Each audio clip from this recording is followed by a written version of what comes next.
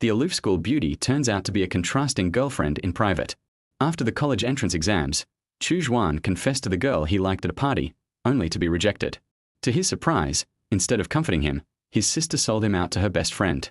What Chu Xuan didn't know was that his sister's best friend was actually the school beauty, and she had been waiting for his arrival all along. Chapter 1. The Confession That Was Rejected. The morning sunlight filtered through the gap in the curtains, softly bathing Chu Xuan's face. His eyes fluttered slightly, as if he were trying to capture that beam of sunlight. The corner of Chu Xuan's mouth seemed to lift with a faint smile, as though the unexpected warmth had made him happy. At that moment, Chu Xuan looked like he was having a sweet dream, but that dream wouldn't last long because… Chu Xuan, what time is it? Why aren't you up yet? The sun's already shining on your backside. If you keep sleeping, it's going to be noon. It was Chu Xuan's older sister, Chu Yang, who was calling him out of bed. When Chu Xuan heard his sister's voice calling him to wake up, the smile on his face faded, replaced by a hint of frustration. He rubbed his eyes and sleepily checked his phone. When he saw that it was only 7 o'clock, he froze. You should know that even college students with an 8 a.m. class wouldn't wake up before 7:30 a.m., let alone Chu Xuan, a soon-to-be freshman in the summer after the college entrance exams. With a bit of a whine, Chu Xuan said, "Come on, sis, just look at the time. It's only 7 in the morning, and you wake me up while I'm having a sweet dream. Even the cows in the fields wouldn't be woken up this early, right? I'm so tired." As he spoke, he yawned again. Chu Yang, noticing her brother's endless yawns and the dark circles under his eyes, immediately realized that he must have stayed up late again. Her heart ached when she saw him, but Chu Xuan was too busy yawning to notice. Chu Yang said, "Little bro, don't tell me." Chu Xuan cut her off. "Stop, sis, I know what you're going to say. I'm fine. After all, it's been a long time. Besides, it was my one-sided feeling. Love is something no one can clearly define, right? And I'm not that fragile. How could I fall apart over something like this?" Chu Yang raised an eyebrow and asked, "Then why do I see your dark circles getting worse lately?" Embarrassed, Chu Xuan scratched his head and replied, "The new season of a 4-player game just launched, and I've been trying to rank up before school starts. So, I've been staying up late lately." When Chu Yang heard this, the expression on her face said one thing speechless. She gave him a light punch on the back, but it wasn't too forceful. Chu Yang sighed. "Can't you see those dark circles under your eyes? It's really worrying."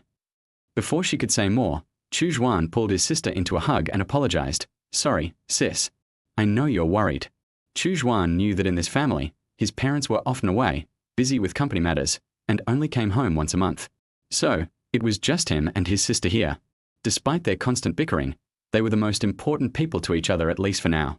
Although Chu Xuan claimed to not care about what happened before, how could he not think about it in his heart? Chu Yang knew this well. After all, this was the brother she grew up with. And that day was the first time she had seen her brother so heartbroken. It was the first day after the college entrance exams. Since they had been classmates for 3 years, and who knew when they'd see each other again. So, their class monitor decided they should all have a meal together and properly say goodbye to their high school life. Of course, there was another purpose: to give those who had crushes a chance to confess their feelings. If they could become a couple, that would be great. Chu Xuan was one of those who had a crush, so the class decided to meet the next day at noon. The following day, Chu Xuan woke up early to prepare for the gathering, and he was all smiles.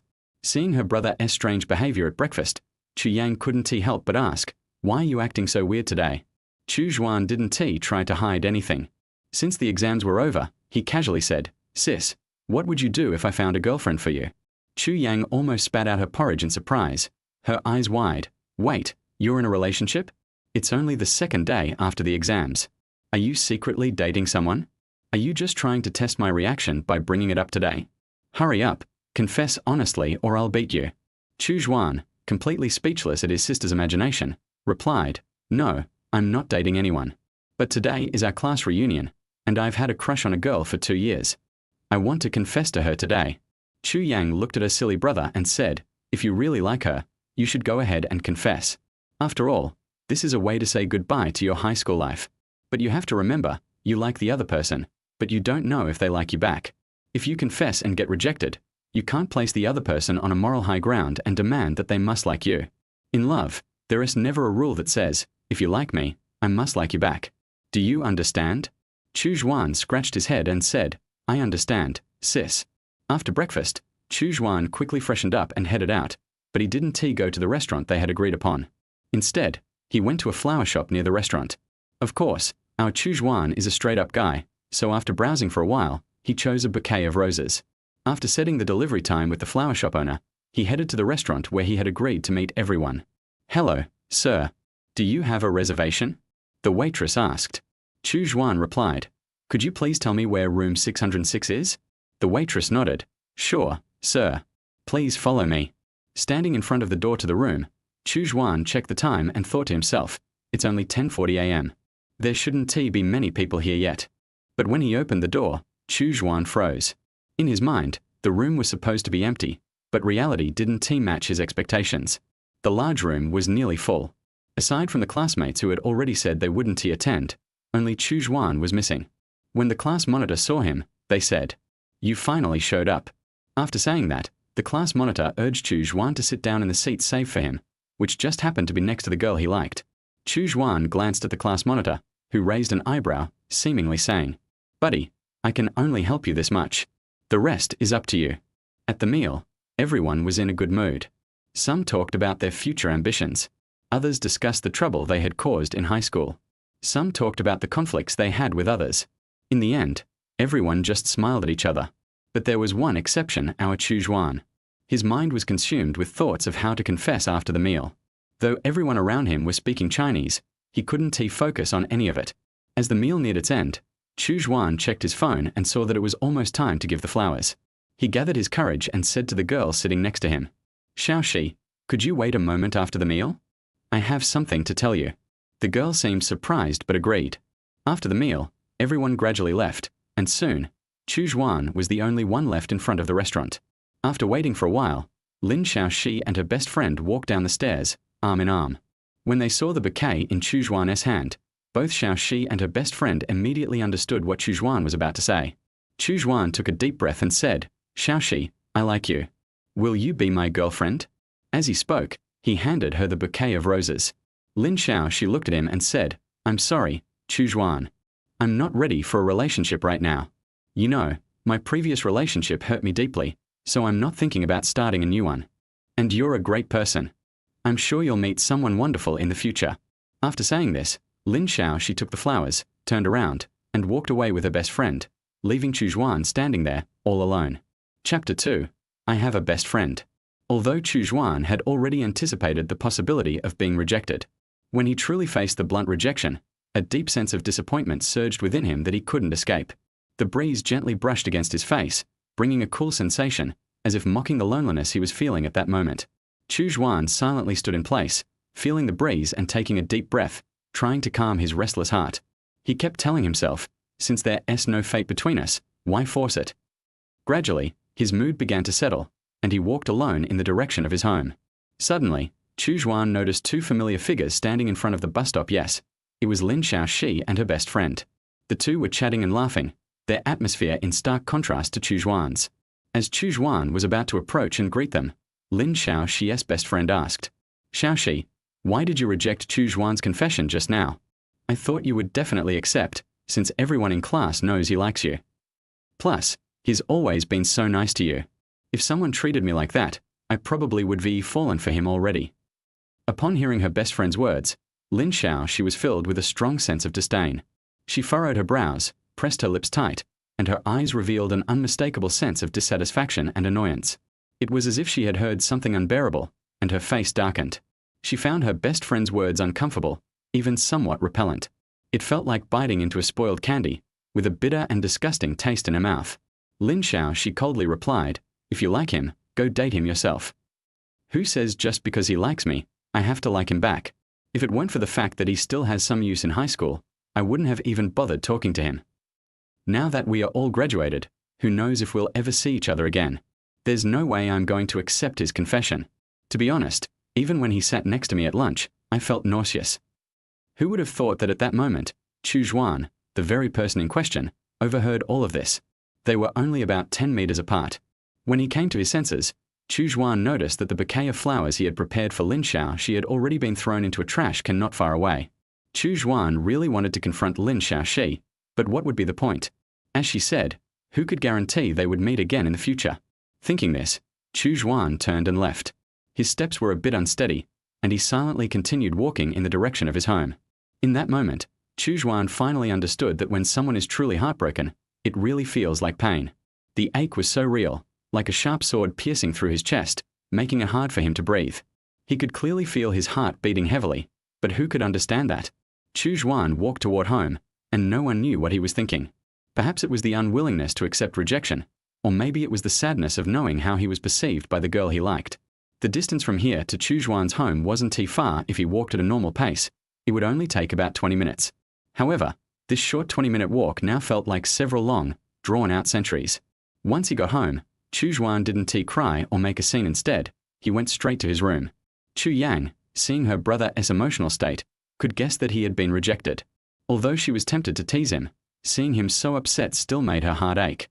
Chu Yang walked up to Chu Xuan's door and tried to open it, but she found that he had locked it from the inside. Chu Xuan, open the door. I know you're really upset and unhappy right now, but locking yourself in your room isn't the answer.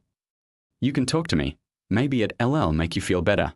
Come on, let us talk, Chu Yang said from outside the door. Suddenly, the door opened, and Chu Yang's heart ached as she looked at her brother.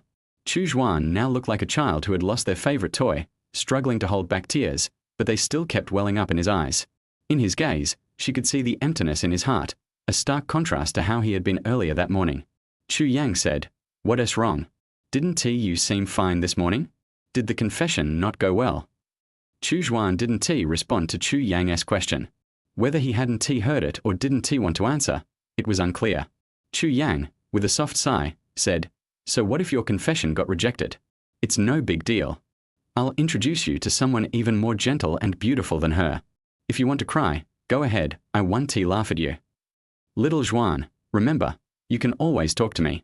Just like when you protected me as a kid, I'll protect you now."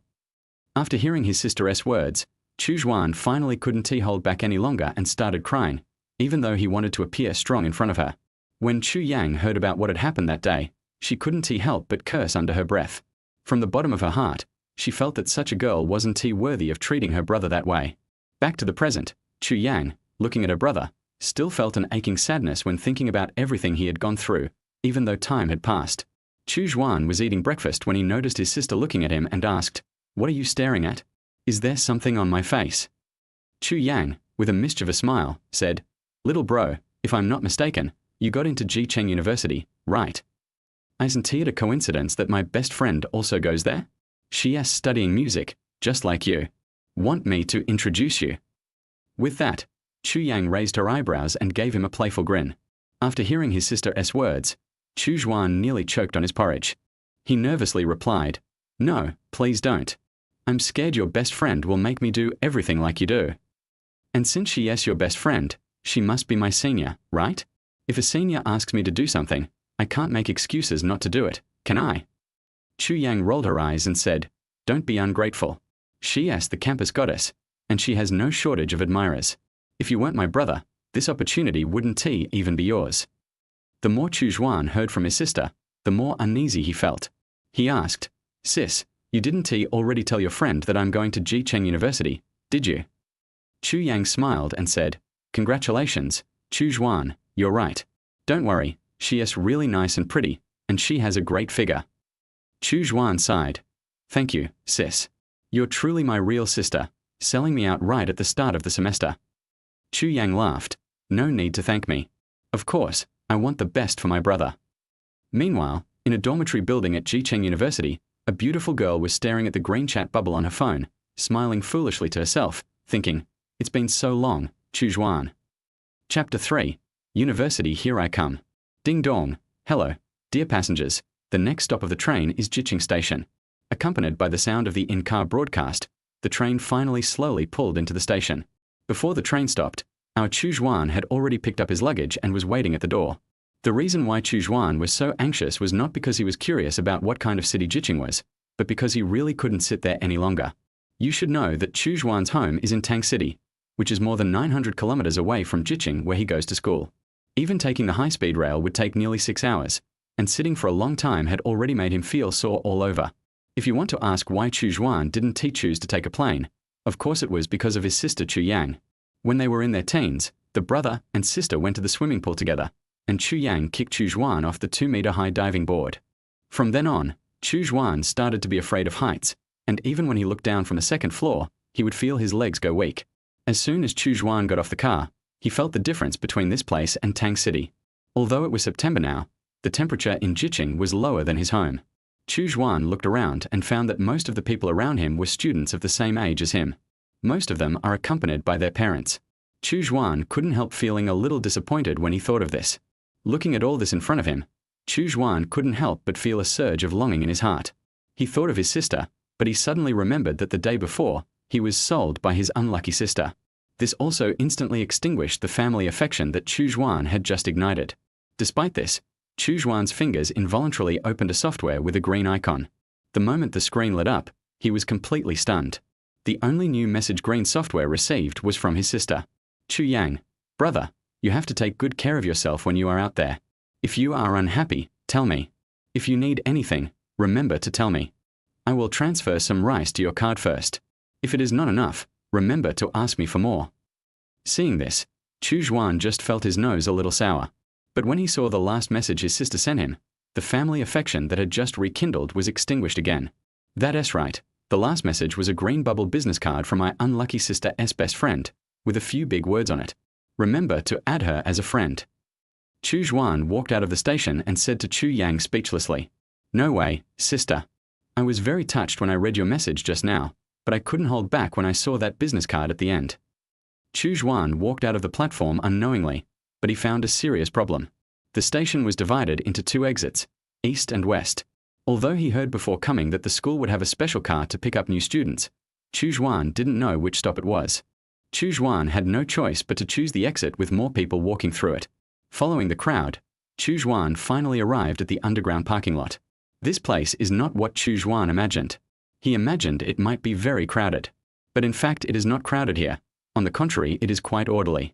Chu Xuan walked to a taxi, and before Chu Xuan could say anything, the driver opened the trunk.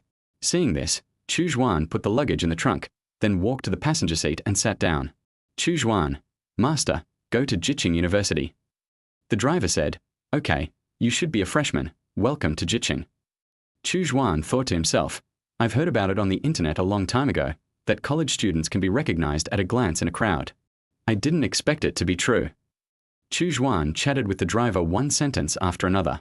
Although Chu Xuan was a bit introverted, he was still motivated by the driver's enthusiasm. Chu Xuan discovered that the people of Jiqing were not as difficult to get along with as people said on the internet. Although Chu Xuan didn't believe what was said on the internet, he still felt a little uneasy when he saw it. But when he really came to Jiqing, he found that the people of Jiqing were really enthusiastic.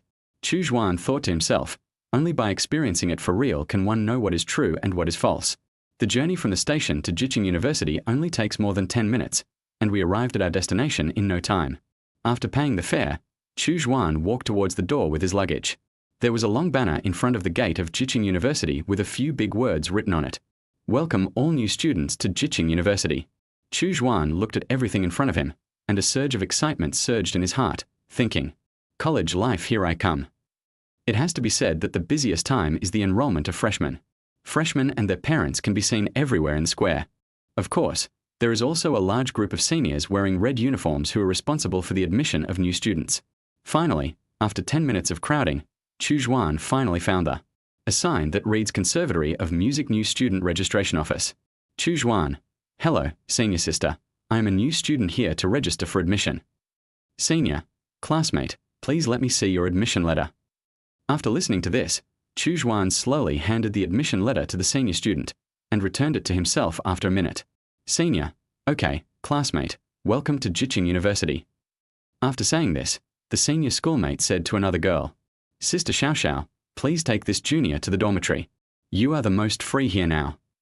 Although the girl was not very willing, she still agreed. The girl found that the boy in front of her didn't look stunning at first glance, but after a closer look, he was actually quite handsome. The girl walked up to Chu Xuan and introduced herself. "Hello, junior. My name is Che Xiao. Hello, senior sister. My name is Chu Xuan. Please take me to the dormitory." Che Xiao smiled and said, "I didn't expect that a freshman like you would be so polite. Let's go." After saying that, Chu Xuan took Chu Xuan away. Chu Xuan's dormitory is in building number 9, not very close to here. Chu Xuan took this opportunity to enthusiastically introduce it to Chu Xuan. Chu Xuan, brother, don't think this fountain looks good now. I'll tell you a secret. This fountain only sprays once a year.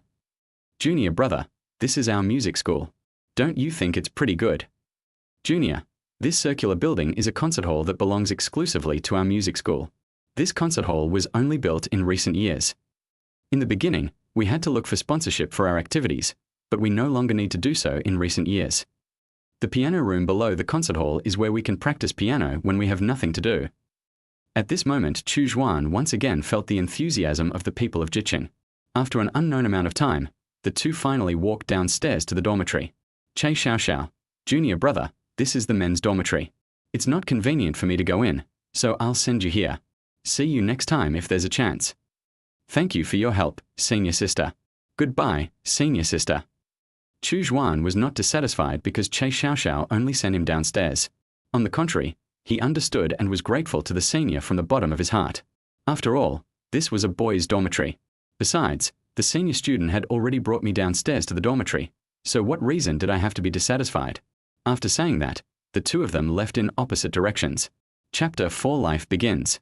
After saying goodbye to his senior schoolmate, Chu Xuan first went to the dormitory manager downstairs. He gave his photo to his aunt, who also gave him the key to Chu Xuan's dormitory and told him, "Remember not to lose your keys, and don't come looking for me if you lose them." Chu Xuan dragged his luggage to the 3rd floor and came to the door of room 303. Chu Xuan was curious and thought, I don't know what the personalities of the remaining 7 people in the dormitory are. Chu Xuan was thinking in his heart, when suddenly the door was opened. When the door was opened, a middle-aged man in his 40s came into view. The man was wearing big black-framed glasses, his hair was a little sparse, and he was a little fat. So much so that the moment Chu Xuan saw him, he subconsciously shouted, "Hello, teacher." The sudden word teacher made the man laugh. Then the middle-aged man realized that Chu Xuan thought of himself as a teacher in the school. He smiled and explained that he was the student's parent. This scene was seen by everyone in the house, who then burst into laughter. It is well known that when a person is embarrassed, he will appear busy, and of course Chu Xuan is no exception. Chu Xuan quickly apologized to him. I'm sorry, uncle." The middle-aged man didn't say anything, but just smiled and touched Chu Xuan's head. Chu Xuan walked to his bed awkwardly and began to make it. Soon Chu Xuan made his bed, and then he began to look around, looking at everyone and every corner in the room with curiosity. At this time, Chu Xuan's attention was attracted by 2 people. Those 2 people were the people who were present without family members besides Chu Xuan. The 2 of them were not very tall, and they leaned against the wall without talking to the people around them. Just typing farm, looking at their expressions, Chu Xuan felt that these 2 people must be ruthless people. Are they twins? But they don't look alike. For some reason, this thought suddenly popped up in Chu Xuan's mind. Then Chu Xuan was attracted to the boy sleeping opposite him. To be honest, this boy is really handsome. He is about 1.8 meters tall, wears rimless glasses and has curly hair. His whole temperament gives people a feeling of being aloof and unapproachable. The more Chu Xuan looked at this face, the more he felt that he looked like a certain actor with the surname Yang. After a long time, the parents exchanged a few words and left one after another, leaving only the 7 of them in the house. If you want to know why there are only 7 people in the 8-person dormitory, it's because Chu Xuan's lower bunk bed arrived later than Chu Xuan. None of the 7 people in the room spoke. The atmosphere in the room was quite quiet. Suddenly, someone broke the silence. We will all be roommates from now on. Let's create a group and introduce ourselves. The person who was speaking was the son of the uncle who Chu Xuan had just mistaken for a teacher. Then he began to introduce himself. My name is Li Bua, from Tang City. Chu Xuan was happy to hear that from Tang City. He didn't expect to meet a fellow villager from the same place as him in Jiqing. Then Chu Xuan began to introduce himself. My name is Chu Xuan, and I'm also from Tang City. Similarly, when Li Bua heard that the other party was from Tang City, he happily pulled him over and said excitedly, Hey, you are from Tang City too. Chu Xuan smiled and nodded. Although both of them are from Tang City, Li Bua's accent is much heavier than Chu Xuan's. My name is Fan Yang, and I'm from Yeqing. My name is Zhong Hao, and I'm from Lengya. The 2 people who were talking were the same 2 people who were leaning against the wall playing the 4-word game just now. Now it was the turn of the boy who Chu Xuan thought was aloof to introduce himself. Hu Qing Ran, he's from Chuncheng, Ji Province. This boy did not forget to maintain his cool personality while speaking. My name is Su Yu, and I'm from Jiqing. My name is Zhong Yi, and I'm from Cangzhou. After the last two people introduced themselves, the dormitory fell into silence again. Li Bua suggested, "Hey guys, it's almost 6 o'clock now. Let's go to school and then have a meal together to commemorate today." Everyone decisively agreed with his idea, but everyone found that Hu Qingran was missing, and several people thought that he was really aloof.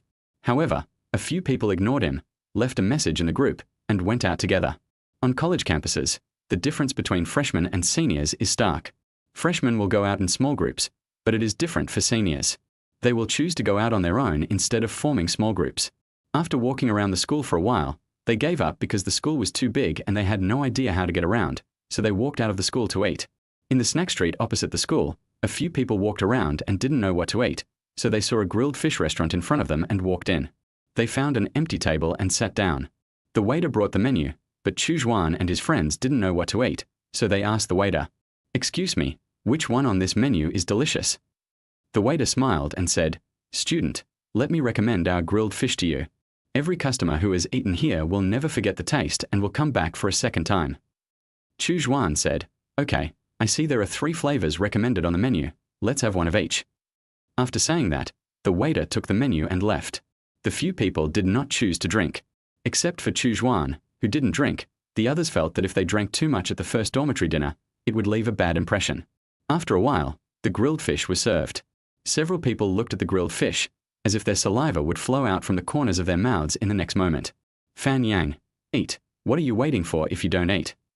Following Fan Yang's words, everyone started eating.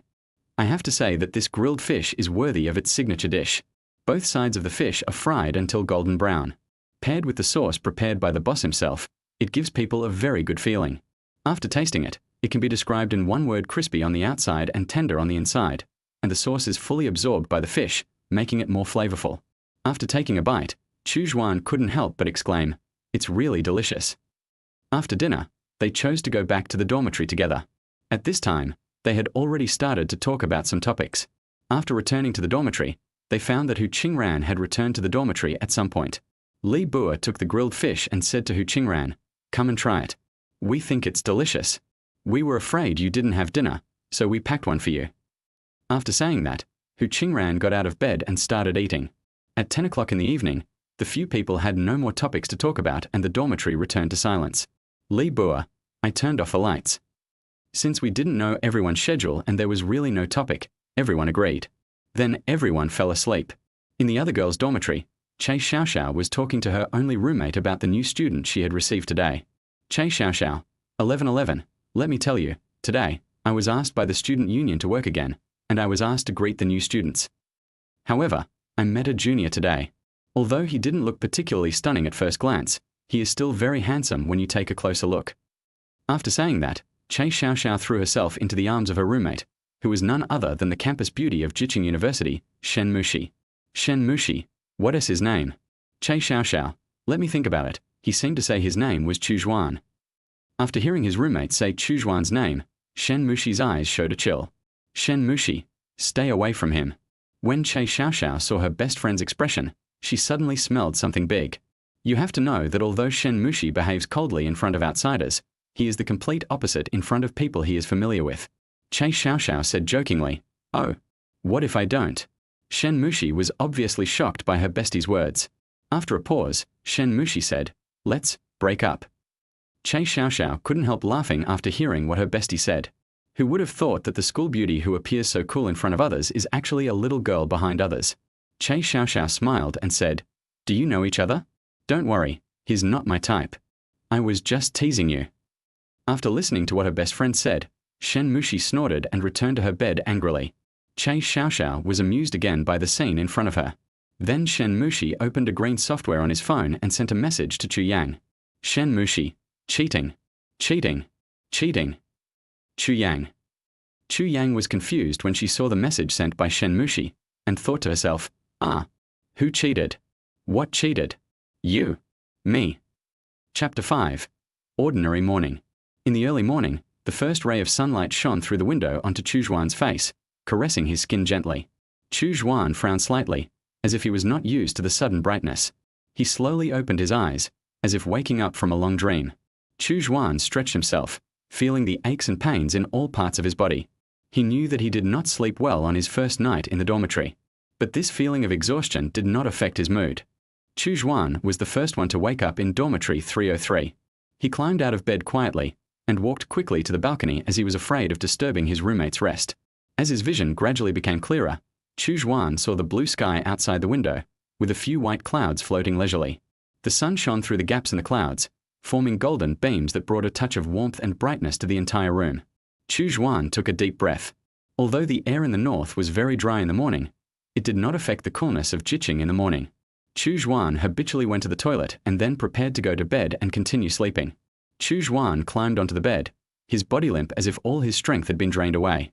He habitually reached out to touch the phone beside his pillow, wanting to see what time it was. The moment his finger touched the phone, Chu Xuan was suddenly stunned. A series of unread messages and missed call reminders were displayed on the screen. He widened his eyes and counted them. In just one night, his green bubble received more than a dozen messages, and most of them were voice calls initiated by the other party. All these messages actually came from his sister Chu Yang. You know, he has always had the habit of turning off the ringtone before going to bed, so he naturally didn't answer any of the calls from his sister last night. Chu Xuan came back to his senses and saw that the last few messages he received were voice messages from his sister. He quickly put on his headphones and started listening. Chu Yang, tell me, what did you do today? You just arrived at the university and you are already being dishonest. Chu Yang, are you asleep? I called you but you didn't answer, and I sent you messages but you didn't reply. Chu Yang, just go to sleep. It's better to sleep like a pig. When you come home, I will show you how I will deal with you. Chu Xuan was full of questions after hearing this, and thought to himself, I probably didn't do anything, it's just the first day of school. Thinking of this, Chu Xuan tremblingly sent a message to his sister on green bubble. Chu Xuan, sister, I'm awake. Did you call me yesterday for something urgent? After saying that, Chu Xuan added a cute kitten emoticon. Chu Xuan wanted to use the cute way to awaken the affection between siblings, but who was the one in front of him? That was his own sister. You know, sisters are naturally unlucky for brothers. After a while, Chu Yang's message came. Chu Yang, hey, young master, you've woken up. Did you add the green bubble business card I sent you before? Chu Yang added a smiling emoticon at the end of the text. Chu Xuan, I was too sleepy yesterday, and I haven't added the green bubble you sent me before. Chu Xuan had just sent the message the previous second, and the next second Chu Yang's voice call came in. Chu Xuan saw that the caller was his sister, so he quickly picked up the phone. Chu Yang, you'd better add that green bubble to me as soon as possible, otherwise I can't guarantee that I will visit your school this afternoon. Chu Xuan said in a panic, I know, sister, I will add it right away. Chu Yang, you'd better stay in school and don't do anything weird. After saying that, Chu Yang hung up the phone. After hanging up the phone, Chu Xuan immediately added the green bubble of his unlucky sister's best friend, because Chu Xuan was really afraid that his sister would suddenly come to school to punish him. After adding the friend, Chu Xuan did not forget to take a screenshot and send it to his sister. After this little episode, Chu Xuan's sleepiness was gone. Since today was the second day of the freshman's enrollment, Chu Xuan and his classmates had not started military training yet. Chu Xuan lay on the bed and brushed the musical notes out of boredom. I don't know how long it took before the other roommates got up one after another. After yesterday's interactions, they had started to have some small topics to talk about, such as their college entrance examination scores, their majors, and their relationship experiences. Just when they were chatting enthusiastically, the door suddenly opened. Chu Xuan clearly saw that Li Bua, who lived next to the door, was startled. Li Bua was about 1.8 meters tall and weighed more than 200 pounds. Who would have thought that he would be startled by the door opening? Chu Xuan tried hard not to laugh.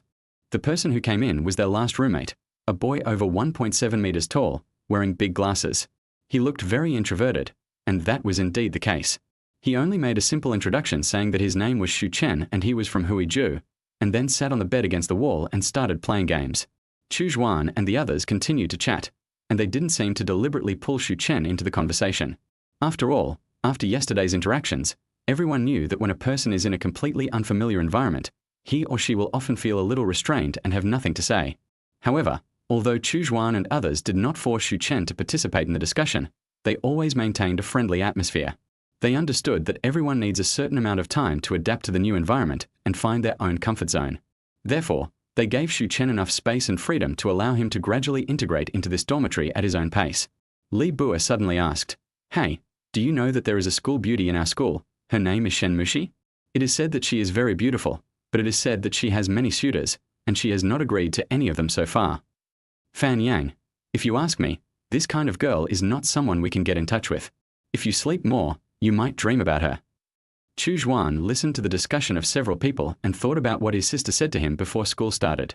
He thought to himself that it was impossible that his sister's best friend was really the campus belle of Jiqing University. However, after thinking about it carefully, he gave up the idea. How could his unlucky sister know the campus belle of Jiqing University? At the same time, in the other girls' dormitory, Shen Mushi looked at the friend request sent by Chu Xuan on her phone and didn't rush to agree. Thinking of her roommate taking Chu Xuan to find a freshman dormitory, Shen Mushi couldn't help but feel a little angry. Of course, she was not angry with Che Xiaoxiao. After all, Che Xiaoxiao was just doing her job impartially. On the contrary, she was angry with herself. If she had been there yesterday, she might have taken Chu Xuan to the freshman dormitory. Of course, if you want to know the source of Shen Mushi's anger, it must be because Chu Xuan took so long to add her green bubble. You know, as the school belle, Shen Mushi has a lot of people who want her green bubble, and Chu Xuan got her green bubble so easily, but didn't add her as a friend. Thinking of this, she began to roll around on the bed. The noise also successfully woke up Che Xiaoxiao. Che Xiaoxiao rubbed her eyes, looked at Shen Mushi sleepily and said, 11:11, why did you wake up so early? But when she saw the big dark circles under Shen Mushi's eyes, she suddenly realized that she was not waking up at all. It was obvious that she did not sleep much. Che Xiaoxiao, 11:11, you didn't sleep all night last night, did you? Shen Mushi replied, no, I just didn't sleep well. In fact, Shen Mushi did not sleep much, and spent almost the entire night complaining about Chu Xuan with Chu Yang on green bubble. Shen Mushi kept cursing in her heart, stupid Chu Xuan, stupid Chu Xuan, stupid Chu Xuan. Humph. I don't want to approve your friend request so easily. Although Shen Mushi thought so in her heart, her body was very honest, and she finally agreed to Chu Xuan's friend request. In the other dormitory 303, several people were still chatting one sentence after another. At this time, Chu Xuan saw that his green bubble had received a message. He opened it and found that the other party had agreed to the friend request. Out of courtesy, Chu Xuan of course had to exchange a few simple greetings. Chu Xuan, hello, senior sister, I am Chu Xuan. Shen Mushi, oh. Chapter 6 Shen Mushi. Chu Xuan looked at the O message from the senior sister with a puzzled look on his face and thought to himself, this senior sister is too cold and aloof. She doesn't seem easy to get along with. But after all, this was his sister's best friend, so Chu Xuan had no choice but to continue the conversation. Chu Xuan, senior, can you tell me your name so I can make a note of it? Shen Mushi, I don't want to tell you, guess it yourself, my sister is very busy. Seeing this, Chu Xuan stopped chatting. He just felt that his sister's best friend seemed to hate him. Thinking of this, Chu Xuan began to get a little scared. Would he really be ordered around by this senior sister for his 4 years in college? Then Chu Xuan put down his phone and continued chatting with his roommates. Chu Xuan, have you ever been in a relationship before coming to university? Li Bua asked curiously. Although Chu Xuan's appearance was not as cold as Hu Qingran, Chu Xuan had a youthfulness that the others did not have. When Li Bua finished asking the question, the other people in the dormitory looked at him curiously. After all, eating melons is something that every Chinese person is born with. Chu Xuan, I've never been in a relationship before, but I did like someone when I was in high school. When several people in the dormitory heard this sudden inexplicable excitement, they asked Chu Xuan a lot of questions.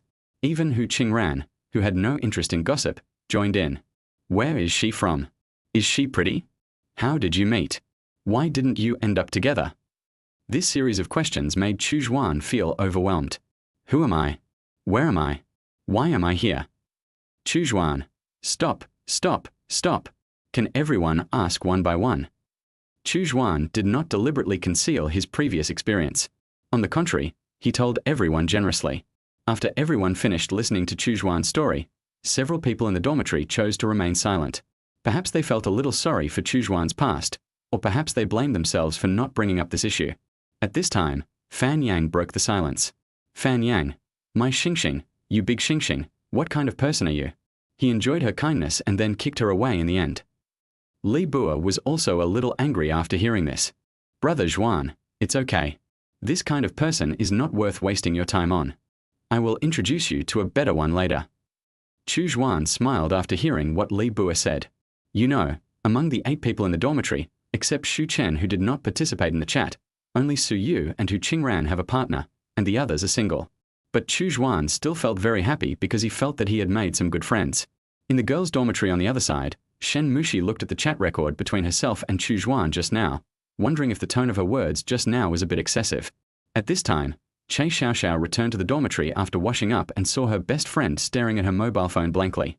This scene made Che Xiaoxiao a little suspicious. 11:11, you've been feeling weird since last night. Are you in love with that junior named Chu Xuan? When Shen Mushi heard her bestie say this, her face turned red, and she loudly retorted, No, how could I be in a relationship, let alone in a relationship with my junior, and I have someone I like. Che Xiaoxiao had known for a long time that Shen Mushi had someone she liked. After all, Shen Mushi rejected many boys' confessions when she was a freshman. She had asked out of curiosity at the time, but when she thought about Shen Mushi's big reaction to what she had just said, Che Xiaoxiao felt that there must be something big going on, and then she began to use her ultimate move. 11:11, you must have known him before, please tell me, I beg you, I promise not to tell anyone. Shen Mushi looked at her best friend acting coquettishly to her, and she really had no resistance, so she told her the story of herself and Chu Xuan helplessly. After listening to the story, Che Xiaoxiao looked at Shen Mushi with a smirk on her face. 11:11, I never thought that you and that boy named Chu Xuan would have such a story. Shen Mushi, yes, but he seems to have forgotten me and this matter. After saying that, Shen Mushi's beautiful eyes revealed a trace of sadness. Seeing this, Che Xiaoxiao began to comfort Shen Mushi. 11:11, don't be sad. Look, he is in the same school as you now. We will have a lot of time to spend together in the future. Besides, maybe Chu Xuan hasn't forgotten about this matter. Shen Mushi, maybe, do you want to go to the cafeteria to eat later? In the other boys' dormitory, Chu Xuan and a few others started playing a 4-word game. Although they kept losing, Chu Xuan still felt very happy. Chu Xuan checked the time and asked, everyone, are we going to the cafeteria to eat together later? 5 minutes later, several people came downstairs one after another. This was the first time that the 8 people in dormitory 303 went out together. There were many people on the road. Some were small groups like Chu Xuan and others were walking alone. Chu Xuan was thinking about what he would be like in the future, but it was just a thought. After all, who could tell what would happen in the future? The most important thing now was to hurry up and eat. After walking around the school for a while, they suddenly discovered a serious problem. They were freshmen, and although they had simply toured the school yesterday, they didn't know where the cafeteria was. At this time, Suyu decided to ask someone, and our smart Li Bua actually took out his mobile phone, opened the map and looked at it. Several people were speechless, but who would have thought that the cafeteria would actually appear on the map, and then several people followed the map and walked towards the cafeteria. After a while, they arrived at the cafeteria. Chu Xuan and his friends came to a cafeteria of Jiqing University. The cafeteria has 3 floors in total. The overall decoration style is mostly warm colors. There is a medium-sized stage in the middle of the first floor of the cafeteria, and someone is singing on it. After listening for a while, they left. After all, listening to music cannot fill their stomachs.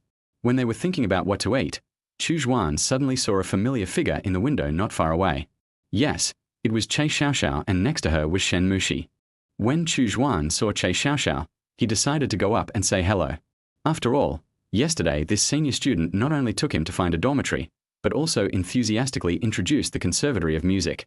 Chu Xuan, hello, senior sister. What a coincidence that you come to eat alone. When Che Xiaoxiao heard someone talking to him, she subconsciously turned her head to look. When she turned around and found that it was Chu Xuan, and then thought of Shen Mushi beside her, a very interesting idea came to her mind. Che Xiaoxiao, Junior Chu Xuan, are you coming to eat alone? Do you want to eat with me? When Shen Mushi heard Chu Xuan's name, she decided to secretly take a look at the boy she liked. When she turned back to look at Chu Xuan, their eyes coincidentally met. Chu Xuan looked at the girl in front of him and thought she was so beautiful. Although Che Xiaoxiao was already very beautiful, she looked completely inferior in front of Shen Mushi. So Chu Xuan subconsciously said, what a beautiful senior sister. It was normal for Chu Xuan to have such a reaction. After all, the girl in front of him was really beautiful. She had a delicate oval face and brown hair draped over her shoulders, flowing like a waterfall. Her skin was fair with a little rosy on her cheeks, her eyes were like autumn water, her lips were slightly red, and she exuded charming charm all the time. When she appeared in front of people, It seemed as if everything around her had lost its luster. When Chu Xuan calmed down, he realized that he seemed to have said something terrible just now, so he quickly apologized. Che Xiaoxiao said jokingly, "She has never been in a relationship. If you like her, I can help you pursue her." When Shen Mushi heard what her best friend said, her face turned even redder and she pinched Che Xiaoxiao shyly. "Che Xiaoxiao, junior brother, you don't know her name yet. Let me introduce her to you. She is my best friend. Her name is Shen Mushi." Chapter 7 First Class Meeting. When the three words Chen Mushi came out of Che Xiaoxiao's mouth, Chu Xuan couldn't help but be a little surprised, thinking in his heart, "So, she is the school beauty that Li Bua and the others were talking about. But why do I feel that she is not as aloof as they say she is?" Chu Xuan looked at Shen Mushi in front of him, thinking to himself, "The senior sister is so beautiful. She doesn't look like someone his sister can know." When Che Xiaoxiao saw Chu Xuan staring at Shen Mushi blankly, she asked, "How about it, Junior? Do you want to have lunch with the school beauty?" Chu Xuan blushed when he heard what Che Xiaoxiao said. He quickly refused. No, senior sister, let's have dinner together next time. My roommate is still waiting for me." Che Xiaoxiao, "Okay, let's have dinner together next time." Then Chu Xuan turned around and left, but before leaving, he secretly glanced at them a few times. Che Xiaoxiao, 11:11. How is it? Is he still the same as you remember? Shen Mushi didn't say anything, but the blush on her face seemed to tell it all. Okay, look at your worthless appearance. Your previous personality was very cold." Che Xiaoxiao looked at Shen Mushi and said helplessly. After leaving, Chu Xuan returned to his roommate. "I'm sorry everyone, I kept you waiting for so long." However, no one paid attention to it. They were more curious about the fact that Chu Xuan had just arrived at the university and had already met a beautiful girl. Li Bua, brother Xuan, who are those two girls? They are both so beautiful, and one of them seems to be radiating light. Chu Xuan, one is the senior who picked me up to go to the dormitory yesterday, and the other is her best friend. Okay, let's go eat first. I'm really sorry for making everyone wait for me. I'll buy everyone some juice. After lunch, although they felt a little bored, they decided to go back to the dormitory. After all, the temperature at noon was too high. After returning to the dormitory, several people climbed back into their beds. At this time, Zhonghao saw a message in the class group and reminded everyone to check it out. Several people saw the message sent by the instructor in the class group. There will be a meeting in B101 at 6:30 tonight. No one is allowed to be absent for any reason. Then Chu Xuan looked at the time and saw that it was still early, so he asked, "Do you want to play the 4-character game for a while?" In the blink of an eye, it was 6 o'clock. Chu Xuan and his companions simply packed up and went out. Of course, as expected, they got lost again this time. After a lot of twists and turns, they finally entered the classroom at 6:30. B101 was a large tiered classroom. Since they arrived very late, the classroom was already full, with only the first row left. They had no choice but to sit here. About 10 minutes later, a woman in her 40s came in from outside the door. As expected, she was Chu Xuan and his classmate's instructor. Then she looked around and began to introduce herself. She said her name was Zhong Meng and she was their college counselor for 4 years. If they had any questions, they could go to the music school office to find her. Then she began to introduce the things to pay attention to in college. Of course, this process was so boring that Chu Xuan almost fell asleep. After an unknown amount of time, Instructor Zhong Meng finally finished what she wanted to say. Just when Chu Xuan thought he could leave, Zhong Meng suddenly asked everyone to introduce themselves, and asked everyone to introduce themselves on the podium for at least 30 seconds. You have to know that with Chu Xuan's introverted personality, he might not be able to introduce himself for 30 seconds on stage, let alone on stage. Zhong Meng, who's going to be the first? Of course, no one would take the initiative to ask for it.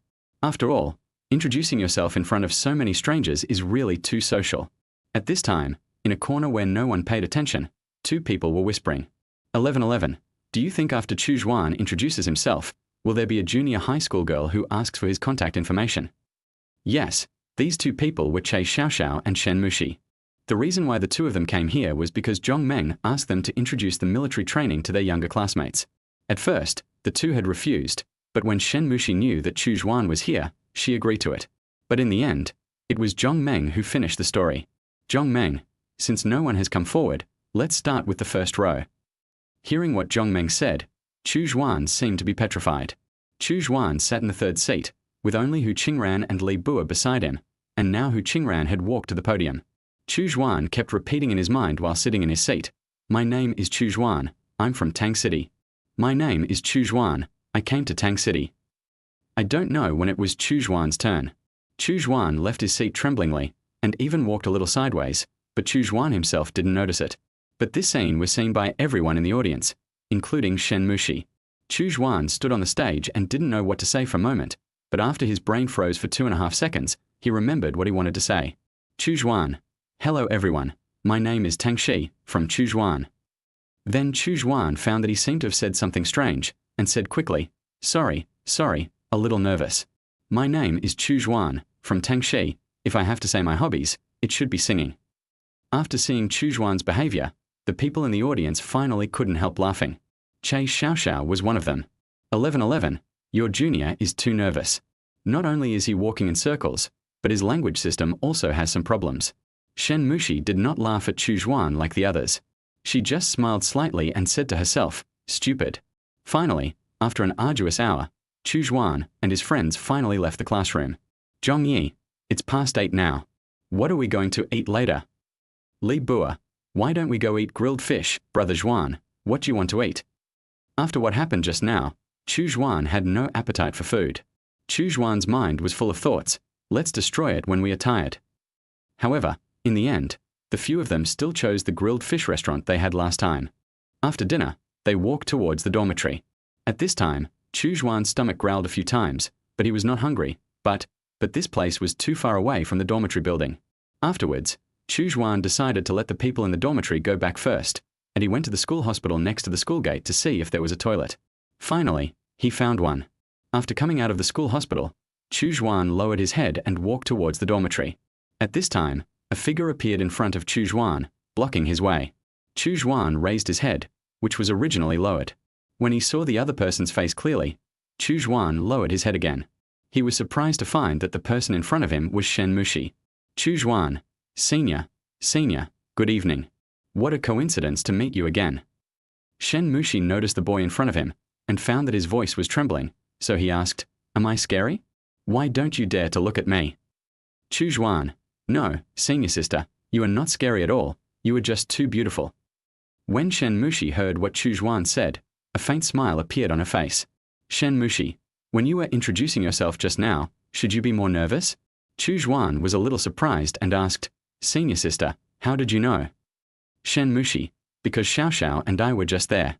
When Chu Xuan heard this, he felt so embarrassed that he wished he could find a hole in the ground to crawl into. Chu Xuan looked at Shen Mushi in front of him, and an idea inexplicably appeared in his mind. Chu Xuan, Senior, can I add your green bubble? Shen Mushi smiled and said, No. When Chu Xuan heard Shen Mushi's refusal, he didn't feel too disappointed. After all, Shen Mushi was the schoolbelle, and he was not familiar with her, so how could he add her to the green bubble? Perhaps Shen Mushi saw the disappointment of the junior in front of him, and said slightly, Junior, I only have 1 green bubble, and you've already added me, so I can't give you another green bubble. Chapter 8 Because it's you. When Shen Mushi said this, Chu Xuan was visibly stunned. He couldn't believe that his sister's best friend was actually the campus beauty of Jiqing University. Senior, are you really my sister's best friend? Chu Xuan's face was full of disbelief. You know, except for the 2 days before school started, he had never heard Chu Yang say that she had a school beauty best friend. Shen Mushi, it's true, Chu Yang said you're a bit of a worry, so please ask me to take good care of you. Chu Xuan, I'll trouble you in the future, senior sister. After a few simple greetings, Chu Xuan wanted to turn around and leave. At this time, Shen Mushi stopped Chu Xuan. Shen Mushi, you are in such a hurry to leave, is there something wrong? Or do you not want to see me for a second? Chu Xuan, no, senior sister, you are too beautiful. I dare not stand next to you. I am not very good at communicating with girls. Shen Mushi, oh, really? Then didn't you take the initiative to chat with Xiaoxiao in the cafeteria at noon today? You don't like Xiaoxiao, do you? Chu Xuan was not too surprised when he heard Shen Mushi's words. On the contrary, he was somewhat calm. Chu Xuan, I took the initiative to say hello to senior sister Xiaoxiao today because she took me to the dormitory and introduced the campus yesterday. I felt that if I didn't take the initiative to say hello today, it would seem that I didn't know etiquette. Shen Mushi, then, if it was me yesterday, would you be the same as today? Chu Xuan, of course, but if it was a senior, I might not be able to say anything. Shen Mushi looked at the shy boy in front of him and felt that he had changed, but also felt that he had not changed at all. Shen Mushi, Chu Xuan, send me back to the dormitory, don't refuse me. If you dare to refuse, I will tell Chu Yang. This sudden remark successfully caused Chu Xuan's language system to collapse again. In Chu Xuan's mind, when a boy sent a girl back to the dormitory, it was usually a boyfriend-girlfriend relationship. It was not appropriate for him to send his senior sister back, but out of fear for his sister, Chu Xuan reluctantly agreed. Chu Xuan didn't say much along the way, but Shen Mushi was very happy to tell him about her own things. Chu Xuan looked at the senior schoolmate in front of him. He really couldn't associate her with the word cold. Even if this girl met a few wild cats on the road, she would stop and squat down to tease them. Finally, Chu Xuan couldn't help but be curious and ask Shen Mushi, "Senior sister, I feel that you are different from what I heard." Shen Mushi leaned slightly to the side, raised her head and looked at Chu Xuan and said, "What you heard about me is what I look like. Chu Xuan, they say you are very cold and aloof, and give people the feeling that you are difficult to approach. But when I see you in person, you feel like a little girl, very cute." Shen Mushi gently stroked the kitten's head, stood up slightly, walked in front of Chu Xuan, looked at Chu Xuan, and said, "Is it possible that I only do this to you? I do this because of you." The night was very quiet, so quiet that one could hear each other's breathing, and the distance between them was only about an arm's length. When Chu Xuan heard what the senior said, his face turned red. He wanted to say something, but at this moment, he felt like his mouth was glued shut. After trying for a long time, he finally said a word. "Senior, this place is not far from your dormitory. I remembered that I have something urgent to do. I'll leave first." After saying that, Chu Xuan left without looking back. Shen Mushi looked at Chu Xuan's back as he left, said nothing but smiled, and then walked towards the dormitory. However, Shen Mushi felt that he seemed to have forgotten something very important. When she returned to the dormitory, Shen Mushi saw Che Xiaoxiao lying in front of the table. Then she remembered that Che Xiaoxiao had gone shopping just now and she was waiting for her there, but because she saw Chu Xuan, she forgot about Che Xiaoxiao. There was no way out, since it was his own fault. Shen Mushi began to coax Che Xiaoxiao. On the other side, Chu Xuan returned to the dormitory and climbed onto his bed. When the others saw Chu Xuan coming back, they began to tease him. "Hey, brother Xuan, you just came back now. We thought you fell into the toilet and were about to contact the Red Hat plumber to rescue you." Chu Xuan felt helpless listening to the teasing of several people. Of course, he did not tell his roommate what had just happened. Chu Xuan simply responded with a few words, then lay on the bed and opened the green bubble in his mobile phone, looking at the chat history between himself and the senior sister. Who would have thought that the aloof senior sister was actually Shen Mushi, and the contrast between online and offline was so great. When Chu Xuan thought of what Shen Mushi said, "Because it's you," his face, which had improved, turned red again unconsciously. This scene was also seen by Hu Qingran on the opposite side. Hu Qingran, "Xuana, are you sick? Why is your face so red?" Hearing Hu Qingran's words, several people's eyes were fixed on Chu Xuan's face. Chu Xuan explained unnaturally, "No, I just wore too many clothes and the dormitory was a little hot." After listening to Chu Xuan's words, several people no longer cared. Chu Xuan opened the chat history between himself and Shen Mushi. "Chu Xuan, senior sister, I'm in the dormitory, go to bed early." After a while, Chu Xuan received a message from Shen Mushi. "Shen Mushi, I know, you should also go to bed early, don't stay up late playing games, good night." Chu Xuan looked at the message sent by Shen Mushi, feeling a little happy, then he put down his phone and went to wash up. "Li Bua, brother Xuan, do you want to play games?" Chu Xuan looked at Li Bua in front of him and said, "I have military training tomorrow, so I won't play anymore. I'm afraid I won't be able to get up." After hearing Chu Xuan's words, they remembered that, yes, they would have military training tomorrow. When they thought about standing in the playground for 10 days, they instantly lost interest in playing games. After washing up, Chu Xuan climbed onto the bed with difficulty, took out his cell phone and sent a message to Chu Yang. "Chu Xuan, sister, is your best friend called Shen Mushi?" Chu Yang, "Hey, brother, not bad. You already know my name on the first day." Chu Xuan, "You can't imagine what happened today." Chu Yang, "How is she? Isn't she beautiful?" Chu Xuan looked at the message sent by his sister. He seemed to be able to see Chu Yang's current expression through the text. Before Chu Xuan could reply, Chu Yang continued to send a message. "Chu Yang, come on, work harder." Chu Yang added a smirk after the words. In the girls' dormitory on the other side, Shen Mushi coaxed Che Xiaoxiao, then washed up and went to bed. Shen Mushi thought about what she had said to Chu Xuan today, and her face also turned red. What did I say today? Why did I say that? What should I do? Will Chu Xuan think I'm a weird person? The moonlight is beautiful tonight, but someone is destined to not be able to sleep. Chapter 9 Military Training begins. The boundless horizon is my love, leaving behind the myriad colors. It's so noisy. Whose alarm is this? Whose? Can you turn off the alarm? Accompanied by the singing, several people in the dormitory got up one after another. However, when they got up, they found that the alarm was set by Li Bua, but everyone was woken up by the alarm, while Li Bua was still sleeping soundly. I don't know what he was dreaming about. He kept laughing, and from time to time he said something like, he wants to eat honey. Fan Yang glanced at his phone and said, it's not even 6 o'clock yet, so I think we should meet at 8 o'clock. When Fan Yang finished saying this, the other people in the dormitory became furious and walked to Li Bua's bed. Chu Xuan, Li Bua, don't sleep anymore, turn off your alarm clock. Hu Qingran, Xuana, can he wake up if you call him like this? Watch me. After that, Hu Qingran took out something like a feather from somewhere and started tickling the soles of Li Bua's feet. Seeing this, Chu Xuan thought, this is not cool at all, it's obviously mean. Because it was too itchy, Li Bua's feet kept moving. Since Fan Yang lived in the bed opposite Li Bua, Fan Yang immediately stood up and grabbed Li Bua's 2 feet together. Soon Li Bua was woken up by everyone. Li Bua woke up and looked at Chu Xuan and the others standing in front of his bed in a daze. However, when he heard the sound of his alarm clock, he knew why. Then he said in a mean way, we are all brothers. I'm sorry, brothers. Chu Xuan and the others saw that Li Bua, who weighed over 200 pounds, actually made such a sound. This contrast almost made them spit out the grilled fish they had yesterday. Su Yu, next time you can't get up, can you please not set the alarm? Li Bua, I'm just worried that everyone will oversleep. Fan Yang, gather at 8 o'clock. Do you want to set the alarm for 6? Li Bua, oh, we are all brothers. Hu Qingran, please, brother, please speak properly. This is really disgusting. Chu Xuan watched everyone playing and didn't say anything. He thought to himself that after 2 days of getting along, everyone had become somewhat familiar with each other. Then he sat on Shu Chen's bed and chatted with Shen Chen. Shen Chen was the only person in the entire dormitory 303 who could not fully integrate into it. Chu Xuan, how is it? Didn't we disturb you? Shu Chen, no, I think the atmosphere is very good. Chu Xuan, you can try to chat with everyone. When we first arrived, we were almost the same as you are now.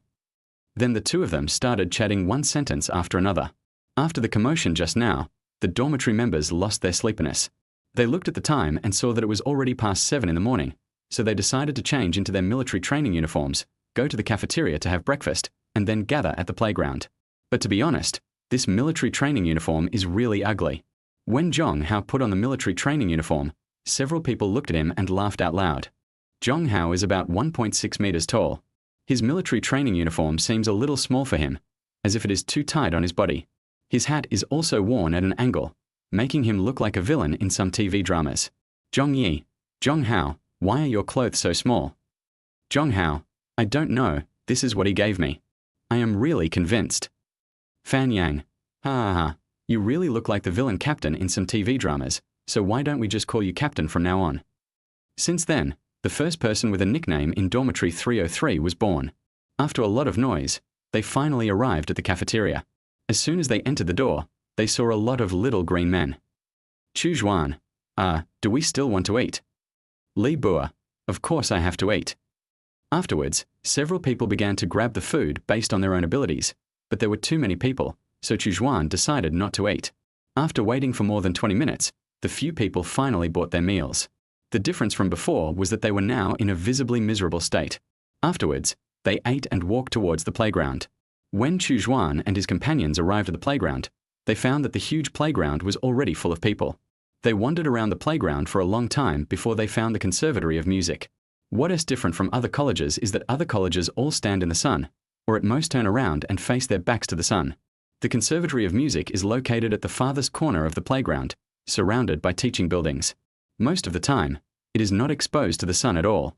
In comparison, the treatment of the Conservatory of Music is not a little better. After a while, the instructors came over after the meeting. He introduced himself to everyone and then started today's content. Time passed quickly and it was noon in the blink of an eye. Having seen the power of the little green men, as soon as the instructor said to dismiss, Everyone ran to the cafeteria as fast as they could. However, everyone thought so, and everyone ran towards the entrance of the playground. Chu Xuan had never seen such a scene before, so he simply stopped running. Chu Xuan, why don't we order takeout? There must be a lot of people in the cafeteria right now. The few of them looked at each other and decisively agreed with Chu Xuan's idea. It turned out that their choice was correct. Since the playground was downward, they had to go up to get out, and there were so many people that the door to the playground was blocked. Several people looked at the blocked door and simply ordered takeout on the playground. Chu Xuan looked at the food in the pornographic software and felt that each one was delicious. Just when he was about to place an order, Chu Xuan received a message from Shen Mushi. Shen Mushi, don't go to the cafeteria to eat after military training. You can't compete with them. I ordered takeout for you. Chu Xuan was a little surprised to see the message. Chu Xuan, this is not good, senior sister. This is too expensive for you. Shen Mushi, it doesn't matter. Since Chu Yang asked me to take good care of you, then I will definitely take care of you and make you fat and white. Chu Xuan, thank you, senior sister. I'll treat you to a meal next time. Chu Xuan was very curious about how Shen Mushi got his cell phone number, but when he thought of his unlucky sister, he was not so curious anymore. He thought that when his unlucky sister sold him out, she must have prepared everything. After waiting for 10 minutes, they finally walked back to the dormitory. On the way back to the dormitory, they received news that the takeaway had been delivered. A few people saw a large pile of takeouts downstairs in the dormitory and started looking for their own takeouts among them. But our Chu Xuan was not so fast. He found that there were several takeaways with his last digit. Since he couldn't carry them anymore, Chu Xuan called other people to help him. Chu Xuan returned to the dormitory and opened the takeaway and found several kinds of food, including fried chicken, cake, pizza, kebabs, and even 8 glasses of juice. Chu Xuan took a photo of the food and sent it to Shen Mushi. Chu Xuan, senior sister, you ordered too much. I can't finish it. Shen Mushi, I ordered so much. Of course I plan to let you and your roommates eat together. Living in the dormitory, you need to be a little worldly wise. Chu Xuan, that's what I was planning, but don't order so much next time. It's really too expensive. I'll treat you to a meal after the military training is over. Shen Mushi, okay, then contact me after the military training is over. After saying that, Chu Xuan put down his phone and started asking everyone to come and eat together. Chu Xuan, brothers, I have a lot here, let's eat together. Li Bua, why did you order so much? Chu Xuan listened without saying anything, thinking that if he said that it was Shen Mushi who ordered it for him, then it might bring trouble to the senior sister. Chu Xuan, why are you talking so much nonsense? Do you want to eat or not? Li Bua, here comes my godfather. Then they started eating. Chapter 10 Push-Up Preparation. After lunch, several people lay down on the bed tiredly. Although they didn't do much in the morning, they still felt a sense of emptiness, as if their bodies had been hollowed out. Li Bua, what time do we meet in the afternoon? Fan Yang, it seems to be 1:30. Li Bua, it would be nice if it rained in the afternoon. For Chu Xuan and his friends now, it would be best if it rained now. After all, this way they have to undergo military training. Time passed quickly, and it was time to gather. Of course, it wasn't raining. Although it is almost October, the temperature at noon is still very hot. A few people walked outside the playground, saw that the music conservatory had already gathered, and started running. However, running was still a little difficult for Li Bua. Li Bua, hey, why are you running? Wait for me, or you can carry me. Hu Qingran, I'll carry your balls on my back. Chu Xuan listened to the conversation between the two and thought to himself that Li Bua really lived up to his name. Chu Xuan even thought that maybe his parents gave him this name because they were afraid that he would be too stupid. Chu Xuan said, I think you should exercise. Li Bua stopped when he heard Chu Xuan's words, fiddling with the muscles on his arms and saying, strong. Chu Xuan and his companions ignored him. They shouted report to the instructor and walked back to the team. However, Li Bua didn't seem to care whether he was late or not. He shouted strong while fiddling with the non-existent muscles on his arms. This scene happened to be seen by the instructor. When Li Bua saw the instructor looking at him, he began to restrain himself. As Li Bua joined the team, the people from the music school were finally gathered. At this time, the instructor said, just now, many people in our team were late. Today is the first time. I won't punish you, but there are some people who are not in a hurry to be late. Don't make trouble in the next few days. I will remember you. After Chu Xuan and the others heard this, they knew that the instructor was talking about Li Bua. They looked at him in tacit understanding, but our client, Li Bua, didn't know that the instructor was talking about him. Although the weather was very hot, fortunately the task was not very difficult. After everyone stood in military posture for 20 minutes, the instructor allowed them to rest on the spot. The instructor thought it was too boring to just rest, so he started looking for people to perform. At first, the atmosphere was normal, and a few people took the initiative to perform. But after a while, no one continued to perform. Instructor, are there any more? If not, I can call someone else. At this moment, everyone lowered their heads consciously as if they had agreed on it. Instructor, in that case, I'll just order it casually. Come on, brother strong, you perform one. As expected, being remembered by the instructor is different. The person the instructor pointed out is Li Bua, but he himself seems to have not realized that brother strong is himself. He is still looking around at others. When Li Bua realized that the instructor was calling for him, he reluctantly stepped forward. Maybe it was because Li Bua was born with a sense of humor, but the others started laughing before the performance even started. Li Bua said, I really don't know what to perform. I will show you how XR in a certain haunting speaks. At this time, Chu Xuan was still grinning foolishly in the audience, and had no idea that he was about to become another unlucky guy. Li Bua walked towards Chu Xuan and said that he needed another person to help him perform. Even though Chu Xuan was very reluctant, he was still pulled up by Li Bua. As Chu Xuan was pulled forward by Li Bua, he began his performance. Big X, I want to eat honey. When the people in the audience saw Li Bua's performance, they couldn't laugh at all, but Li Bua himself laughed. Chu Xuan thought to himself, what is the difference between going to the toilet now and going to the toilet on the playground? If there is a difference, it is that it doesn't stink. In a place where no one was paying attention, Chu Xuan now felt like he was about to break apart. He just wanted to find a crack in the ground to crawl into.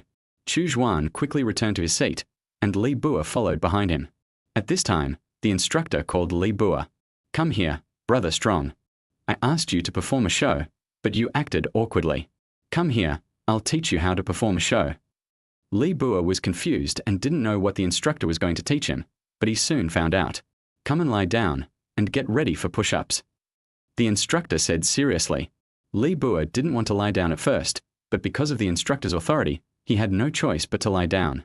Li Bua weighed more than 200 pounds, so he couldn't get up after he lay down. He could only shout ah, ah, ah, ah with his mouth, and it seemed that he was trying very hard. This funny scene was recorded by Hu Qingran. I don't know if it's a tradition of the conservatory, but during the break, seniors would come and give them watermelons or perform for them. The one who impressed Chu Xuan the most was a senior student who played a saxophone and then started to tell crosstalk. You know, Chu Xuan had only seen crosstalk on TV, and it was the first time to hear it live, so he listened very seriously. At this moment, Chu Xuan felt the phone in his pocket vibrate slightly. Then he took out his phone and saw the message received by Green Bubble. Shen Mushi, look behind. Chu Xuan turned his head and stared blankly. At first he didn't notice anything different, but when he looked carefully he found out. Not far behind and to the right, there was a girl wearing a light blue dress and a large sun hat, sitting on the steps, staring at herself boredly. Chu Xuan recognized the person as Shen Mushi at a glance. When Shen Mushi saw that Chu Xuan had discovered him, he sent another message on Green Bubble. Shen Mushi, come here. Chu Xuan saw the message sent by his senior, and while no one was paying attention to him, he tiptoed over. Chu Xuan walked up to Shen Mushi and asked, Senior sister, why are you here? When Shen Mushi heard Chu Xuan's words, she did not answer immediately, but moved her body to let Chu Xuan sit next to her, and then answered. Of course, there was still some distance between the two of them. After all, they had just met not long ago. Shen Mushi, it's so boring, so I came here. Chu Xuan, senior sister, when did you come? Why didn't I notice you? Shen Mushi, I came just when you were pulled up to perform. When Chu Xuan heard this, his mood suddenly turned sour, as his dark scene was seen by his senior sister again. Shen Mushi, there will be a performance by the art troupe on the playground later. Do you want to go and watch it? When Chu Xuan heard what Shen Mushi said, he was a little puzzled. As a school beauty, why didn't Shen Mushi participate in such activities? Chu Xuan was still very curious about what this school beauty senior looked like when she was performing. Shen Mushi seemed to see the doubts in Chu Xuan's heart, so he said, I don't like to participate in this kind of activities, but if you want to see it, I can perform it for you alone. After Chu Xuan heard this, as expected, his face turned red again. Shen Mushi looked at Chu Xuan in front of her, and she just felt that he was so cute. Afterwards, the two chatted briefly for a while, and Shen Mushi turned back to the dormitory, while Chu Xuan also planned to return to his team. At this moment, Chu Xuan heard two very familiar words. Push-ups ready. Yeah. That's right. The person doing push-ups now is still Li Bua. Chapter 11. First holiday. Time flies, and in a blink of an eye it is already the 8th day of military training. In the past few days, they had been repeating the same movements. The only difference was that Li Bua was punished to do high leg raises instead of push-ups at the beginning. Of course, after 7 days, several people were visibly tired. However, military training in college usually lasts 10 days, so Chu Xuan still has to endure this kind of life for a few days. At this point, Chu Xuan began to feel like crying. But when he thought about the 7-day holiday after the military training, he seemed to come alive again. Hey Chu Xuan, what are your plans for the holidays? Su Yu asked. Chu Xuan, I don't know, maybe he's staying in the dormitory. Chu Xuan really wanted to go home, but this place was too far away from Tang City. When he thought about having to sit for another 6 hours, he suddenly felt like there were bugs crawling on his body. At this time, Li Bua appeared out of nowhere like an NPC. Li Bua, if you ask me, let's go traveling together. The two looked at him, feeling a little speechless. You know, the National Day is a rare 7-day holiday, and many people will choose to go out and play, and it is inevitable that there will be a crowded situation. Chu Xuan said, let's talk about it after we finish our military training. Time flies and it is the last day of military training. There is no training task today. We just arranged for everyone to take a group photo of the military training as a commemoration. With the end of the military parade, Chu Xuan's 10-day military training also came to an end.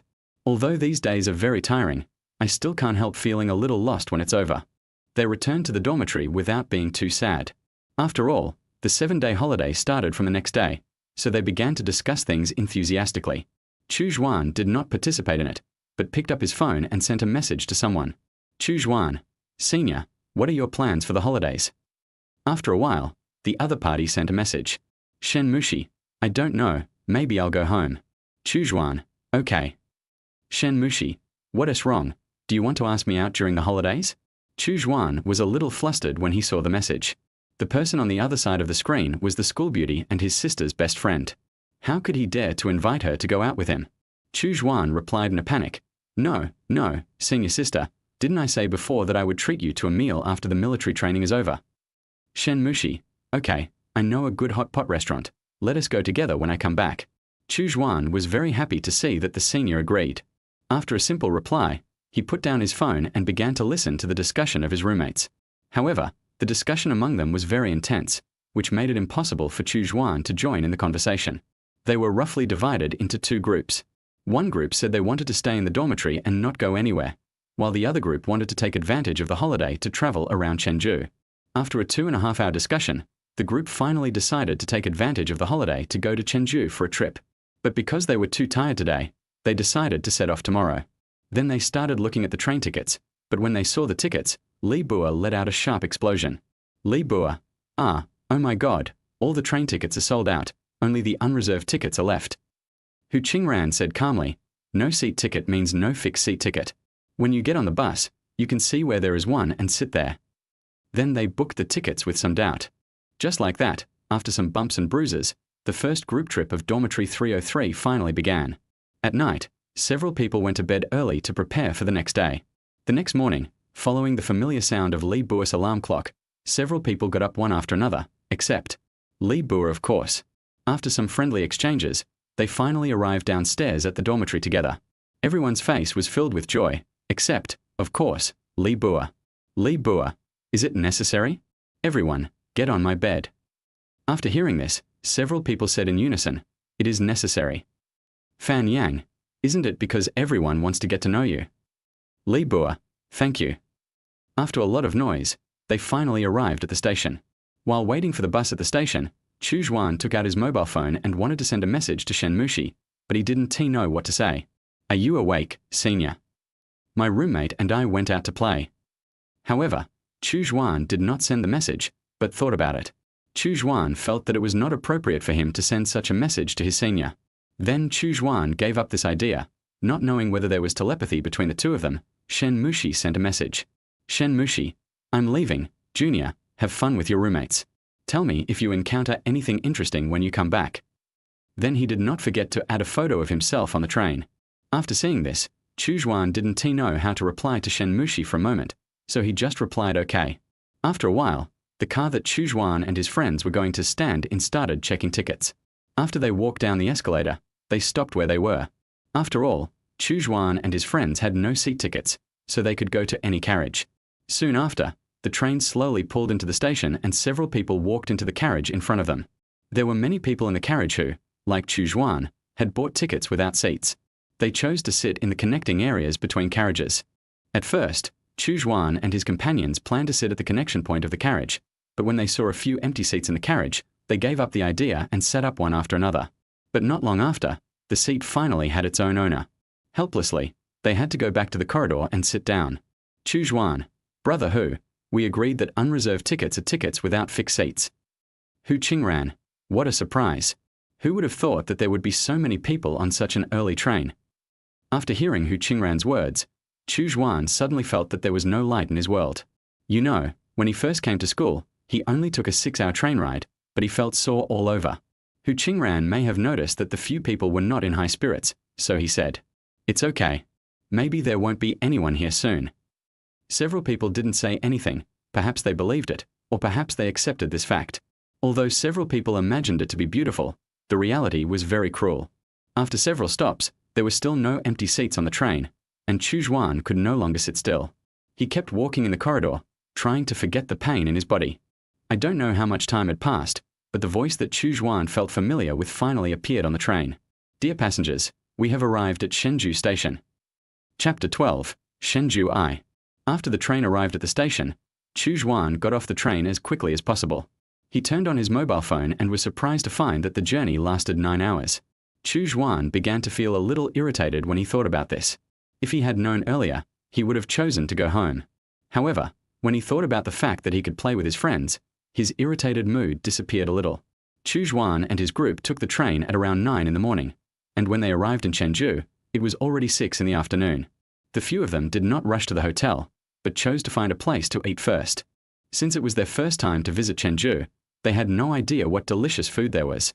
After walking out of the station, several people wandered around in front of the station door like headless flies.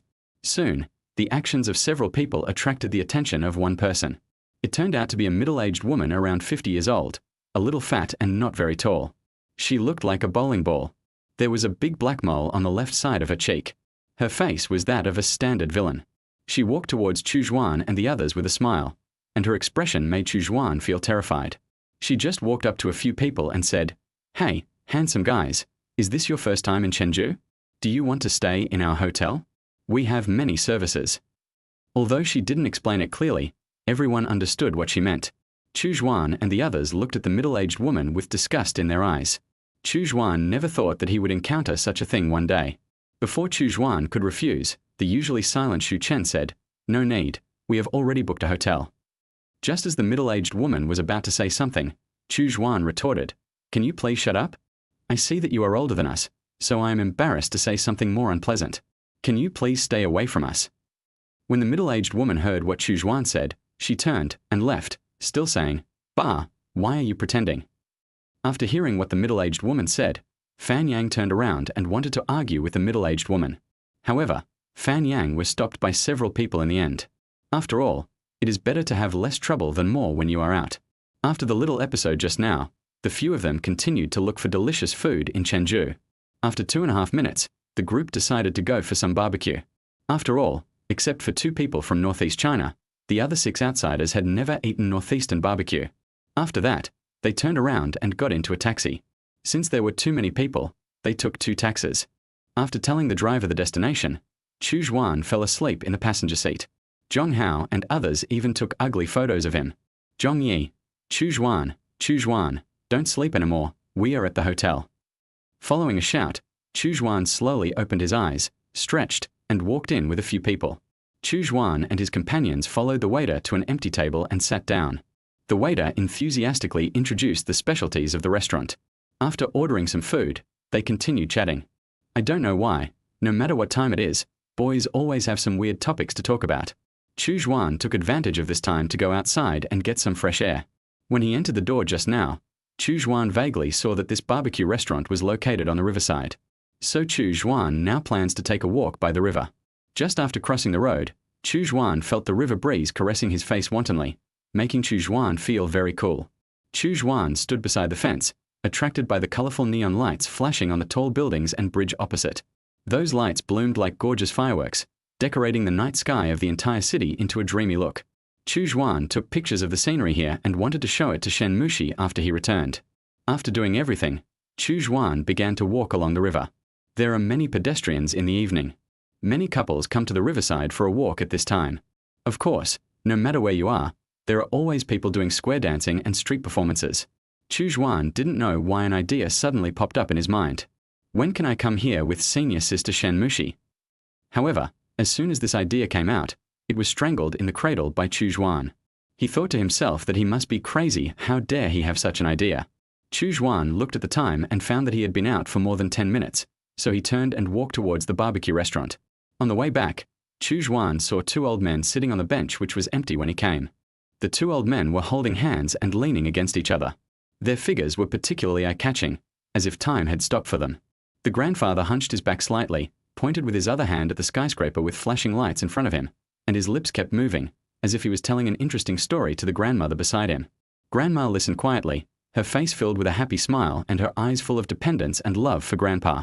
Although time has left a layer of silver frost on their heads, it has not weakened the deep emotional bond between them. On the contrary, as time goes by, this love becomes more firm and precious. The breeze blew past, ruffling Grandma's white hair, but she didn't care and instead leaned her head gently on Grandpa's shoulder. Chu Xuan slowed down his pace and walked in front of the two old men, fearing that he would destroy the atmosphere between the two old men. He slowly said, "Hello, Grandpa and Grandma, can I take a picture of you?" The two old men looked at Chu Xuan kindly. Although they didn't know why the young man in front of them wanted to take a photo of them, kindness was revealed in their eyes and they smiled and agreed to Chu Xuan. Chu Xuan took out his cell phone and started taking photo after photo. I didn't teach the two old people how to pose, because they are now the most beautiful expression of all love. After taking the photos, Chu Xuan saw a van not far away with lights flashing on it and a sign that read "Print mobile phone photos" on it. Chu Xuan asked the two old men to wait here for a while and ran over as fast as he could. Soon, the photos were printed. Chu Xuan showed the photos to the two old people. The two old people said nothing, but just looked at each other and smiled. At this time, the grandfather put his hand in his pocket, as if looking for something. Chu Xuan thought that the other party wanted to give him money, so he hurriedly wanted to refuse. But before Chu Xuan could say anything, the grandfather took out a piece of candy from his pocket and said, "Thank you, young man. This candy is for you. It's very sweet." This simple sentence made Chu Xuan feel a little sour in his nose. Chu Xuan took the candy from the old man, chatted with him briefly, and then turned and left. Chu Xuan put the candy into his mouth. For some reason, this candy was much sweeter than any he had eaten before. Perhaps Chu Xuan was thinking of his deceased grandfather, or perhaps he envied the love of the older generation. Chapter 13, Shenju Part 2. After saying goodbye to the two old men, Chu Xuan returned to the hotel as quickly as possible. As soon as I entered the door, I saw the dining table was already filled with all kinds of food. Li Bua and the others had already started eating, but Chu Xuan didn't care because he had told them before he left to eat first and not to worry about him. When Li Bua and his companions saw Chu Xuan coming back, they gave up their seats for him and said, "You really know how to hurry. These skewers have just been served and you're back."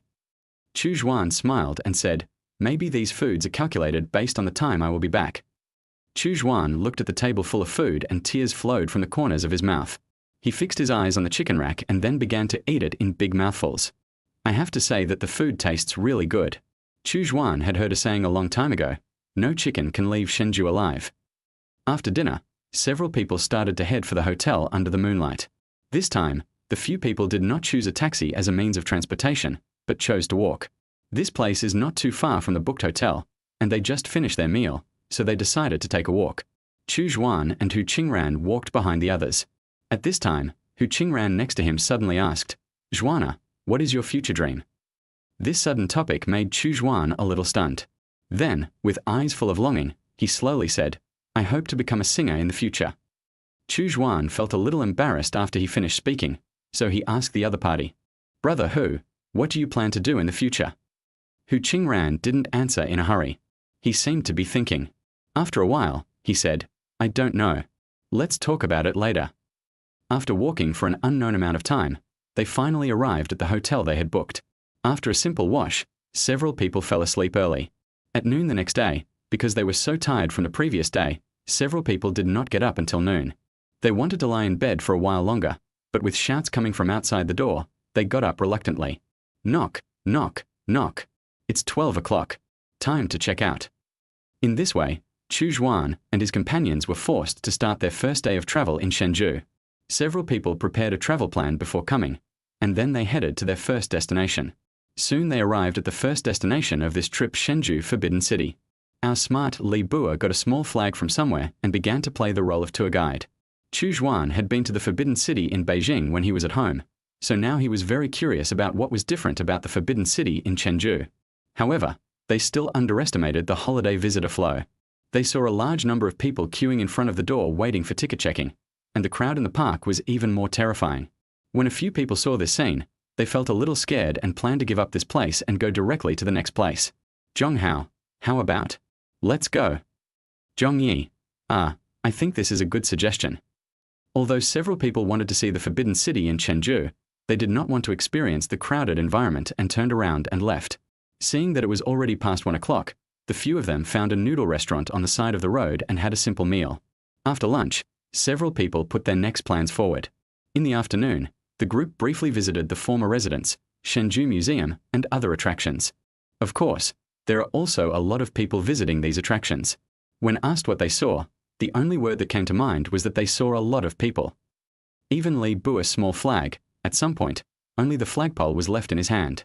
The few of them originally thought that this trip would be relaxing. Even though they had expected there would be a lot of people before coming, they didn't expect there would be so many. Although Chu Xuan and his friends were talking and laughing, their bodies didn't lie and they had already collapsed in their chairs. After discussing it a bit, they decided to play for one more day tomorrow and go back to school the day after tomorrow. At the same time, they also tacitly decided that they would never go out to play during holidays in the future. After a simple dinner, they returned to the hotel. Since they had only booked the hotel for one day, they planned to renew the room fee when they arrived. The original plan was good, but when they arrived at the hotel, they were dumbfounded. When Chu Xuan and his friends first arrived, the room price was over 300 per room. But the next day, after asking the front desk, they found out that the room price had risen to 800. However, the room price in Yellow Kangaroo was still over 300. When Chu Xuan and his friends placed their order in Yellow Kangaroo and found the front desk, they were told that it was not available. After hearing this, the emotions of several people could no longer be tolerated. After some friendly exchanges, they turned around and left in a cool manner. Of course, since they dared to turn around and leave, they must have found a place to stay for the night. A moment later, in front of a bathhouse in Shenzhou, 8 figures got off a taxi. Yes, these people were Chu Xuan and his friends. People often say, if you go to Xiyu, you will see the northeast. If you go to the northeast, you will see Shenzhou. So a few people came here to experience it. The bathhouses in northeast China are different from those in other places. Although they are called bathhouses, they are more like shopping malls, except that they don't sell anything. As soon as they entered, they were attracted by the surrounding environment. This bathhouse has 3 floors. The first floor is for bathing and swimming, the second floor is a buffet, and the third floor is a place for rest and entertainment. Except for the 2 people from northeast China, the appearance of Chu Xuan and his companions now seems to be the same as the scene of Grandma Liu visits the Grand View Garden in Dream of Red Mansions. After Chu Xuan and his friends had a quick shower and meal, they went to the 3rd floor. Even though there were many entertainment facilities on the 3rd floor, at this moment, the few people didn't want to do anything and just wanted to lie there aimlessly like a salted fish. Of course, except for Li Bua, he is like a robot, as if he has unlimited physical strength, and no one knows where he is playing now. Chu Xuan was lying on the floor, looking at the photos he had taken in the past 2 days, thinking that he would probably have some topics to talk about with his senior when he returned. And Shen Mushi sent a message as if she heard Chu Xuan's call. Shen Mushi, what are you doing? Are you having fun with your roommates? Chu Xuan was instantly interested when he saw that it was a message from Shen Mushi. Chu Xuan, lie down in the bath, senior sister, let me tell you. Chu Xuan told Shen Mushi what happened today. I don't know if it was because too many things happened in one day, but Chu Xuan actually fell asleep while chatting. Seeing that the other party did not reply to his message, Shen Mushi asked, Shen Mushi, Chu Xuan? Asleep? Shen Mushi, good night. Chapter 14, Shenzhou Part 3. In the early morning, Chu Xuan woke up from his sleep. Sleeping on the floor all night made him feel sore all over. Chu Xuan looked around and found that Li Bua and his companions were not around. Suddenly, Chu Xuan heard someone calling him from behind, so he looked back. Chu Xuan discovered that Li Bua and others were lying leisurely on the beds in the massage room. It turned out that after Chu Xuan fell asleep yesterday, several people went for a massage. Seeing that Chu Xuan was sleeping soundly, they did not call him. Originally, several people wanted to go back to find Chu Xuan after the massage, but who knew that the bed here seemed to have magical powers and prevented them from getting up. Chu Xuan saw a few people, strode up to them, and asked, "What do you say today?" Li Bua, today. Chu Xuan was speechless after hearing what Li Bua said, but in some ways, what Li Bua said was indeed right. Chu Xuan said speechlessly, "I mean, where are we going today?" Several people looked at each other without saying anything. It was unclear whether they were a little dazed because they got up too early or if they simply didn't know where to go. At this time, Hu Qingran broke the silence and said, "In our original plan, we were going to go to the paradise today, but you saw the crowds yesterday, so we decided whether to go or not."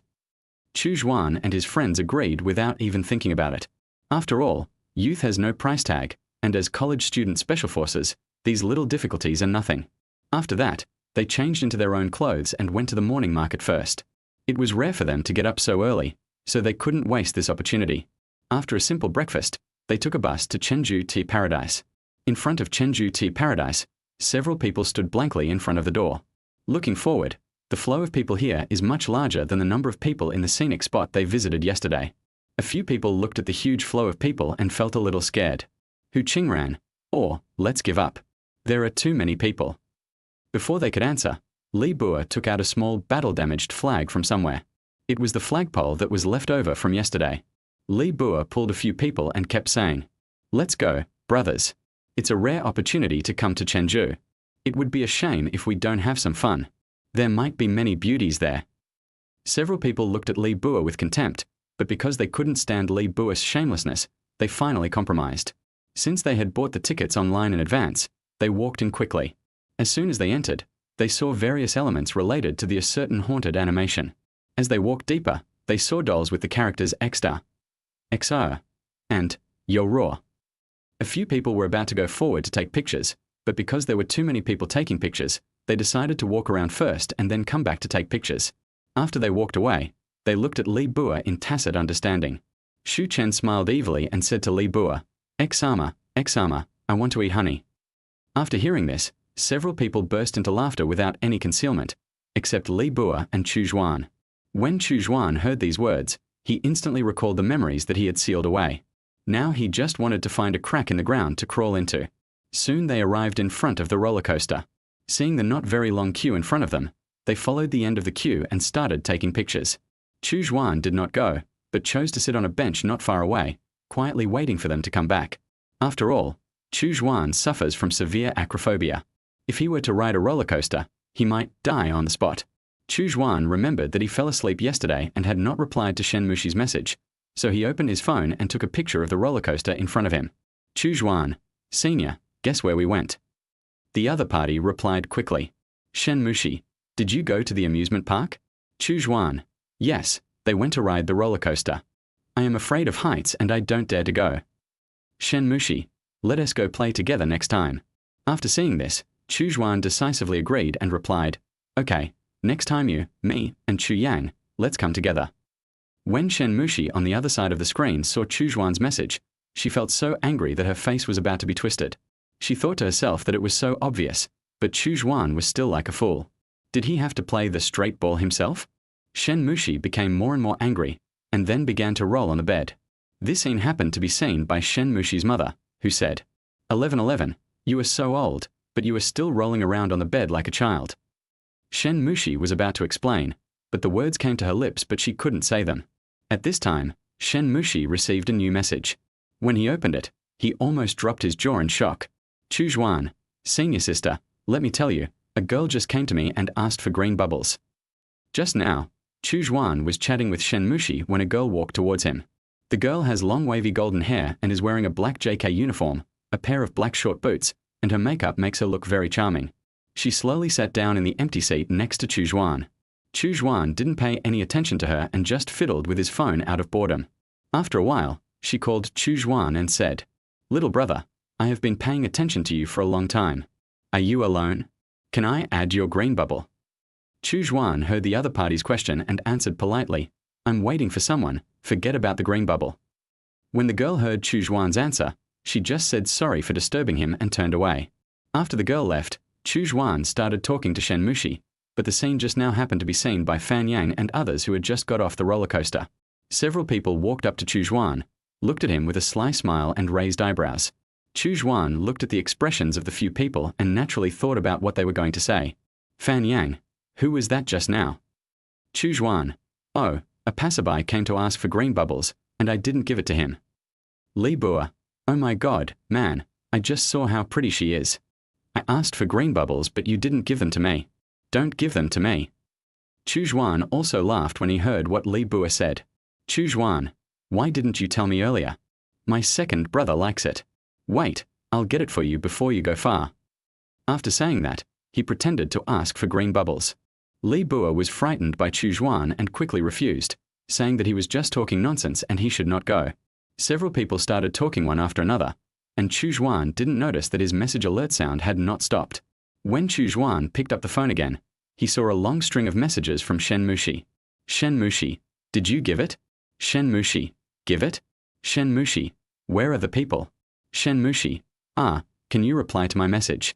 Shen Mushi, you won't be seduced by a bad woman. When Chu Xuan saw the long string of messages sent by Shen Mushi, he actually wanted to laugh, but he still replied, "No, senior sister, I didn't give her the green bubble." Just after I finished speaking, the other party sent a message back. Shen Mushi, oh, that's good, don't think too much. Chu Yang asked me to take good care of you. If you are seduced by a bad woman, I'm afraid Chu Yang will deal with me. Chu Xuan looked at the message and felt a little puzzled, but he did not ask any further questions and continued to go to other entertainment facilities with his roommates. At the same time, in a villa, a girl was lying on the bed, her whole face flushed with embarrassment as if because of what she said. Chapter 15, Shenju 4. Chu Xuan and his friends continued to wander around the park. However, their luck seemed to have run out. In addition to the roller coaster just now, there were long queues in front of other entertainment projects. Several people tried to queue for a while, but the line was too long. Several people waited for over an hour before the line only moved a little bit. Helplessly, several people gave up on continuing the activity. At this time, Li Bua saw that there were performances of X University and X this afternoon, so he wanted to call Chu Xuan and others to watch it together. Chu Xuan didn't want to go. He just wanted to find a place to lie down and continue to be a salted fish. But seeing that everyone was going, I felt embarrassed to refuse, so I went with them. Chu Xuan thought to himself that at least there would be a place to sit down and rest. The show was at 2:30 in the afternoon, and it was only 1 o'clock now. Considering that everyone should be hungry at this time, they decided to eat something first and then go to watch the show. Soon it was time for the show. A few people followed the crowd in and sat down in a corner. Chu Xuan looked around and found that everyone around him brought their children with him. They looked very special in the crowd. From time to time, people would cast curious glances at them from around them. Chu Xuan just felt confused. The performance began soon, with characters such as XDA, XR, and UFA Ruo appearing on stage one after another. Chu Xuan was not interested in these performances and just fiddled with his phone. Li Bua next to him was very interested in this performance and would interact with the actors on the stage from time to time. At this time, X2 on the stage suddenly said, "Children, can you tell me what 1 + 1 equals?" This sudden topic made Chu Xuan feel a little embarrassed, and he lowered his head unconsciously. When he looked at the 7 people next to him, he found that they were also like him, burying their heads under the other spectators. Chu Xuan now understood why people around him would occasionally look at him strangely before the performance. A woman holding a child next to Chu Xuan asked Chu Xuan, "Young man, do you young people like these too?" Chu Xuan smiled awkwardly, thinking to himself that he couldn't say that all the projects were in queues, except for this one. I don't know how long it took, but the performance finally ended. The few of them did not leave in a hurry, but continued to keep their heads down, fearing that they would be seen by people around them. When everyone around had left, Suyu raised his head and looked around. After making sure that there was no one around, several people raised their heads again. On the way out, several people looked gloomy and did not speak. The only thing they want to do now is to leave this shameful place as soon as possible. After they walked out of the amusement park, they started to have friendly exchanges with Li Bua. After some communication, everyone except Li Bua was in a better mood. But at this time, Chu Xuan felt as if he had forgotten something, but he didn't take it to heart. At this time, Hu Qingran said, "What are we going to do later?" Li Bua, I have a suggestion. When several people heard Li Bua speak, they said, "Get lost," in unison. On an unknown street, there were 8 people squatting on the roadside, seemingly waiting for something. From time to time, there are pedestrians walking by the roadside, and from time to time you will hear, "Look, kid, if you don't study hard in the future, you will be like them." When Chu Xuan heard these words, he felt overwhelmed. "Brother Hu, where are we going later?" Fan Yang asked. Hu Qingran, "Let's go, I'll take you somewhere." Hu Qingran confidently got into the taxi with a few people. Chu Xuan and his companions did not ask him about the destination and just followed him up. After all, they had seen all kinds of scenes in the past 2 days. Even if there was a mountain of people in front of them, they would not be surprised. After a while, they arrived in front of a street. I saw Chinese and Korean languages on the signs of the shops around me. Hu Qingran said to everyone, "This is the Zita Folk Street in Chenzhou. It is said that this place has a history of more than 120 years. But this is my first time here, so I don't know what it is like here." As they talked, several people walked inside. "Chu Xuan, I admire you, Brother Hu. I didn't expect you could find a place like this." Hu Qingran, "A friend of mine in Shenzhou told me." Chu Xuan looked at the shops in front of him. Just by looking at the signs, he felt like tears were about to flow from the corners of his mouth. After a quick stroll, the few of them already had a variety of food in their hands. The very clever Li Bua even used both hands. Chu Xuan took pictures of all the delicious and fun things he saw along the way, hoping to tell Shen Mushi about them when he returned. Chu Xuan himself didn't seem to notice that he had been thinking about Shen Mushi from time to time recently. After dinner, they faced another problem: where to stay tonight. Chu Xuan and his friends thought that they couldn't stay in the bathing center every day, but in the eyes of others, this didn't seem to be impossible. In this way, the few of them returned to the bathing city where they stayed yesterday.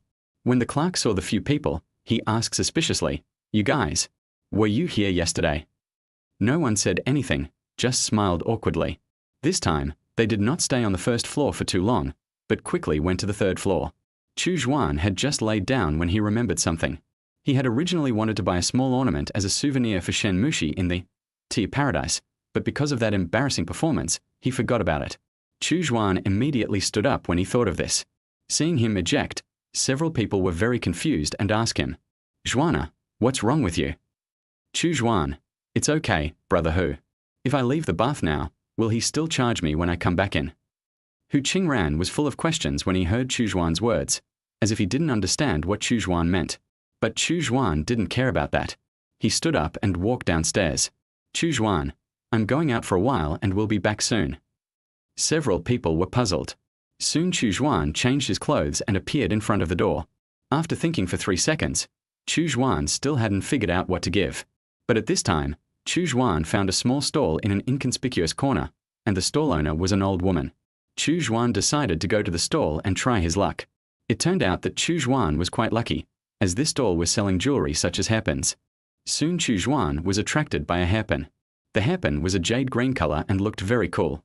Chu Xuan thought that this hairpin would suit senior sister Shen Mushi very well, so he decided to buy it. Seeing this, the old woman said, "Young man, you have good taste. Are you going to give it to your girlfriend?"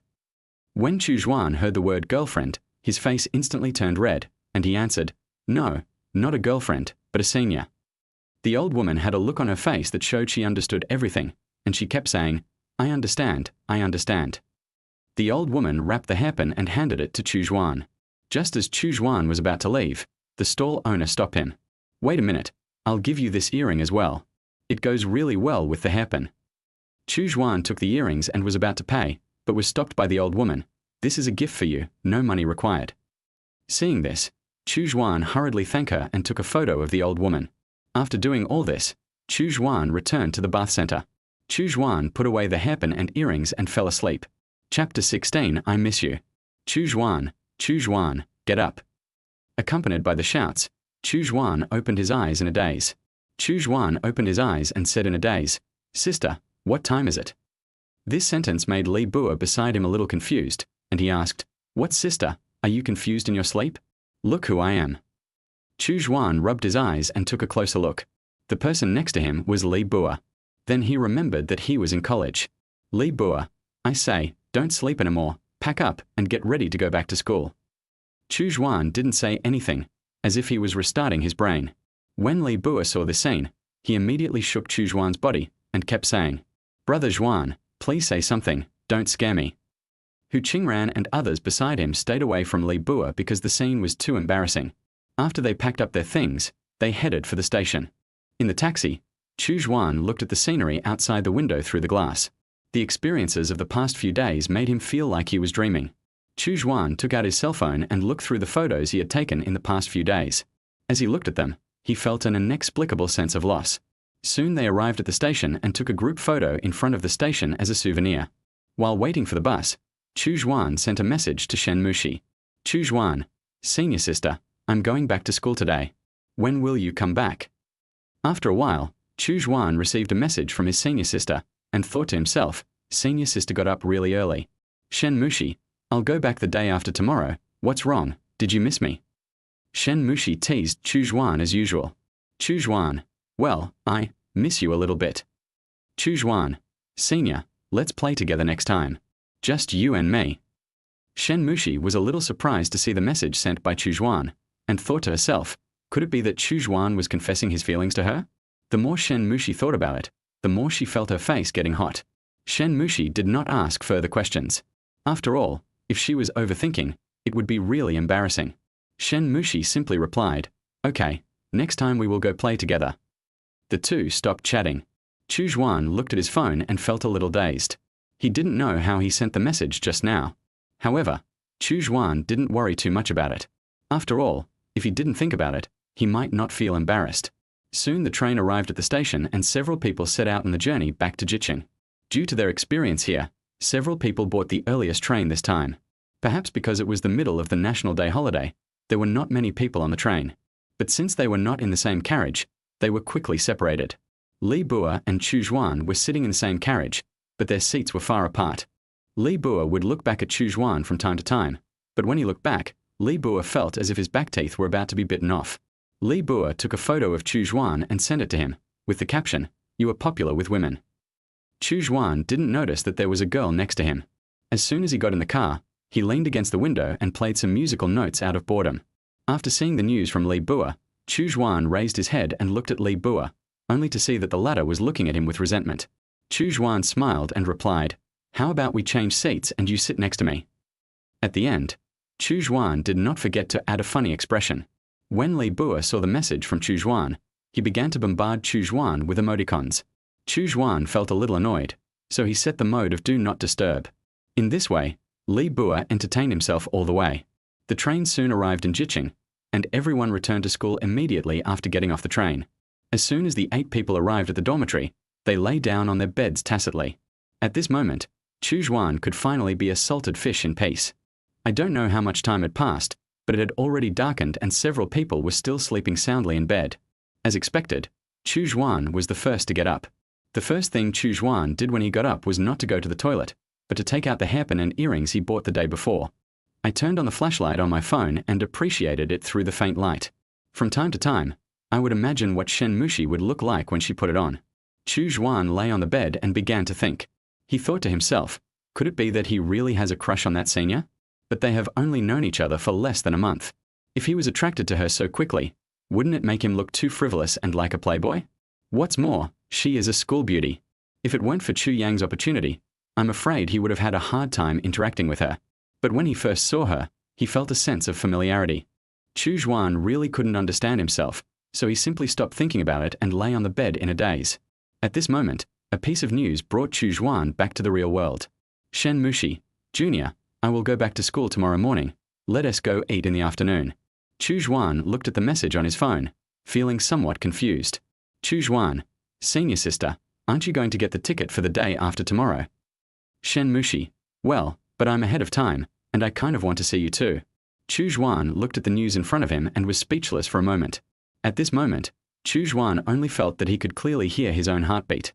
Unlike when he was rejected a few months ago, this time Chu Xuan could clearly feel some anticipation. However, Chu Xuan's reason quickly took over. He did not say anything strange, but simply replied to the other party. Chu Xuan, senior sister, be careful on the road. I have prepared a small souvenir for you. Shen Mushi, okay, I also prepared a gift for you.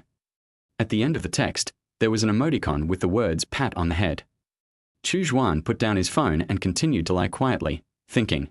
Today's young people often indulge in long conversations, allowing the ambiguous feelings to gradually heat up, mistaking them for true love. However, once the novelty fades, they will realize as if they have just woken up from a dream that what is hidden under the ambiguous appearance is just ordinary small talk.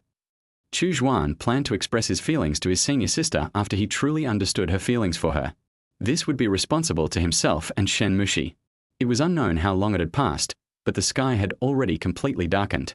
Chu Xuan walked to the balcony, looking at the scenery in the sky, perhaps thinking about something in his mind, but only he knew it all. After a while, with a familiar voice, several people finally woke up from their sleep. The boundless horizon is my love, leaving behind that. That's right. It was Li Bua's cell phone alarm again. Hu Qingran was the first to wake up, and he threw a pillow at Li Bua.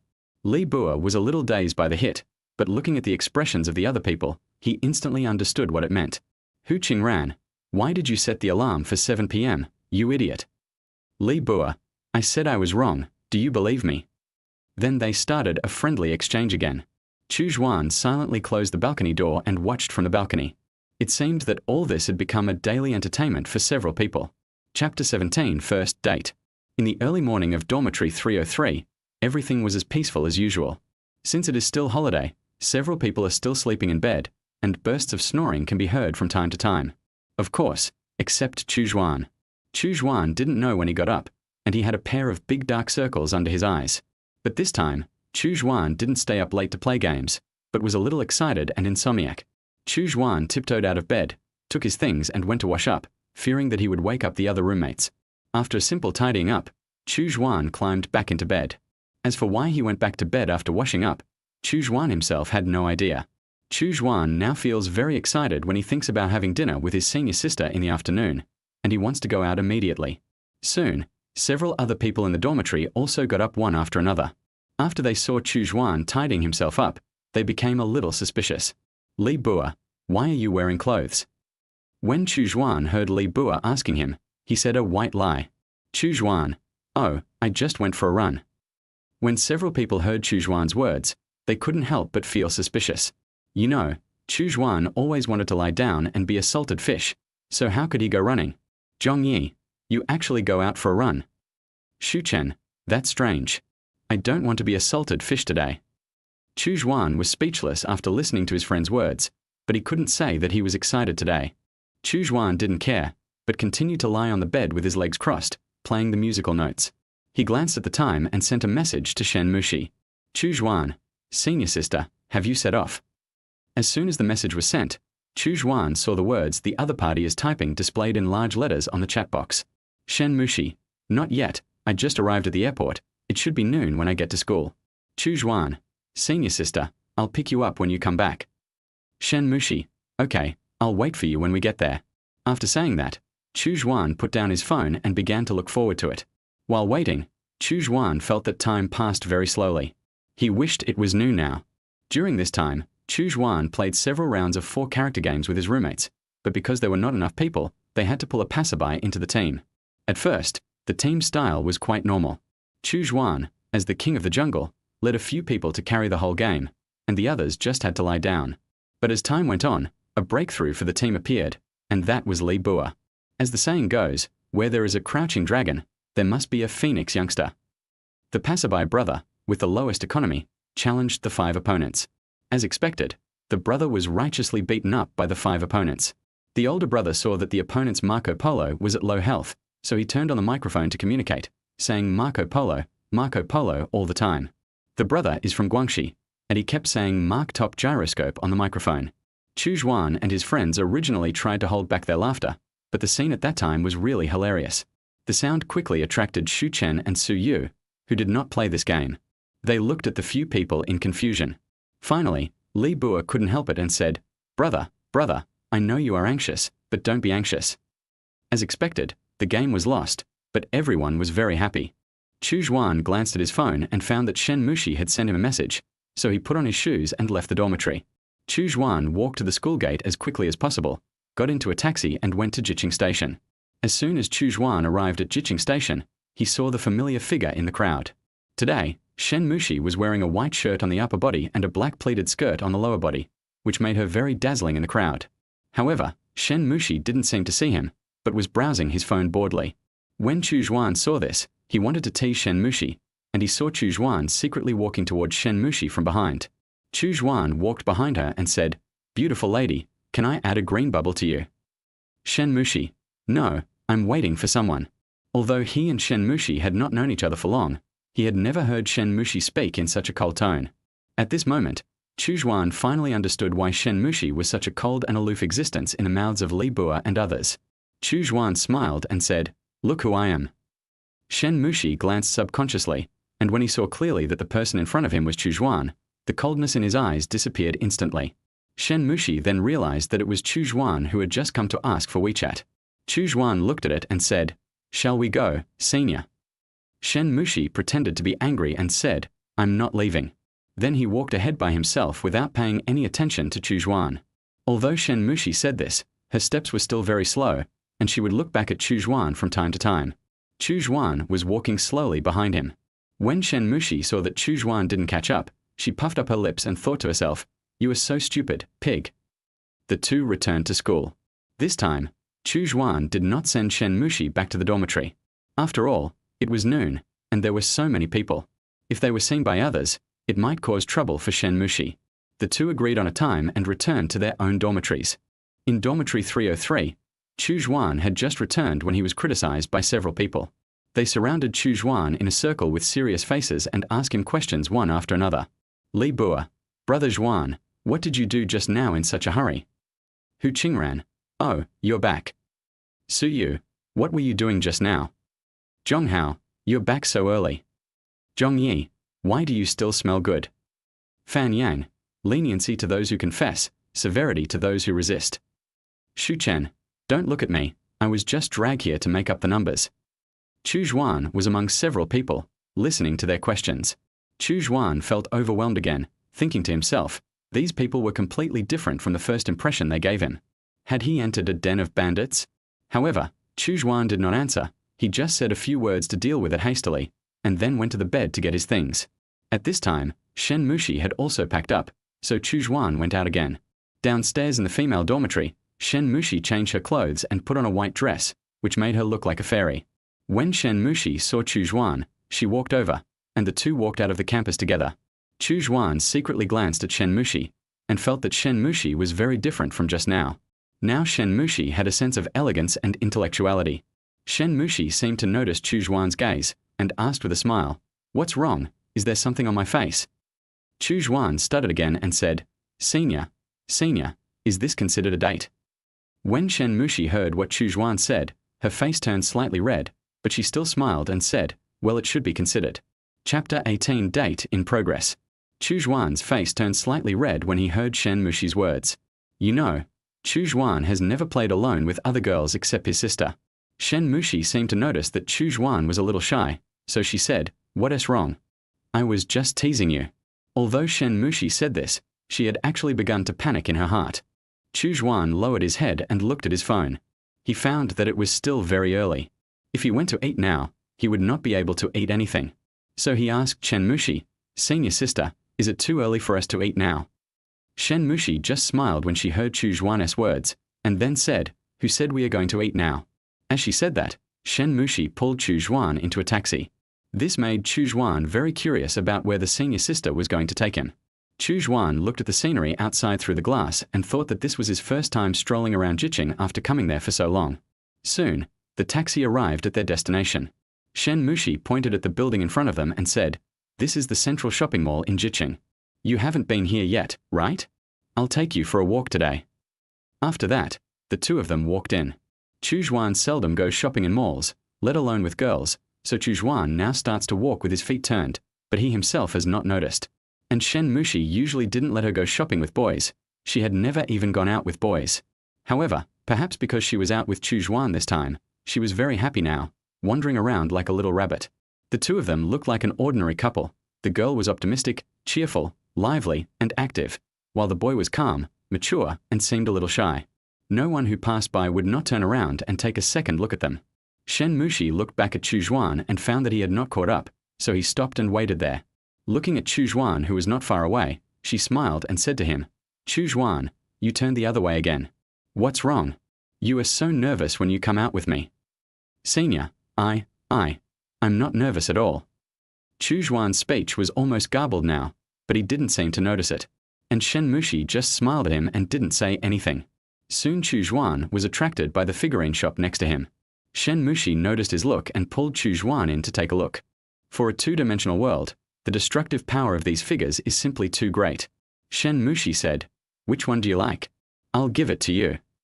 Chu Xuan glanced at the price and rejected Shen Mushi. "No need, senior sister, just take a look. The price is so expensive. Why not buy something delicious?" As he said that, Chu Xuan walked out of the figurine shop with Shen Mushi. But the body doesn't seem to lie. Before Chu Xuan came out, his eyes would occasionally fall on a figurine. And this scene seemed to be seen by Shen Mushi. After Shen Mushi and Chu Xuan strolled around the mall for a while, seeing that the time was almost up, they left and went to the hot pot restaurant. The hot pot restaurant was not far from here, but the two considered that the other party might have no topics to talk about along the way, so they both decided to take a taxi there. Soon they arrived at the hot pot restaurant. On the hot pot restaurant sign was written Authentic Sichuan Hot Pot. Just by looking at the sign and the color, Chu Xuan felt that his taste buds were about to explode. Although Chu Xuan usually likes to eat spicy food, this is the first time he has eaten authentic Sichuan hot pot. Shen Mushi looked at Chu Xuan and said, "If you can't do it, we can go eat something else." When Chu Xuan heard that he was being looked down upon, his fighting spirit instantly ignited. "What a joke, I'm afraid of spicy food," he said and walked straight in. Shen Mushi kept laughing behind him. As soon as Chu Xuan entered the door, he was attracted by the decoration style of the store. The overall style of the store was not very luxurious, but it was decorated with relatively simple colors and small objects, giving people an authentic feeling. "Hey, 1111 is here, come and sit down." Chu Xuan looked in the direction of the voice and saw a middle-aged woman speaking to Shen Mushi from not far away. Shen Mushi was arranged to sit in a seat by the middle-aged woman and then turned and left. Then Shen Mushi called Chu Xuan over. Chu Xuan asked with a puzzled look on his face, "Senior sister, do you know her?" Shen Mushi took a sip of tea and said, "Well, she is the owner of this store. She opened this store with her husband." Before Shen Mushi finished speaking, the middle-aged woman came over and said, 1111, how long have you not been here? Didn't T Xiao come with you?" The middle-aged woman didn't seem to notice Chu Xuan and was just chatting with Shen Mushi. Seeing this, Shen Mushi replied, "Yes, Aunt Liu, Xiao has been very busy recently, so I didn't bring her." As Shen Mushi said this, he looked in the direction of Chu Xuan, and Aunt Liu naturally understood what Shen Mushi meant. In fact, when the two of them came in just now, Aunt Liu noticed him, but the reason why she didn't mention Chu Xuan was because she was afraid that Chu Xuan was the harasser of Shen Mushi. Aunt Liu looked at the shy boy in front of her and said, 1111, is he your boyfriend?" When they heard the word boyfriend, their faces turned red like peppers, and Shen Mushi found an excuse to go to the bathroom, leaving Chu Xuan alone. Chu Xuan was very embarrassed and didn't know what to say. Hello, Auntie, she is my senior." "Young man, just call me Aunt Liu." Aunt Liu looked at the stuttering boy in front of her and answered, "Young man, as far as I know, 1111 has never brought anyone other than Xiao to dinner before. You are the only one." As he said this, a look of shock appeared on his face. Chu Xuan listened to Aunt Liu's words and lowered his head nervously. At this moment, he didn't know what to say. He just felt very embarrassed, as if he was meeting his parents. After a while, Shen Mushi came back, and Chu Xuan felt like he had grabbed a life-saving straw, and Aunt Liu was also very tactful and left the menu and smiled. Since it was Chu Xuan's first time to eat at this restaurant, the ordering of dishes was left to Shen Mushi. Shen Mushi thought about Chu Xuan's hard talk just now, and then remembered that he made her angry at noon, so she ordered a super spicy hot pot. After ordering the dishes, Chu Xuan talked about his experiences in Shenyang these days. When talking about the two old people Chu Xuan met, Shen Mushi's eyes were full of envy, just like Chu Xuan's. Soon, the dishes they ordered were served. Chu Xuan looked at the pot full of peppers and thought to himself that he might have to report to the anorectal department tomorrow. The fact was exactly as Chu Xuan thought. Chu Xuan didn't feel anything when he first ate it, but as time passed, the spicy taste began to spread in his taste buds. Although Chu Xuan said that it was not spicy, beads of sweat the size of soybeans appeared on his forehead and his lips turned red. Shen Mushi looked at Chu Xuan in front of him and felt a little bit sorry for him, so she said, "Chu Xuan, how about I change the base of the pot for you?" When Chu Xuan heard Shen Mushi's words, he thought to himself that he was actually underestimated, and decisively rejected Shen Mushi. Shen Mushi looked at Chu Xuan in front of him, and couldn't he help but take out his mobile phone and took a photo of Chu Xuan. Chapter 19. Don't you remember me? Shen Mushi carefully saved the photo she had just taken in her mobile phone, fearing that she would delete it accidentally. Chu Xuan didn't seem to notice that the senior had just secretly photographed him, and he just kept eating. After eating for a while, Chu Xuan felt like his mouth was about to spit out fire. Chu Xuan picked up a piece of paper, put it on a chopstick to make a small white flag, and kept waving it in his hand. Seeing this, Shen Mushi just smiled lightly, as if she was intentionally maintaining her elegant image. Shen Mushi said, "Stupid, I just told you not to be so stubborn if you can't do it." Then Shen Mushi called Aunt Liu. Aunt Liu looked at Chu Xuan, wondering what was wrong with him, so Shen Mushi explained it to Aunt Liu, and then asked Aunt Liu to serve something to relieve the spiciness. Shen Mushi placed both hands on the table, supported her cheek with her left hand, and looked at Chu Xuan with a smile. Her eyes were as beautiful as crescent moons. Chu Xuan raised his head and met Shen Mushi's gaze, only to see him lower his head again in an instant. Chu Xuan thought to himself, how could the senior sister be so beautiful? When Shen Mushi saw Chu Xuan saw him, he asked him a question. "Chu Xuan, don't you remember me?" Chu Xuan was a little confused by this question and wondered what was wrong with his senior sister. But he still said, How could I not remember senior sister? Your name is Shen Mushi. You are the school beauty of Jiqing University, and my sister's best friend." However, Chu Xuan didn't seem to notice the volume of his voice. He just saw people around him looking at him with a smile. This scene made Chu Xuan feel very embarrassed, and he quickly stood up and apologized to everyone. Chu Xuan thought to himself, I am done for. My dark scene was seen by my senior sister again. When Chu Xuan sat down, he noticed that Shen Mushi opposite him seemed to have become a different person. The smile on his face was gone, and his eyes revealed bursts of coldness, but Chu Xuan didn't know why. Shen Mushi slowly stretched out his right hand towards Chu Xuan, with his hand in a posture, as if he wanted to flick Chu Xuan's forehead hard. Seeing this, Chu Xuan did not dodge, but just closed his eyes and curled up his body.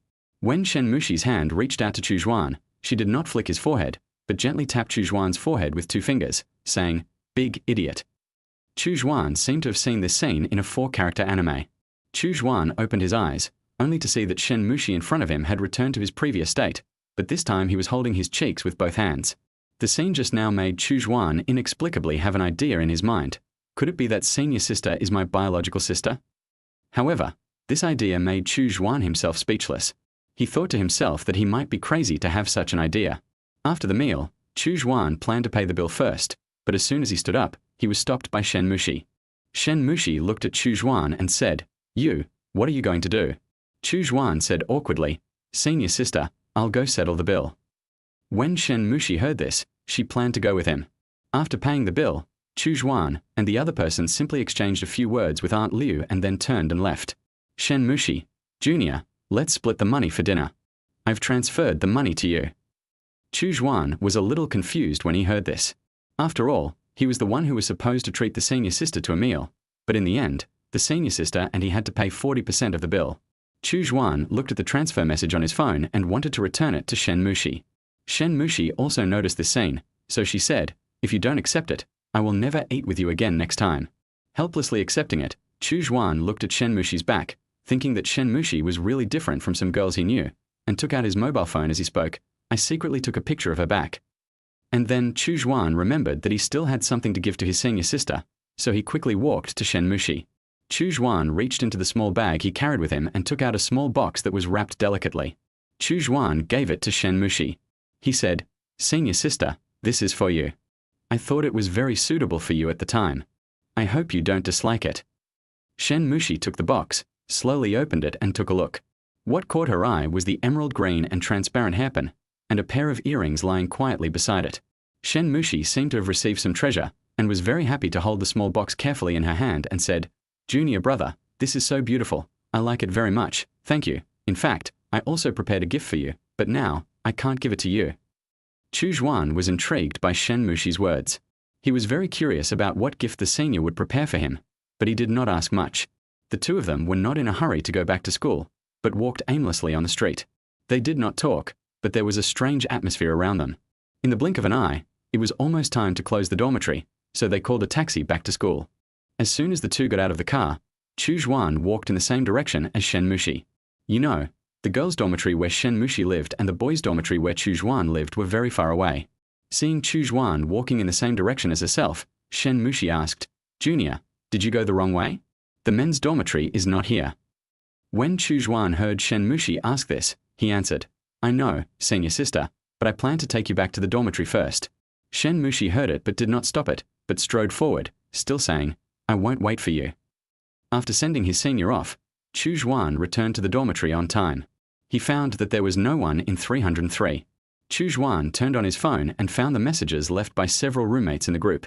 Hu Qingran, "Su Yu is heartbroken. Let's go out with him to relax. Do you want to come over?"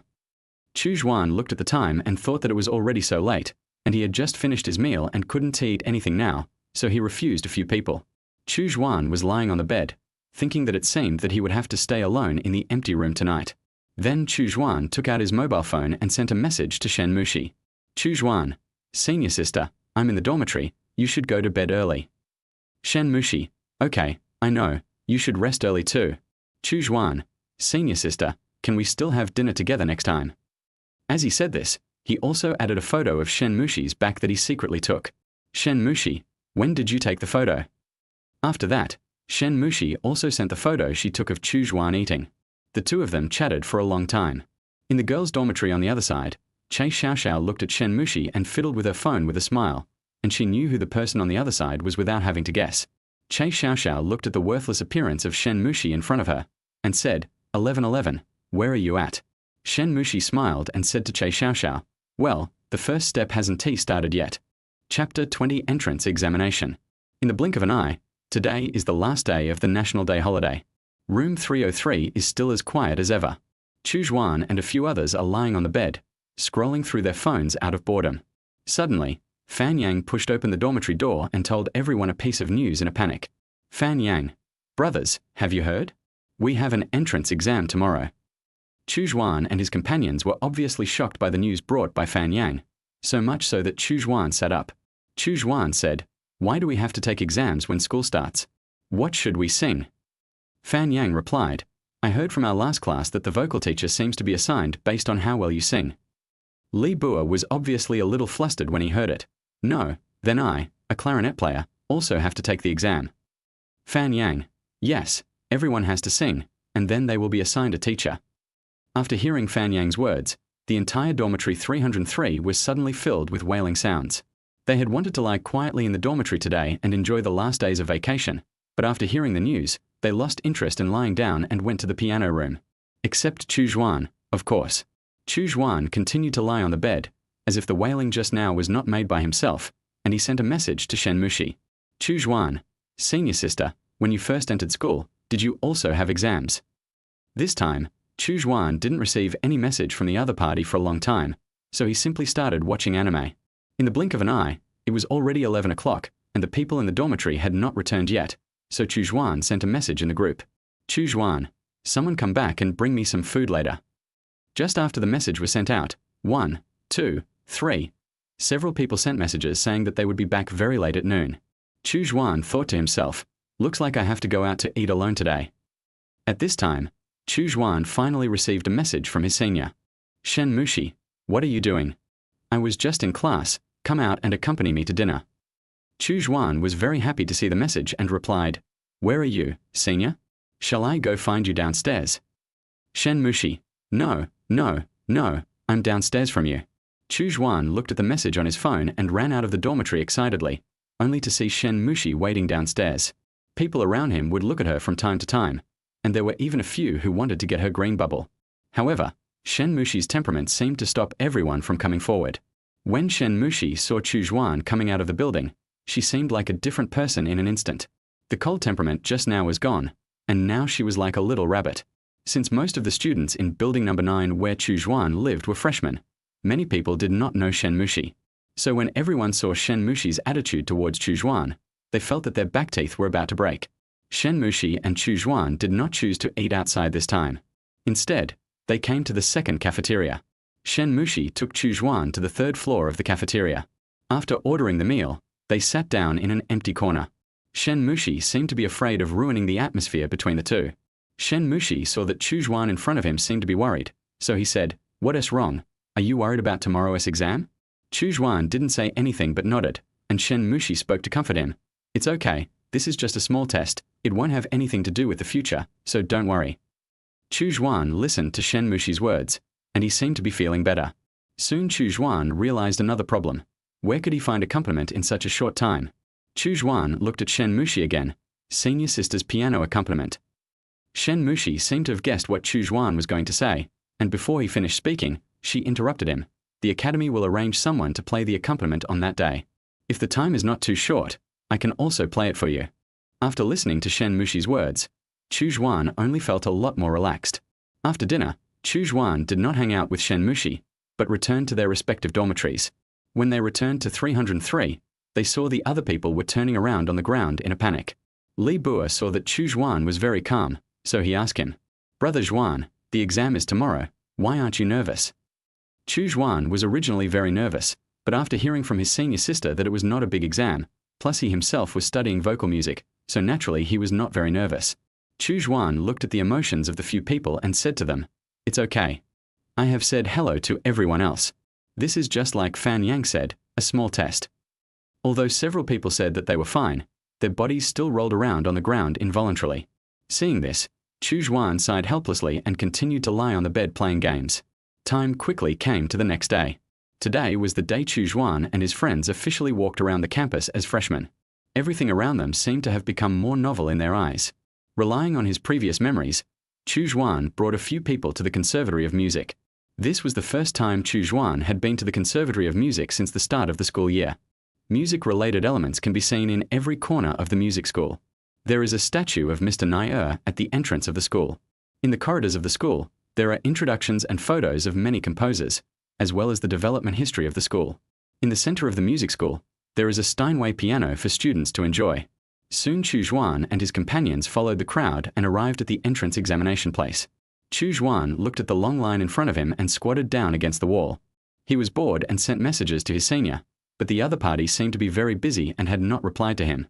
Chu Xuan did not keep sending messages to Shen Mushi, but used his not-so-big eyes to constantly look around at these unfamiliar classmates. College classes are different from high school classes. You may not know all the classmates in the 4 years of college, but it's strange that everyone seems to know Chu Xuan, and Chu Xuan himself doesn't know why. The line was getting shorter and shorter, and Chu Xuan was about to reach his line. However, he began to feel a little panicked, and saw him turning in circles. Soon Li Bua came out and said to the others, "Oh my God, there's a really pretty girl in there, but she had no expression on her face the whole time." This also made Chu Xuan very curious, and he thought to himself that the person inside might be his senior. The next person to go in was Shu Chen. Chu Xuan and a few others were seen leaning against the door, secretly listening to Shu Chen singing. The reason why they were so excited was that Shu Chen sang in the pop style during the art exam, while Chu Xuan sang in the bel canto style. This made them very curious about how Shu Chen sang. When Shu Chen finished singing, they only had one thought: he sang like the original singer. As Shu Chen came out, the next one was Chu Xuan. Chu Xuan walked in quickly with his head down. After giving his music score to the piano accompaniment teacher, he raised his head and briefly introduced himself. At this time, Chu Xuan saw a familiar figure in the last row of seats. Just as Chu Xuan thought, the expressionless senior sister was Shen Mushi, but at this time Shen Mushi had already looked at Chu Xuan with eyes full of doting. Chu Xuan was looking at the senior with a smile, as if he had forgotten that he was taking an exam. A female teacher in her 40s followed Chu Xuan's gaze and happened to see Shen Mushi. She instantly showed an expression of understanding and said, "Pay attention to each other. It's an exam now. If you have anything to say, wait until after the exam." Chu Xuan heard that the teacher's words were a reminder to him, and then he began to sing. Although Chu Xuan usually behaves timidly, he is quite handsome when singing. Shen Mushi thought. Chapter 21, First Lesson. After Chu Xuan finished singing, the teacher in the room said nothing, but just asked him to get out as soon as possible so as not to affect the next person's exam. When Li Bua and his companions saw Chu Xuan coming out, they thought that since everyone had finished the exam, there was no need to stay here, so they planned to leave. But Chu Xuan refused Li Bua and the others, saying that he had something to do and asked everyone to leave first. Although Li Bua and his friends were confused, they did not ask too many questions. After all, they were all adults and everyone had their own little secrets. Chu Xuan wanted to squat there like he did just now, but he was alone now, so it would inevitably feel awkward. So Chu Xuan sat down on the stairs beside the room, looking at the few remaining students taking the exam, thinking that Shen Mushi should be out soon. But things went against his wishes. The teachers had already come out, but Shen Mushi's figure was nowhere to be seen. This made Chu Xuan very confused, wondering what the senior sister was doing. Soon Chu Xuan received a message from Shen Mushi, asking him to come in. Chu Xuan came to the door without even thinking about getting up. Chu Xuan turned the handle and said, "Senior sister, what are you doing? Are you going to eat?" But Chu Xuan did not notice that Shen Mushi was not the only one in the room. The female teacher just now was also in the room. Chu Xuan saw the two of them chatting hand in hand and felt that he had come at the wrong time. He said that he had walked into the wrong classroom and wanted to leave with his head down. Shen Mushi stopped Chu Xuan, who was about to leave, and asked him, "Are you acting in a sitcom? Why don't you come over?" Hearing Shen Mushi's words, Chu Xuan walked towards the two of them tremblingly, as if he was a child who had done something wrong. Shen Mushi introduced Chu Xuan enthusiastically, "Junior brother, this is my teacher, Professor Wang." When Chu Xuan heard that the person in front of him was the senior sister's teacher, he quickly stood up, bowed, and said, "Hello, teacher." Professor Wang did not say anything, but just looked at Chu Xuan with a smile, as if he was observing the young man in front of him. "So you are Chu Xuan." Professor Wang's words confused Chu Xuan, wondering if the other party had heard of him. Although Chu Xuan was very curious, he did not ask further questions. After all, the first impression that students give to their teachers is very important. Chu Xuan did not notice that Shen Mushi beside him had already blushed and lowered her head. After a while, Professor Wang looked at his mobile phone and found that it was getting late and the three of them had not yet eaten, so he decided to take the two children to eat together. Chu Xuan didn't really want to go. After all, the other party was a teacher and he couldn't speak, so he was afraid of leaving a bad impression on the other party. Shen Mushi saw Chu Xuan's thoughts and refused Professor Wang. After hearing this, Professor Wang did not invite them any further, but turned and left, leaving the two children with plenty of space. Seeing Professor Wang walking away, Chu Xuan asked Shen Mushi, "Senior sister, I feel that Professor Wang is a good person, and he feels very kind." When Shen Mushi heard Chu Xuan's words, she smiled and said, "Yes, Professor Wang is the best teacher I have ever met, no doubt about it." Chu Xuan listened to Shen Mushi's words, thinking how nice it would be if he and his senior sister had the same teacher, but it all depended on luck. Shen Mushi saw that Chu Xuan seemed to be thinking about something, but did not ask more questions. Instead, she took Chu Xuan's wrist and took him to eat.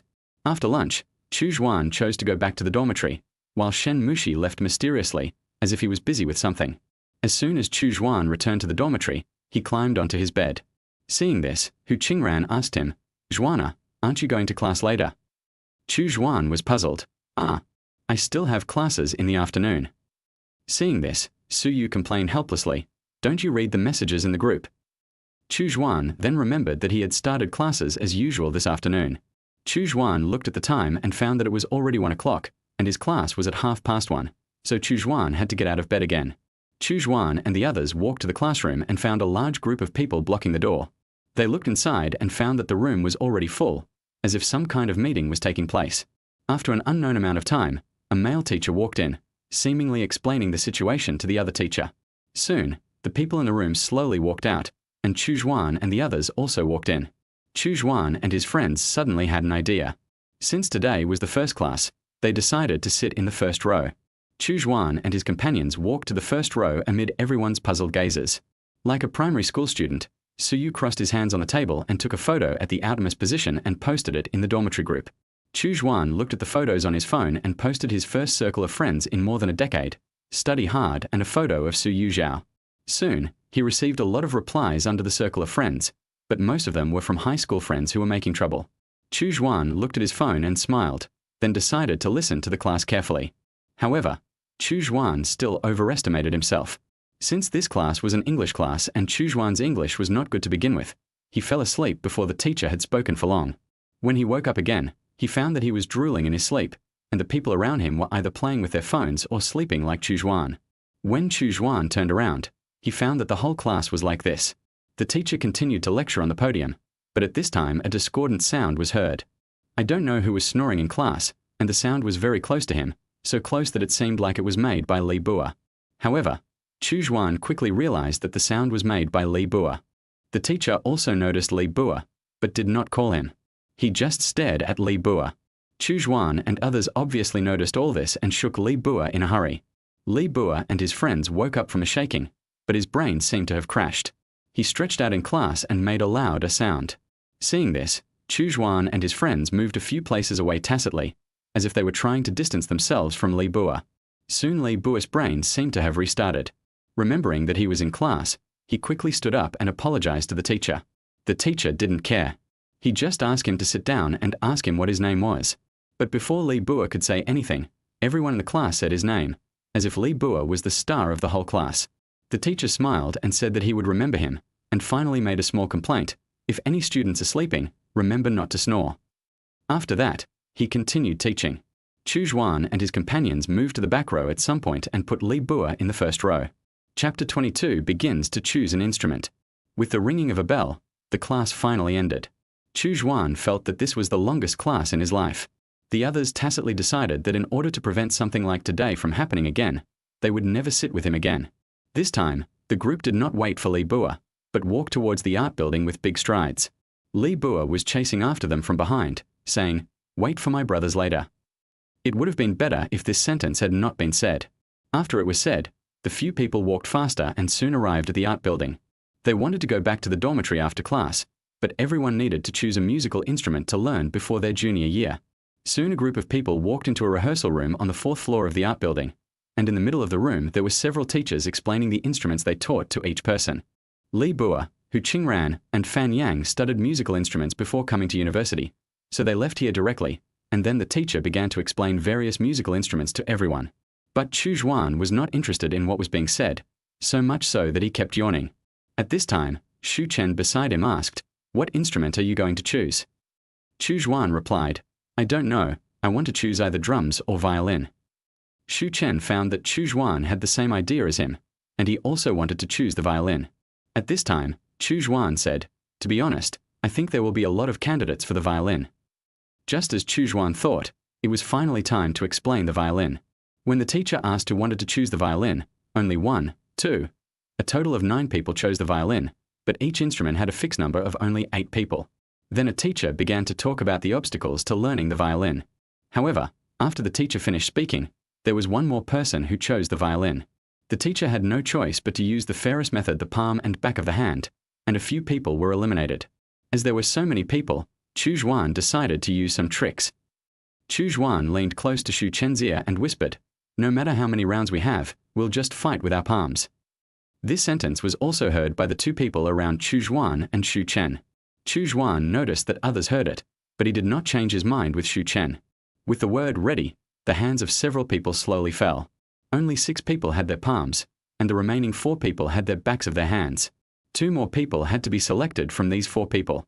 Chu Xuan and Shu Chen were among the 6 people. Chu Xuan hugged Shu Chen excitedly, and seemed very excited. But Chu Xuan didn't know that the violin would be his nightmare for 2 years. After the 2 of them finished choosing their instruments and walked out of the rehearsal room, Shu Chen said to Chu Xuan, "You know, when you said we should play palms just now, the person next to me and you heard it." Chu Xuan smiled and said, "I know. I did it on purpose for them to hear. I was afraid that they would come up with something different." Shu Chen didn't understand why Chu Xuan did this. Chu Xuan explained to him, "Think about it, if the 4 of us are in the minority, and we keep showing our hands, in the end, the 2 of us are still the same." At this moment, Chu Xuan felt that his IQ was close to 108, but Shu Chen poured a basin of cold water on him. "Shu Chen, what if the 4 of us keep using our palms?" Chu Xuan didn't seem to have thought of this. All that remained was a wry smile on his face. He thought to himself, Shu Chen really knows how to pour cold water on people. Chu Xuan, then let it be up to fate. At this moment, the people in dormitory 303 finally chose their own musical instruments. Zhong Hao and Zhong Yi chose to play the erhu, Su Yu played the guzheng, and Hu Qingran, Li Bua, and Fan Yang continued to learn the instruments they had learned before college, namely trumpet, clarinet, and bamboo flute. However, they don't know yet that some of them will encounter many difficulties in the near future. Chu Xuan and his friends returned to the dormitory chatting and laughing. Some of them said that there were so few courses in college and there was only 1 class today. However, they did not know that today was Wednesday and after Tuesday, most of the classes in the morning were small professional classes. Since they had never looked at their own schedules, they didn't know that every day was filled with classes. If other people's schedules were called Death Monday or something like that, Chu Xuan and his classmates' schedule could be called Death Freshman. After returning to the dormitory, they opened the 4-character game. Chu Xuan didn't want to play, but he couldn't resist the high expectations they set for him. Chu Xuan hadn't played with them in the past few days, and they lost badly. Although they often lost when Chu Xuan was around, they all had a good gaming experience, except for Chu Xuan himself. Sure enough, it was just like every time. They played for 2 hours and lost 1.5 hours. The 4 people except Chu Xuan showed satisfied expressions on their faces. Chu Xuan thought that he should not play the 4-character game in the future, but he still couldn't bear it. Chu Xuan put down his phone and lay on the bed bored. He began to imagine his next 4 years of college life.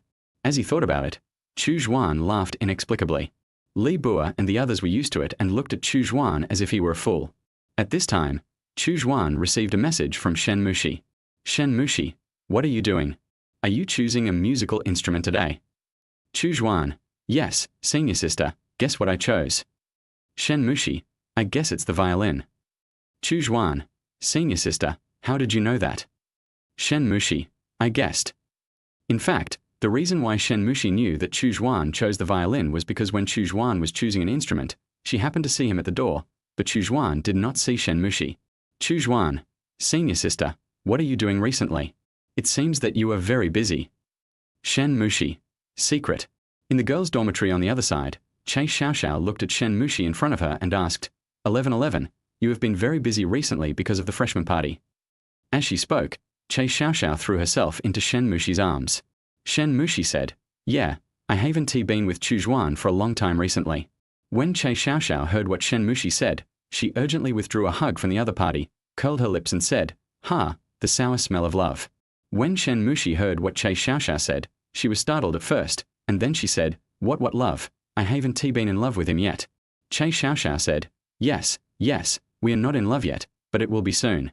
By the way, 1111, does Chu Xuan still not think of you? Shen Mushi didn't say anything, but picked up the hairpin that Chu Xuan gave her and shook her head.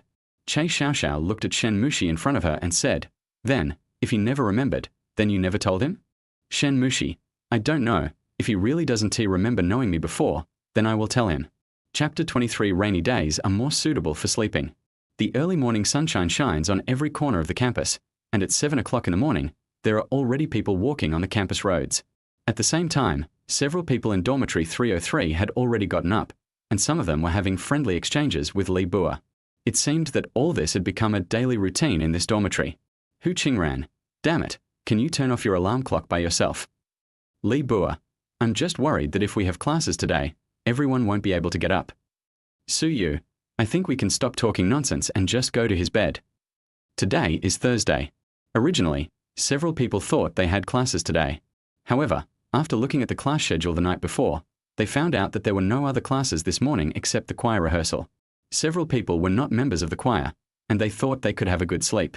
However, who knew that they would be woken up by Li Bua again? After some friendly exchanges, they all lost their sleepiness. Seeing that it was only 7:30 in the morning, they didn't know what to do. Zhongyi looked at Chu Xuan and said, hey, Xuana, didn't you say you wanted to go for a run before? Why aren't you going now? Chu Xuan looked at Zhongyi with some embarrassment. He couldn't say that he was trying to pick up his senior at that time. Then he answered, how about, just ignore what I said. After hearing Chu Xuan's words, Zhongyi did not respond, as if he had already known that it was impossible for Chu Xuan to go running. As they chatted, Chu Xuan felt sleepy and soon fell asleep. Several people heard Chu Xuan's breathing as he fell asleep and found it a little incredible that he was still chatting 1 second and fell asleep the next. However, this is also normal for college students.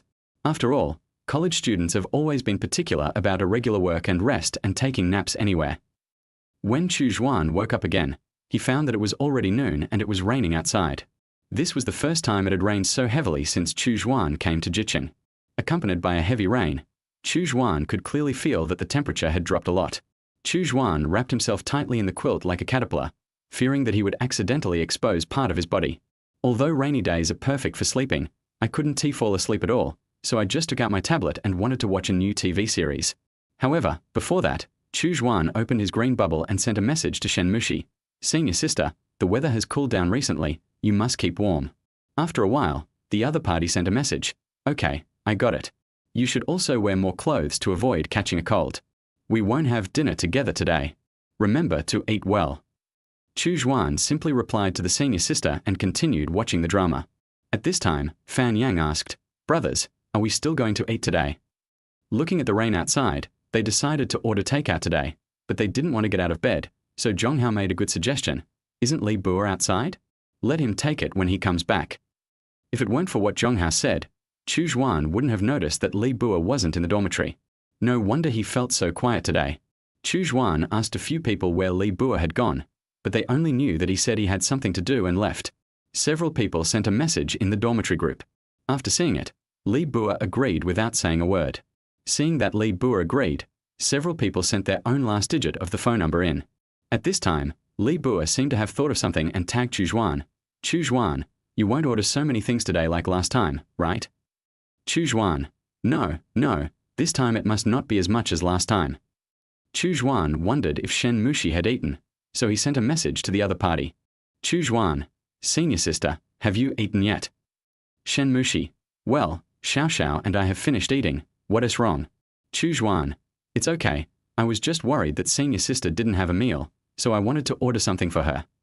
Shen Mushi, stupid, I've already finished eating. About 30 minutes later, there was a knock on the door. Hu Qingran said, come in.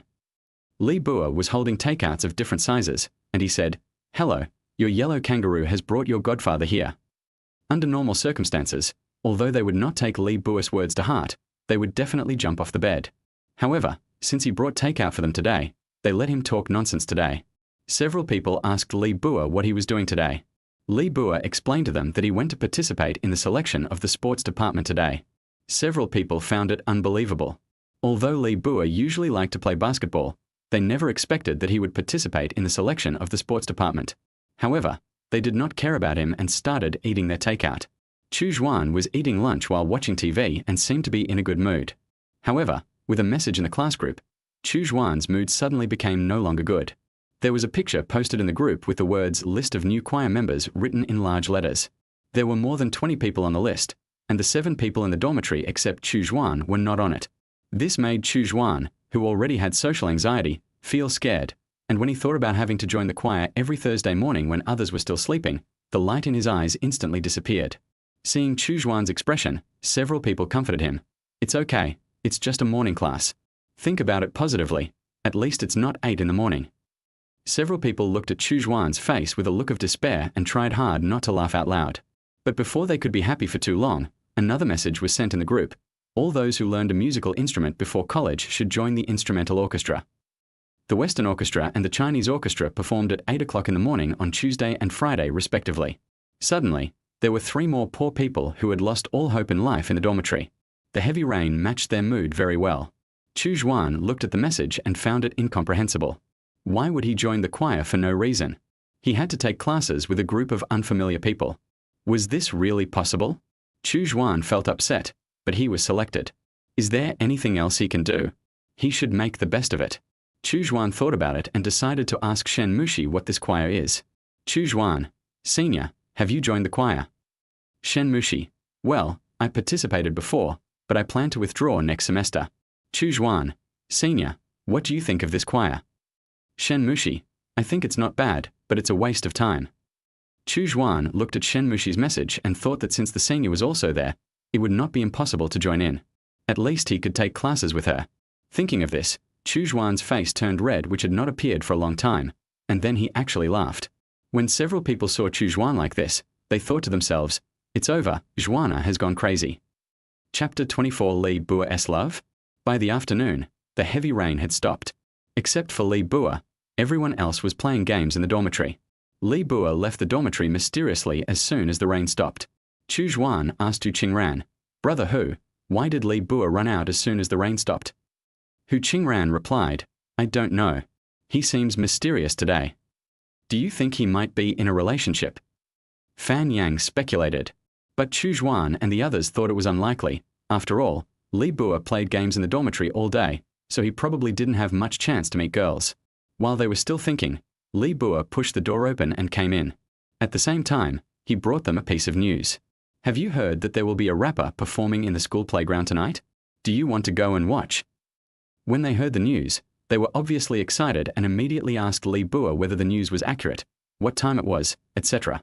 However, Chu Xuan did not show much excitement. Chu Xuan didn't seem to like the music style of rap, so he rejected Li Bua and said he would not go. But how could Li Bua let Chu Xuan be alone in the empty room? So Li Bua used his ultimate move on Chu Xuan. Chu Xuan felt sick when looking at Li Bua and decided to go with the others helplessly.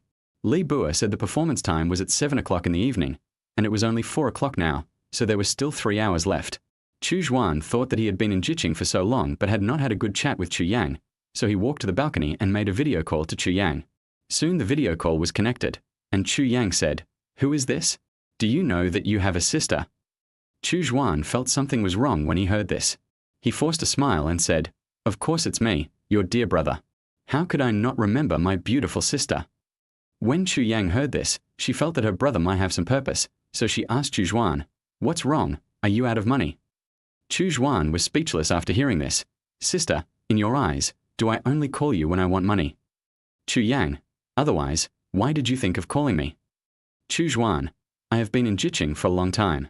I miss my sister a little bit." Chu Yang heard this and said happily, "What's wrong? Are you unhappy?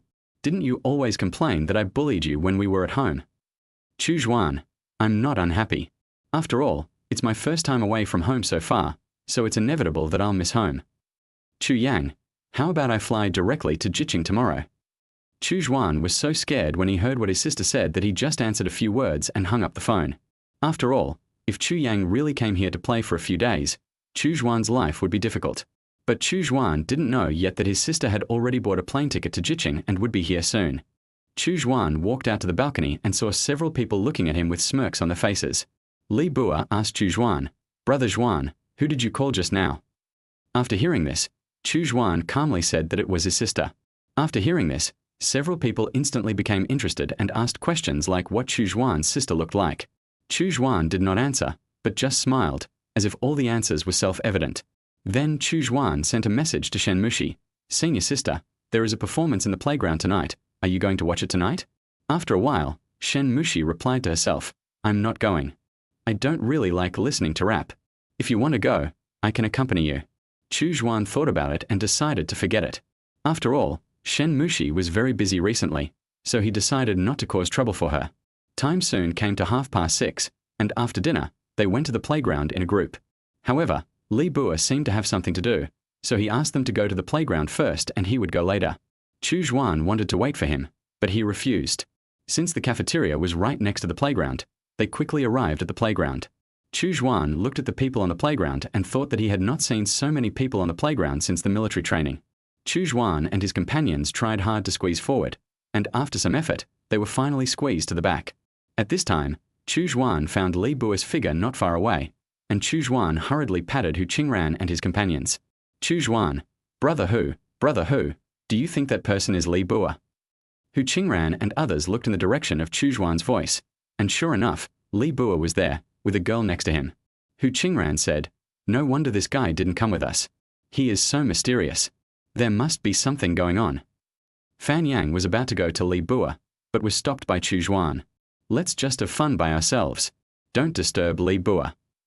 Soon the performance began, and Chu Xuan filmed the show into videos and photos one after another, wanting to wait until he got back to send them to Shen Mushi. Chu Xuan found that these rap songs were different from those he had heard before. In Chu Xuan's impression, rap and rap were similar, but after watching this performance, Chu Xuan found that what he hated was rap, not rap. At this time, Chu Xuan noticed Su Yu beside him. The other party seemed to be in a bad mood, but when Chu Xuan asked him, the other party told him that he was fine. After hearing such an answer, Chu Xuan didn't dare to continue asking, so he continued to watch the show attentively. Soon the performance was over, and the group prepared to go back to the dormitory, and agreed not to tell Li Bua about what they saw him today. When they returned to the dormitory, they found that Li Bua had returned and asked him, "Why did you come back so soon?" Li Bua obviously didn't expect that they would ask him this, so he stammered and replied, "Oh, I was always at the end and couldn't squeeze in at all. I came back when it was almost over." Several people knew that Li Bua was lying, but they did not ask any further questions. Then Chu Xuan returned to the bed and sent the performance video to his senior sister. "Shen Mushi, did you go to the show just now?" Chu Xuan, "Well, I didn't want to go, but my roommate was too enthusiastic." Shen Mushi, "Humph, since you went there with your roommate, I won't bother with you." Chu Xuan, "Senior sister, let's go to the show together next time we have the chance." Shen Mushi, "Who wants to go to the show with you?" At 10 o'clock the next day, Chu Xuan got up with a pair of big dark circles under his eyes, thinking that he talked with his senior sister too late yesterday. Chu Xuan found that several people in the dormitory had already got up. When Hu Qingran saw that Chu Xuan had woken up, he sent him a message, asking him to put on his clothes. Although Chu Xuan was confused, he still did as he was told. After a while, Li Bua got dressed and went out like he did yesterday. At this time, several people except Chu Xuan got out of bed immediately after Li Bua went out. Only then did Chu Xuan realize that several people seemed to want to follow Li Bua. Chapter 25 Bang. Gone. After Chu Xuan and his companions made sure that Li Bua had gone downstairs, they followed him. As there were too many people and the target was too big, Chu Xuan and his companions were divided into two teams. One team consisting of Chu Xuan, Hu Qingran, and Su Yu, and the other team consisting of the remaining four. I don't know whether Chu Xuan and his friends have a talent for tracking or whether Li Bua is really a little stupid, but they followed Li Bua to the downstairs of the girls' dormitory without being discovered. There was a girl downstairs in the girls' dormitory. Hu Qingran seemed to recognize her as a classmate from his class, but Chu Xuan and the others obviously had no impression of her. They thought maybe they were wrong, but when Li Bua went over, the two of them left together. Chu Xuan and his friends continued to follow Li Bua, and Li Bua led them to a cafeteria. There was a distance of about 20 meters between them to avoid being seen by each other. Li Bua and his friend were walking around in the cafeteria, seemingly having no idea what to eat. After walking around for an unknown amount of time, they finally stopped in front of a noodle shop. Seeing this, Chu Xuan and his friends sat down near them. However, Li Bua turned around and looked at Chu Xuan and others beside him, but immediately lowered his head and pretended not to see them. When Hu Qingran saw that Li Bua pretended not to see him, he decided to tease him. The few of them decided to pretend to meet him by chance and take turns to say hello to him. After it was Fan Yang's turn, Li Bua finally couldn't help himself, walked to the table and said, "Brothers, what a coincidence. I'll tell you when I get back to the dormitory tonight." After Li Bua finished speaking, the few of them did not rush back to the dormitory. After all, it was already noon, and they happened to be in the cafeteria, so they planned to eat before going back. Chu Xuan looked at the time and wondered if Shen Mushi had eaten, so he sent her a message. "Senior, are you in the dormitory?" Shen Mushi, "Yes, what is wrong?" Chu Xuan, "Senior sister, have you eaten yet?" Shen Mushi, "Not yet." Chu Xuan, "Then wait in the dormitory. I'll be in the cafeteria. I'll bring you whatever you want to eat." Shen Mushi, "I love to eat whatever you buy." After the meal, Chu Xuan said something to a few people and left to buy food for his senior sister. When Chu Xuan left, Zhonghao said, "Why don't we follow Chu Xuan next time?" After hearing this, a few people agreed with his idea. Soon, a girl in pajamas was seen downstairs of the girls' dormitory, seemingly waiting for someone. Not long after, Chu Xuan appeared in front of the girl and said, "Senior sister, did you just wake up?" Shen Mushi was a little speechless when she saw Chu Xuan in front of her. She saw Chu Xuan wearing a mask and a hoodie on his head. Shen Mushi asked, "You didn't steal the meal, did you?" After hearing this, Chu Xuan said, "How is that possible? I paid for it. I was afraid that if I came to see the senior sister, I would cause trouble for her." Shen Mushi heard and said speechlessly, "Take it away." Chu Xuan was about to open his mouth to quibble when he heard it, but Shen Mushi next to him repeated what he had just said, and his tone seemed a little angry. Chu Xuan had no choice but to take off his mask and hat. Seeing this, Shen Mushi said, "Next time you come to see me, don't cover yourself, you." Shen Mushi thought of something, but didn't finish speaking. After Chu Xuan gave the meal to Shen Mushi, he wanted to turn around and leave. At this time, Shen Mushi stopped Chu Xuan. "Wait a minute, this is for you." I saw Shen Mushi holding a scarf in her hands behind her back, which seemed to be knitted by Shen Mushi herself. Shen Mushi saw Chu Xuan staring at the scarf, thinking that he didn't like it, so she said awkwardly, "This is my first time knitting, so I didn't knit it. If you don't like it, you are not allowed to give it to me." Shen Mushi didn't know that Chu Xuan didn't dislike it, but was too excited. After all, this was the first time Chu Xuan received a gift from a girl in more than 20 years. Chu Xuan happily took the scarf and asked Shen Mushi, "Senior sister, why are you so nice to me?" Shen Mushi said, "Sure, this is a secret." Since Shen Mushi didn't want to say it, Chu Xuan didn't ask any more questions. Chu Xuan took the scarf and walked back to the dormitory. Chu Xuan looked at the scarf given to him by the senior sister. He was very happy. Although this scarf was much shorter than the ordinary one, it was given to him by the senior sister after all, and he would definitely treasure it well. When Chu Xuan returned to the dormitory, he found that Li Bua had come back, and several people were having a friendly conversation around his bed. When Chu Xuan saw this, he had to tiptoe in. After all, When it came to being mysterious, Li Bua could not compare to Chu Xuan. When they turned around, they saw Chu Xuan tiptoeing. They smiled kindly, and Li Bua seemed to have grasped a life-saving straw and said, "Stop, stop. Don't hit my brother Xuan. Hit me instead."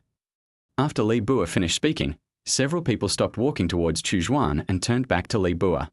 When Chu Xuan heard what Li Bua said, he thought to himself, "It has to be Li Bua again." The firepower was immediately diverted. While they were not paying attention, Chu Xuan secretly hid the scarf given to him by Shen Mushi under his pillow. He sat on the bed and watched them play like a show. After the friendly exchange ended, Li Bua told everyone what happened between him and that girl. Li Bua said, "That girl is in the same class as us, and I added her green bubble on the musical note." Hu Qingran said, "Then why are you still hiding from us? If we hadn't bumped into you, would you have kept it a secret from us?" After listening to Hu Qingran's words, Li Bua said, "Don't interrupt me. We met a few days ago, and then yesterday morning, I went to participate in the sports department selection and happened to meet, and then we went for a walk together." Chu Xuan, "That's not right. Why did you come back today?" When several people heard Chu Xuan's words, they burst out laughing. Chu Xuan was a little confused. When Li Bua heard the laughter of several people, he instantly became furious. Fan Yang explained to Chu Xuan, "Just now, Li Bua said that he wanted to hold the girl's hand, and asked, 'Can I hold your hand?' The girl was speechless. Moreover, Li Bua asked the girl, 'I want to kiss you,' and the girl slapped Li Bua in the face. As Fan Yang spoke, he imitated Li Bua. Chu Xuan didn't want to laugh at first, but he couldn't help it and laughed out loud. However, Chu Xuan noticed that besides Li Bua, Su Yu didn't laugh either, as if he was worried about something. Ever since Su Yu broke up with his girlfriend, he has been worried. Chu Xuan really wanted to comfort him, but since this was his private matter after all, he didn't know how to start the conversation. Late at night, Chu Xuan got up to go to the bathroom and saw Su Yu sitting on the stairs, looking at his phone and smoking a lollipop with a worried look on his face. Chu Xuan did not go over to him, but went to the bathroom on the other side, thinking that he should give Su Yu some private space. Chapter 26 Drop Out of School? At noon of the next day, Li Bua and his friends went to the cafeteria to eat, leaving only Su Yu and Chu Xuan in the dormitory. Although school had started for more than half a month, Chu Xuan and Su Yu had not communicated much. The two were not very familiar with each other. They just lived together and talked occasionally. Chu Xuan looked at Su Yu lying on the bed and said, "Third brother, aren't you going to eat?" Since Su Yu was the third person to arrive in the dormitory when school started, the others started calling him third brother. When Su Yu heard someone calling him, he slowly sat up and said, "Oh, I'm not that hungry. Why don't you go eat?" Chu Xuan, "I'm not very hungry now, so I plan to eat later." In fact, Chu Xuan was not hungry, but wanted to wait for Shen Mushi to eat together, but the senior sister seemed to have classes, so he waited for her in the dormitory. Chu Xuan looked at Su Yu. Although he was not very familiar with him, he could still see that Su Yu was very different from before and obviously looked much older. Finally, Chu Xuan couldn't help it and asked Su Yu, "Third brother, when I went to the bathroom last night, I saw you sitting on the stairs by yourself." Su Yu interrupted Chu Xuan and said, "I know. I saw you last night, and I was curious why you didn't come over." Chu Xuan said, "I think you should be given some space alone. Although I have never been in a relationship, I can understand how you felt at that time." When Chu Xuan said this, his face obviously darkened. Seeing this, Su Yu actually began to comfort Chu Xuan. You know, the original purpose was for Chu Xuan to comfort Su Yu, but isn't this a bit counterproductive? Chu Xuan reacted quickly, turned to look at Su Yu, and instantly realized why Su Yu was comforting him. Just as Chu Xuan reacted and was about to comfort Su Yu, he received a message from Shen Mushi on his phone. Let us go eat." Chu Xuan had no choice but to say a few words to Su Yu and then went out to eat. It was past 1 o'clock when Chu Xuan returned to the dormitory and found that the other people in the dormitory were still not there, and Su Yu was nowhere to be seen. Suddenly, Chu Xuan heard several violent coughs coming from the balcony. Chu Xuan walked towards the balcony tremblingly, only to see Su Yu sitting on the balcony, and the ground was full of cigarette butts. Seeing this, Chu Xuan hurried over, looking a little panicked, and said quickly, "Third brother, these cigarette butts on the ground, they can't all be yours." Su Yu didn't say anything. He just smiled first, and then he started to cry. When Chu Xuan saw Su Yu crying, he quickly stepped forward to comfort her. "Chu Xuan, third brother, don't cry, tell me what's the matter." Su Yu said, "Xuana, tell me why she wants to break up with me." Although Chu Xuan had never been in a relationship, He could understand Su Yu's feelings when he was rejected when he confessed his love before school started. Chu Xuan comforted the other party. Third brother, it's okay. Things will be better in the future. Don't be too sad. Just after he finished speaking, he heard Li Bua's voice coming from outside the door. After Su Yu heard Li Bua's voice, he wiped his tears, as if nothing had happened. Hu Qingran saw the two of them and asked, "You two have been in the dormitory for the whole time and haven't eaten yet?" Chu Xuan replied, "Yeah, I didn't eat because I wasn't very hungry. I heard Li Bua's voice just now. What happened to him?" Hu Qingran replied, "Nothing serious. It's just that Li Bua went to look for that girl again and we saw him." Chu Xuan was a little surprised to hear that Li Bua had been slapped the night before and yet he still went to find the other person. At this moment, Chu Xuan saw a big slap mark on Li Bua's face. Chu Xuan wanted to laugh, but was too embarrassed to do so, so he could only turn his head and laugh secretly. Seeing this, Li Bua walked towards Chu Xuan, as if he wanted to fight with Chu Xuan. However, Li Bua seemed to have overestimated himself, and as soon as he came over, he was pinched back by Chu Xuan. Fan Yang seemed to have noticed Su Yu's condition. He sent a message to Chu Xuan on the green bubble. "What's wrong with third brother?" His eyes seemed to be red. Chu Xuan just looked up at Fan Yang and didn't tell him. Chu Xuan felt that this was not a good thing to do, but he was not very good at comforting people. Two little people appeared above Chu Xuan's head, one saying to tell him and the other saying not to tell him. Chu Xuan's behavior made Fan Yang in front of him stunned. Is this crazy? Time passed quickly and it was already afternoon. Chu Xuan and his friends continued to play games on the bed, while Su Yu walked out of the dormitory alone. This surprised them. After all, in their minds, Su Yu had never gone out alone. Seeing this, Fan Yang asked Chu Xuan, "Xuana, what did you two do in the house this morning? When I came back at noon, my third brother's eyes looked like he had been crying." Chu Xuan was very helpless and didn't know whether he should tell the other party or not. Under the strong request of several people, Chu Xuan still told them what happened last night and what happened before they came back.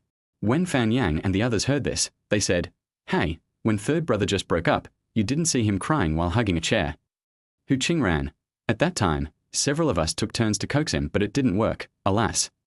Chu Xuan said, "Do you think we should comfort him?" Fan Yang. Well, if you ask me, we can't talk about these things. After all, this is his own private matter, and he has to digest it slowly by himself. After an unknown amount of time, Su Yu finally returned to the dormitory, holding a bunch of things in his hands. He said, "Brothers, have you had dinner yet? I bought a lot of things." Seeing this, Fan Yang asked, "What's up, third brother? Have you made a fortune?" Su Yu just smiled and didn't say anything. Several people realized that Su Yu seemed to be hiding something from them, but they didn't dare to ask. Chu Xuan went to the bathroom as usual at night. Su Yu was sitting on the stairs like he did last night. Su Yu seemed to be talking on the phone with someone, but Chu Xuan didn't care. After all, it was not good to eavesdrop on other people's phone calls. However, in a daze, Chu Xuan heard Su Yu seem to say a word of dropping out of school. As soon as the sentence came out, Chu Xuan's sleepiness disappeared instantly. Chu Xuan slowly moved towards Su Yu, wanting to hear what the other party was saying. However, Chu Xuan did not notice that the other party had discovered him and hung up the phone. Chu Xuan moved to Su Yu's side unconsciously, and soon the two looked into each other's eyes. Seeing this, Chu Xuan was embarrassed, and he smiled and said, Third brother, what a coincidence, you also came out to the toilet." Chapter 27 Freshman Party. Today is Sunday. Chu Xuan and his roommates were playing the 4-character game in the dormitory. Chu Xuan did not tell the others in the dormitory that he heard Su Yu making a phone call last night. Li Bua ran out of the dormitory mysteriously as usual. Ever since the last time a few people followed Li Bua seemed to be very wary of them. Chu Xuan, "Brother Hu, don't you think it's too decadent for us to lie in the dormitory like this?" Hu Qingran, "Oh, it's okay. I don't have any classes now, so I'll be lazy if I can. You should know that starting from next Monday, we will have more and more classes and things to do." Chu Xuan looked at Su Yu, who was sleeping on the lower bunk opposite him, and seemed to want to ask him what was going on with his dropping out of school. However, just as Chu Xuan's words came to his lips, he was interrupted by Li Bua, who came in from outside. "Li Bua, my children, Daddy is back." Several people looked at Li Bua as if he was a fool, as if they were immune to Li Bua's words. Li Bua looked at the few people without any reaction and lost interest instantly. It seemed that Li Bua had some masochistic tendencies. Li Bua walked up to him and said excitedly, "Did you see the message in the group?" Chu Xuan and his friends set the class group to do not disturb, so they did not see the messages in the group. Chu Xuan opened the class group and found a notice about the freshman party. At this time, Li Bua said excitedly, "I heard that the school beauty of our school will also perform." After hearing what Li Bua said, Chu Xuan, who was drinking water, almost spit out the water in his mouth in one breath. Hu Qingran seemed to notice this scene, but he said nothing. Chu Xuan asked Li Bua, "School beauty? Who?" "Shen Mushi." Li Bua was obviously confused by Chu Xuan's question, and slowly said, "Otherwise, besides Shen Mushi, who else is the school beauty?" Chu Xuan thought to himself, "No wonder the senior sister has been so busy recently. It turns out that she has been preparing for the freshman party," and Chu Xuan became excited. At this time, Chu Xuan heard a message on his phone. "Shen Mushi, Chu Xuan has a freshman party tonight. Do you want to go?" Chu Xuan looked at the message sent by Shen Mushi and wondered if this was an invitation. Chu Xuan suddenly had the urge to tease Shen Mushi. "Chu Xuan, hey, senior sister, I won't go. I'm a little busy recently and don't have much time. Besides, I don't really like this kind of occasion." After Chu Xuan sent this message, the other party did not respond for a long time. I don't know how long it took before Shen Mushi replied to himself, "Oh, okay." Chu Xuan felt that the senior sister was in a bad mood, so he pretended to ask, "Senior sister, are you not very happy?" Shen Mushi, "No, I'm just too tired recently." Chu Xuan, "Senior sister, you should take good rest." Chu Xuan, Chu Xuan. Li Bua's shouting brought him back to the present. Li Bua, "Chu Xuan, what are you doing? I've been calling you for a long time, but you didn't respond. Come and see, I look good in that dress." Hu Qingran, "Maybe he is chatting with that little girl." Chu Xuan was shocked when he heard Hu Qingran's words and thought to himself, did he get the script too? In the girls' dormitory on the other side, Shen Mushi sat on the carpet blankly, like an unhappy little rabbit, curled up with her hands on her knees. Che Xiaoxiao said angrily, "Chu Xuan, this brat, actually dared not to go. 11:11, wait for me to beat him up." After saying that, she was about to walk out. Shen Mushi stopped Che Xiaoxiao, who was about to go out, and said dejectedly, "Xiaoxiao, don't go. Maybe he is really busy. Besides, I invited him to the party, and he had the right to refuse." Che Xiaoxiao, "But..." She opened her mouth to say something, but was interrupted by Shen Mushi. "Okay, I know what you want to say. It's really not happy to practice for so long. Wait for a chance to perform alone for him. If there really is such a day." At the same time in 303, several people in the dormitory were busy with their own things, except Li Bua, who was still picking clothes in his closet, thinking that it would be nice if he could meet the campus belle. Chu Xuan walked to the balcony and looked at the scenery outside. He wondered if what he had just said to the senior sister was too much and he shouldn't lie to the senior sister. As he spoke, he opened his mobile phone and wanted to send a message to Shen Mushi, but after thinking about it, he gave up the idea. Chu Xuan closed the balcony door and made a voice call to Shen Mushi.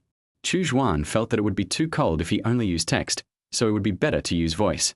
However, this was the first time Chu Xuan called a girl, and even though they had known each other for so long, Chu Xuan was a little nervous. Soon the call was connected, and a cold and unhappy voice came from the other end. What happened?" Although Chu Xuan felt a little embarrassed when he heard the senior sister's voice, he still said, Senior sister, do you want to have dinner together tonight, or at the same hot pot restaurant as last time?" Shen Mushi snorted and said, "I don't want to go. I don't have much appetite, so go eat by yourself." Shen Mushi deliberately emphasized the words "go by yourself," as if to express his dissatisfaction just now. Of course, Chu Xuan understood what Shen Mushi meant, but he did not follow it, but said, "What's wrong, senior sister? Who made you unhappy? I'll help you beat him up." Shen Mushi, "Yes, a big pig head." Chu Xuan listened to Shen Mushi's words and felt that the angry Shen Mushi was very cute. "Senior sister, since this is the case, we have to go eat even more. We will order some pork, pig head, pig brain, and pork elbow at that time. If we don't vent our anger, we will go to eat roast pork skin, and roast pork chops." Shen Mushi was amused by Chu Xuan's words. Although she was still a little unhappy, Chu Xuan had invited her. "What time should we go?" Chu Xuan, "After the freshman party is over." Shen Mushi asked in confusion, "Why do we have to wait until the freshman party is over?" Chu Xuan, "I don't know. Maybe I'm afraid that if it's too early, senior sister will be a little busy." Shen Mushi said idiot and hung up the phone, and at this time Chu Xuan looked up and saw 6 people outside the door eating watermelons that they didn't know where they got and looking at him. Chu Xuan thought to himself, this is really eating watermelons. Li Bua saw Chu Xuan coming out and asked, "Brother Xuan, Who are you calling just now? Chu Xuan said calmly, a senior student. Li Bua was instantly excited when he heard this and said, Senior? Is she the one who took you to find your dorm room before we met in the cafeteria last time? Chu Xuan, oh, you mean senior sister Xiao Xiao. Not her. Li Bua was about to ask more, but Wu Qingran stopped him. Why are you curious about everything? Do you think they are all the same as you? As they talked, the two of them started to quarrel. Chu Xuan thought to himself, oh my God, brother, you are not really taking the God's perspective of the script, are you? Chapter 28 Chorus. After some fighting and playing, the time came to 5 o'clock. Chu Xuan and his friends simply tidied themselves up, changed their clothes and went out. However, there seemed to be an outsider among them. Li Bua was wearing a suit and even sunglasses. He attracted a lot of attention along the way. However, he seemed to think that he had attracted passers-by. Although he did attract them, this attraction seemed. Li Bua stood far away from Chu Xuan and his group, fearing that others would see that he knew him. Li Bua looked at them walking farther and farther away and said, Slow down, wait for me, my pants are not comfortable for walking. When several people heard what Li Bua said, they ran away as if they had heard something terrifying. This puzzled Li Bua. Soon Chu Xuan and his companions arrived at the concert hall. This was their first time to come to the concert hall. They saw that the concert hall had 2 floors, and there were several large and small atmosphere lights above the stage. Chu Xuan saw that there were exactly 7 seats in the first row, so he asked a few people to sit in the first row together. Li Bua, who arrived later, sat in the second row amid people's strange looks. However, the person next to Li Bua stood up and moved a seat inside when he saw that Li Bua was going to sit next to him, as if he didn't want to have any communication with Li Bua. After a while, the lights in the entire concert hall dimmed, and only a few lights on the stage were turned on. The host was introducing the content of the program. It must be said that the freshman party in college is different from that in high school. There will not only be performances by students, but also by many teachers. Chu Xuan watched these programs with his eyes wide open like bells. Among them, the one that attracted Chu Xuan the most was a male teacher who used a computer to combine the sounds of various instruments and created a melody on the spot. Chu Xuan thought that it would be great if he could get to know this teacher. After all, his dream was to become a singer who could compose his own music. However, Chu Xuan didn't know yet. He did get to know this teacher in the near future, but this event was still too long in the future for Chu Xuan now. After that, there were various performances, including chorus, instrumental music, rock, and lyrical music. There were so many types that Chu Xuan felt a little sleepy. At this time, the host introduced, Dear juniors, have you heard of this before? There is a campus beauty in our school. I don't need to mention the seniors. Who knows who may have been her admirer before? She never participated in this kind of activities before, but surprisingly she agreed this time. Chu Xuan listened and thought that it must be the senior schoolmate who was talking about it. Chu Xuan patted his face, as if trying to make himself less sleepy. After the host finished the introduction, the lights in the venue went out. Chu Xuan vaguely saw a girl on the stage, but because it was too dark, Chu Xuan could not see the person's appearance clearly. However, when the lights were turned on, Chu Xuan saw the girl on the stage wearing an ancient-style dress. Her perfect figure was perfectly accentuated by the dress. She wore an emerald green hairpin on her head. The overall feeling was that she was a woman who walked out of an ancient painting. And this girl was just as Chu Xuan thought, Shen Mushi. Although Shen Mushi was already very beautiful at ordinary times, Shen Mushi on the stage made Chu Xuan feel that he could no longer describe her beauty with words. Shen Mushi found that Chu Xuan in the audience was staring at her blankly with a slight smile on his lips, and this smile made all the boys a little crazy. Chu Xuan blurted out a line of poetry from somewhere. Such beauty should only exist in heaven. I don't know why it came to the human world. However, Chu Xuan did not say it out loud, just quietly appreciated the performance of the senior sister. Chu Xuan had never thought that Shen Mushi not only had a perfect appearance and figure, but also had such a beautiful voice. Before he knew it, Chu Xuan was trapped in it. Since it was the last show, everyone prepared to leave. However, before leaving, the host walked onto the stage again and said, This year, our freshman party will have a special show, which is to sing a song with Shen Mushi. However, the lucky person has to be chosen by Shen Mushi himself. Hearing this, all the boys in the audience were instantly excited, and Shen Mushi also pretended to pick it up. When Shen Mushi scanned the first row, he deliberately avoided Chu Xuan and looked into the distance. Chu Xuan just felt a little bored and took out his mobile phone to brush the notes, but Chu Xuan found that Chu Yang had sent him a message at this time. Shen Mushi laughed out loud when she saw Chu Xuan's current appearance, and then said, First row, the fourth boy is you. When this sentence was said, The whole audience was looking for who that person was, but Chu Xuan didn't know that he was the lucky guy. Seeing this, Shen Mushi said to Mai, Chu Xuan. When Chu Xuan heard the senior schoolmate calling his name, he realized that the lucky person was actually himself. He then left his seat and strode towards the stage. The group of senior students in the audience didn't know who Chu Xuan was, but the freshmen were very familiar with him. I walked crookedly when I introduced myself, and I was forced to be an X-man during military training. Shen Mushi asked Xiang Chu Xuan, what do you want to sing, junior brother? Chu Xuan, I'm fine with either. What do you want to sing? Shen Mushi, how about singing a love song?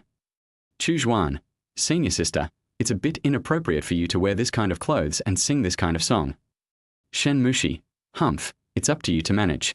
As he spoke, the accompaniment began to play, and the people in the audience felt that their back teeth were about to break when they heard the conversation between the two. People who knew Chu Xuan were even more wondering if Chu Xuan could sing.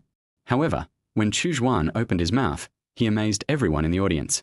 Although Chu Xuan was a little shy and didn't dare to look at the people in the audience, this did not affect Chu Xuan singing at all. When singing the chorus, Shen Mushi made a bold move, pulled Chu Xuan's hand up, and looked into each other's eyes, which made the people in the audience feel resentful. However, the people in the dormitory didn't seem to react, especially Hu Qingran, who seemed to know it himself. After the song was over, Shen Mushi took Chu Xuan's hand and went backstage, not caring about other people's eyes at all. Coming to the backstage, Shen Mushi asked Xiang Chu Xuan, didn't you say you wouldn't come? Chu Xuan smiled and said, I didn't want to come at first, but I came when I knew the last show was with senior sister. I just didn't know there was such an exciting special show. In fact, Chu Xuan didn't know that this special program was actually requested by Shen Mushi herself. When Chu Xuan couldn't say it, Shen Mushi even thought about who to sing this song that had been selected long ago, but now it seems that all this is not so important. Shen Mushi, what are we going to do next? Chu Xuan, didn't we agree to go out for dinner, little crybaby? Shen Mushi didn't react at first. Chu Xuan didn't address her as a senior sister. She replied to Chu Xuan, wait for me to go back to the dormitory and change clothes. My feet hurt in high heels. But at this time, Shen Mushi suddenly reacted and said, you, what did you call me? Chu Xuan said, senior sister, when you asked me if I remembered you before, wasn't that the reason? Or did I recognize the wrong person? Chapter 29, The Henchman. Hearing Chu Xuan's words, Shen Mushi was a little confused, and she didn't know whether she was happy or surprised for a moment. After all, Shen Mushi had already made plans to tell Chu Xuan. Chu Xuan, senior sister, why don't you say anything? I didn't admit it wrongly, did I? Senior sister, I was possessed by evil spirits just now. Can you please forget what I said? Shen Mushi smiled and walked out the door. Seeing this, Chu Xuan felt that he might have really made a mistake. Seeing Chu Xuan still standing there blankly, Shen Mushi said arrogantly, why don't you leave? Do you want me to lead you? Chu Xuan, senior. Shen Mushi, you are not allowed to call me the name I used to call myself when I was a child. Chu Xuan's mood instantly showed on his face after hearing this, and he said happily, he, I didn't expect that senior sister is really the one from childhood. Before Chu Xuan finished speaking, Shen Mushi put her finger on Chu Xuan's lips and said shyly, I told you not to call me by the name I used when I was a child. Let's go. I'm hungry and my feet hurt. Chu Xuan, okay, I won't call you a crybaby anymore, let's go. When Shen Mushi heard what Chu Xuan said, he punched Chu Xuan in the back, but he didn't use much force, and the two of them walked out of the concert hall. The two were walking on the road one after the other. Shen Mushi asked Chu Xuan curiously when he recognized her. Chu Xuan didn't say anything but just looked at Shen Mushi's back. Seeing that Chu Xuan did not answer her, Shen Mushi turned around to see if Chu Xuan was still behind her, but as she turned around, Shen Mushi bumped into Chu Xuan's arms, and her face suddenly became like a monkey's butt. Chu Xuan asked Shen Mushi, senior sister, are you okay? Although Shen Mushi wanted to continue in Chu Xuan's arms like this, she didn't seem to have the status to do so now. Shen Mushi quickly got out of Chu Xuan's arms, saying, I'm fine, it's just that my feet are too sore. Chu Xuan heard it and said, senior sister, how about I carry you on my back? After hearing this, Shen Mushi's face turned even redder, and she said shyly, Who asked you to carry me on your back? Then she walked forward. Arriving at the girls' dormitory, Shen Mushi went upstairs to change clothes, while Chu Xuan sat on the steps looking at his phone. Chu Xuan found that the dormitory group was already in an uproar. Li Bua and others greeted Chu Xuan cordially. Li Bua, damn it, you were secretly dating the school beauty, right? Fan Yang, don't come back. Live on the street at night. Chu Xuan looked at the messages in the group and did not reply to them. Instead, he thought that although he was not in a relationship with the senior schoolmate, he would probably still be interrogated when he returned home at night. Chu Xuan habitually opened his note, which showed a new message. He found that it was sent by Li Bua, so he clicked on it. In the video sent by Li Bua was a beautiful cosplayer. Chu Xuan was a little speechless and was about to swipe away and condemn Li Bua, but he heard a cold voice behind him. Is it good? When Chu Xuan heard this familiar voice, he turned around hurriedly and said awkwardly, Senior sister, you are here. Shen Mushi said in a cold tone, Yes, I'm here, junior brother. If I don't come, I don't know if you will be here in a while. After saying that, he walked forward without looking back. Seeing this, Chu Xuan hurriedly stepped forward and explained that this was sent to him by his roommate and it was definitely not what he wanted to see. Shen Mushi stopped, looked at Chu Xuan sadly and said, Really? I saw Chu Xuan raised 4 fingers and said, I send 4. Then he took Shen Mushi's arm and walked towards the taxi. In the taxi, Chu Xuan was a little annoyed when he saw the dormitory group and class chat group that were already boiling. He thought to himself that tomorrow was Monday and he should do something. No matter what, he must not bring trouble to the senior sister. Shen Mushi in the backseat seemed to see Chu Xuan's embarrassment and asked Chu Xuan, What's wrong with you? Chu Xuan didn't tell Shen Mushi, he just made up a reason. Chu Xuan said that he sent a message to Chu Yang, but the other party didn't reply to him, so he was a little upset now. When Shen Mushi heard Chu Xuan's words, she keenly realized that Chu Xuan was lying to her, and asked him, You are lying to me, aren't you? When Chu Xuan heard Shen Mushi's words, he felt that his heart had risen to his throat, but the next sentence made Chu Xuan let down his guard. Shen Mushi, are you out of money recently? I'll treat you to a meal. Soon, the two arrived at the hot pot restaurant, and Chu Xuan looked at Shen Mushi and said, Senior sister, please don't order the perverted spicy soup base this time, okay? After hearing this, Shen Mushi laughed and said, Well, it depends on my mood. When they walked into the house, they saw busy Aunt Liu, and Shen Mushi greeted her. When Aunt Liu saw that the people who came were Shen Mushi and Chu Xuan, she put down her work, took the two to a private room, and happily chatted with the two. Of course, Aunt Liu did not ignore Chu Xuan this time. Seeing that Aunt Liu was getting more and more excited, Chu Xuan reminded her, Aunt Liu, could you please bring the menu over? Aunt Liu just reacted. She had been chatting with the two kids since the two of them came in. She had not let them order food for such a long time. Then she decided to treat the two of them to a meal. Although Chu Xuan and Shen Mushi quickly refused, they could not stop Aunt Liu's enthusiasm. Chu Xuan asked Shen Mushi why Aunt Liu was so enthusiastic about her, and Shen Mushi replied that she was not sure. Maybe it was because she and Che Xiaoxiao came here often in the past. After a while, Aunt Liu served all the dishes. Chu Xuan looked at the red pot bottom and asked Aunt Liu, Aunt Liu, what's the spicy level this time? Aunt Liu said, It's so spicy, didn't you ask 1111 to tell me on the phone? Chu Xuan looked at Shen Mushi who was drinking water strategically in front of him, and thought that if he had the chance in the future, he would definitely give the senior sister a good beating. When Shen Mushi saw Chu Xuan looking at her, she put down the water cup and said, What is wrong? Ice and tea at the perverted spicy you wanted? Aunt Liu saw this and said to Chu Xuan, you are called a henpecked man in Sichuan and Chongqing, but there is nothing wrong with being a henpecked man. Aunt Liu laughed as she said this. On the other side, Shen Mushi blushed, while Chu Xuan looked confused, as if he didn't understand what henpecked meant at all. Not long after Aunt Liu left, she came back with 2 things in her hand. Aunt Liu introduced them to the 2 people, saying that one was fermented rice dumplings, which were made from fermented glutinous rice, and the other was rice wine. Although both were rice wines and could relieve spiciness, drinking too much would make you drunk. Chu Xuan asked Shen Mushi, Senior sister, how is your alcohol tolerance? Shen Mushi, I have never drunk too much. Chu Xuan listened to Shen Mushi's words and admired her very much. After all, he had never drunk alcohol before. If he did, he might pass out after just 1 glass. Chu Xuan asked Shen Mushi like a curious baby, Senior sister, is it delicious? Seeing this, Shen Mushi gave her cup to Chu Xuan and said, Try it.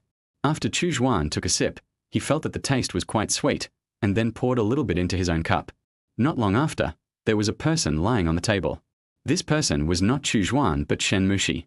Chu Xuan looked at Shen Mushi in front of him and wanted to laugh, thinking to himself, I'm afraid that senior sister has never drunk too much before. Chapter 30, Drunken Talk.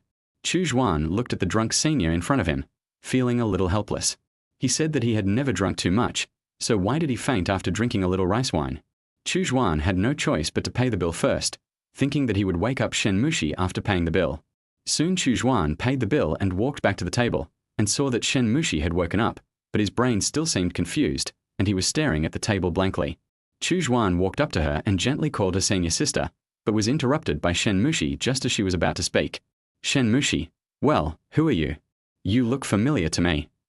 Chu Xuan looked at the drunk senior in front of him, without saying a word, but smiled and helped Shen Mushi walk outside. When Aunt Liu saw the two of them like this, she quickly told them to be careful on the road. As soon as he walked out of the hot pot restaurant, Shen Mushi shook off Chu Xuan's hand, staggered against the wall and said, I don't know you, I don't want to go with you. Chu Xuan said, Senior sister, you are drunk. Take a closer look at who I am. Shen Mushi looked at Chu Xuan with her blurry eyes, and then said, I know, you are a little monster, and I am Ultraman. Although Chu Xuan wanted to laugh and thought it was so childish, he still played with Shen Mushi, but who knew that Shen Mushi couldn't stand steadily and sat down heavily on the ground. Seeing this, Chu Xuan hurried over and wanted to help Shen Mushi up, but as soon as Chu Xuan stretched out his hand, he was hit hard by Shen Mushi. Chu Xuan was a little confused after being beaten, thinking to himself, can a girl be so strong? At this time, Shen Mushi said, I've already said, I don't know you, don't get close to me, and I have someone I like, so please don't hit me anymore. After hearing this, Chu Xuan asked curiously, then can you tell me who you like? Shen Mushi, no, he doesn't know yet. If you really want to know, it's okay. His name is Chu Xuan. He was very nice to me when I was a child. He even said that he would marry me when he grows up, but he seems to have forgotten me now. Shen Mushi was about to cry. Chu Xuan saw that Shen Mushi was about to cry, and thought to himself that he never comforted girls, and it would be terrible if he made the senior sister cry. Chu Xuan didn't care about the fact that his senior sister just said she liked him. He put his hands on Shen Mushi's shoulders and said quickly, Senior sister, take a good look at who I am. When Shen Mushi heard this, she looked at Chu Xuan with her tearful eyes. This time, Shen Mushi recognized that the person in front of her was Chu Xuan, so she said to him, Chu Xuan, where have you been? Just now, there was a bad guy who kept pestering me. Chu Xuan laughed, and after helping Shen Mushi up, he spoke, well, I saw it, so I just beat him away. Shen Mushi snorted softly and said, Humph, if you disappear again next time, I won't be your wife anymore. When Chu Xuan heard what Shen Mushi said, he was startled and a blush appeared on his face. He was about to say something when he was interrupted by Shen Mushi. Shen Mushi, Chu Xuan, why do I feel like you've gotten older and taller? Chu Xuan wanted to laugh. He could clearly say that he had grown up, so why did he say that he had grown old? But after all, the senior sister had drunk too much, so he just gave way to her. Chu Xuan was going to tease Shen Mushi, but Chu Xuan said, Sister 1111, I actually traveled through time from the future. Shen Mushi was very surprised when she heard this, and asked Chu Xuan a question. Chu Xuan, in the future, will you marry me? When Chu Xuan heard this question, he didn't know how to answer it for a moment. After thinking for a moment, Chu Xuan said firmly, not yet, but in the more distant future. After listening to Chu Xuan's words, Shen Mushi said nothing, folded her arms and hummed softly. Chu Xuan pulled Shen Mushi and said he was going somewhere. Shen Mushi was very curious, but he didn't tell her. They got in a taxi. And this mysterious place was not somewhere else, but the school. In the taxi, Shen Mushi leaned on Chu Xuan's shoulder and fell asleep. The driver looked at the two of them through the rearview mirror and smiled, as if he thought of the girl he once loved, who also leaned on his shoulder like this. Soon the taxi arrived at the gate of Jiqing University. Chu Xuan looked at Shen Mushi, who was sleeping soundly in front of him and couldn't bear to wake her up again. After Chu Xuan looked around and found that there was no one, he carried Shen Mushi on his back. Chu Xuan was carrying Shen Mushi on his back on the way to the girls' dormitory. This scene reminded Chu Xuan of the first time he met Shen Mushi when he was a child. At that time, he also carried Shen Mushi home on his back like now, but he didn't expect time to pass so quickly. More than 10 years have passed. Shen Mushi was sleeping soundly on Chu Xuan's back. She seemed to have had a dream and even talked in her sleep. Chu Xuan didn't hear a lot of things, but he clearly heard the last sentence Shen Mushi said, when will you marry me? Chu Xuan thought Shen Mushi had woken up, so he looked back at Shen Mushi on his back and said softly, Senior sister, are you awake? Shen Mushi did not answer. Chu Xuan looked at Shen Mushi lovingly and said softly, Stupid, I didn't expect that after so many years, you still remember it. Chu Xuan saw the girls' dormitory getting closer and closer, so he took out his phone and wanted to send a message to Che Xiaoxiao, asking her to come down to pick up Shen Mushi. However, when Chu Xuan opened the green bubble, he found that he had not added the other party at all. Helplessly, Chu Xuan had to give up this idea and decided to go downstairs of the girls' dormitory first. Downstairs in the girls' dormitory, the dormitory manager was guarding the door, as if she was ready to lock it when the time came. Seeing this, Chu Xuan strode over as if he had seen a savior. Chu Xuan walked up to her and said, "Auntie, the senior on my back is drunk. May I trouble you?" Before Chu Xuan could finish his words, a familiar voice came from behind him. "Chu Xuan, what are you doing?" Chu Xuan turned around and found that it was Chu Xiao. He had to admire Chu Xuan's luck for meeting her in such a situation.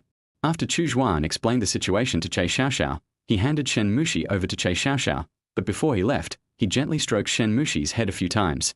Seeing this, Chu Xiao said speechlessly, "Stop, stop, stop. What happened between you two in a place I don't know? I'm still here." When Chu Xuan heard Chu Xiao's words, he did not answer, but ran away without a trace. Chu Xuan was walking on the way back to the boys' dormitory, looking at the message Chu Yang sent him in the afternoon on his phone, thinking that if Chu Yang hadn't told him, he might not have thought of his senior sister until a long time later. Although he did feel familiar when he first met Shen Mushi, it was hard to imagine that Shen Mushi was someone he had known since childhood. However, even if Chu Yang told Chu Xuan would still be afraid of recognizing the wrong person when he was backstage. As Chu Xuan was thinking, he walked to the boys' dormitory, but when he went up the stairs he found that the door was locked. Chu Xuan had no choice but to climb through the toilet window. Chapter 31: A Long Dream. Chu Xuan returned to the dormitory and found that the atmosphere in the dormitory was not quite what he had imagined. He originally thought that several people would come together to ask questions, but the current atmosphere in the dormitory was so quiet that it was unnatural. Chu Xuan looked around carefully and found that everyone was doing their own thing. Chu Xuan wondered if everyone had lost their memory. They were clearly denouncing him in the group in the afternoon. Why was it so quiet now? Chu Xuan didn't ask any more questions. He said hello to a few people and returned to his bed. Somehow, it was only 10 o'clock, but Chu Xuan felt sleepy. Maybe it was because he had experienced too many things today. Chu Xuan slept very soundly that night and kept talking in his sleep. It seemed that he had a very long dream that brought him back to more than 10 years ago. Time goes back to 14 years ago.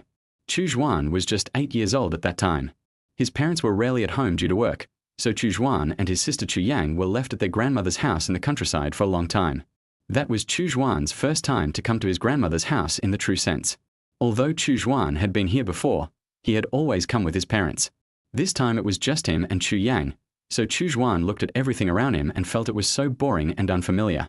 After getting used to life in the city, Chu Xuan came to the countryside and seemed so out of place that he kept crying on the first night because he missed home. In the end, Chu Xuan stopped crying only because his grandmother said she would take him out to play the next day. The night in the countryside is different from that in the city. There is neither the noise and bustle of the city nor the bright lights of the city. There is more peace and tranquility, with the sound of cicadas chirping from time to time. The next day, little Chu Xuan got up very early.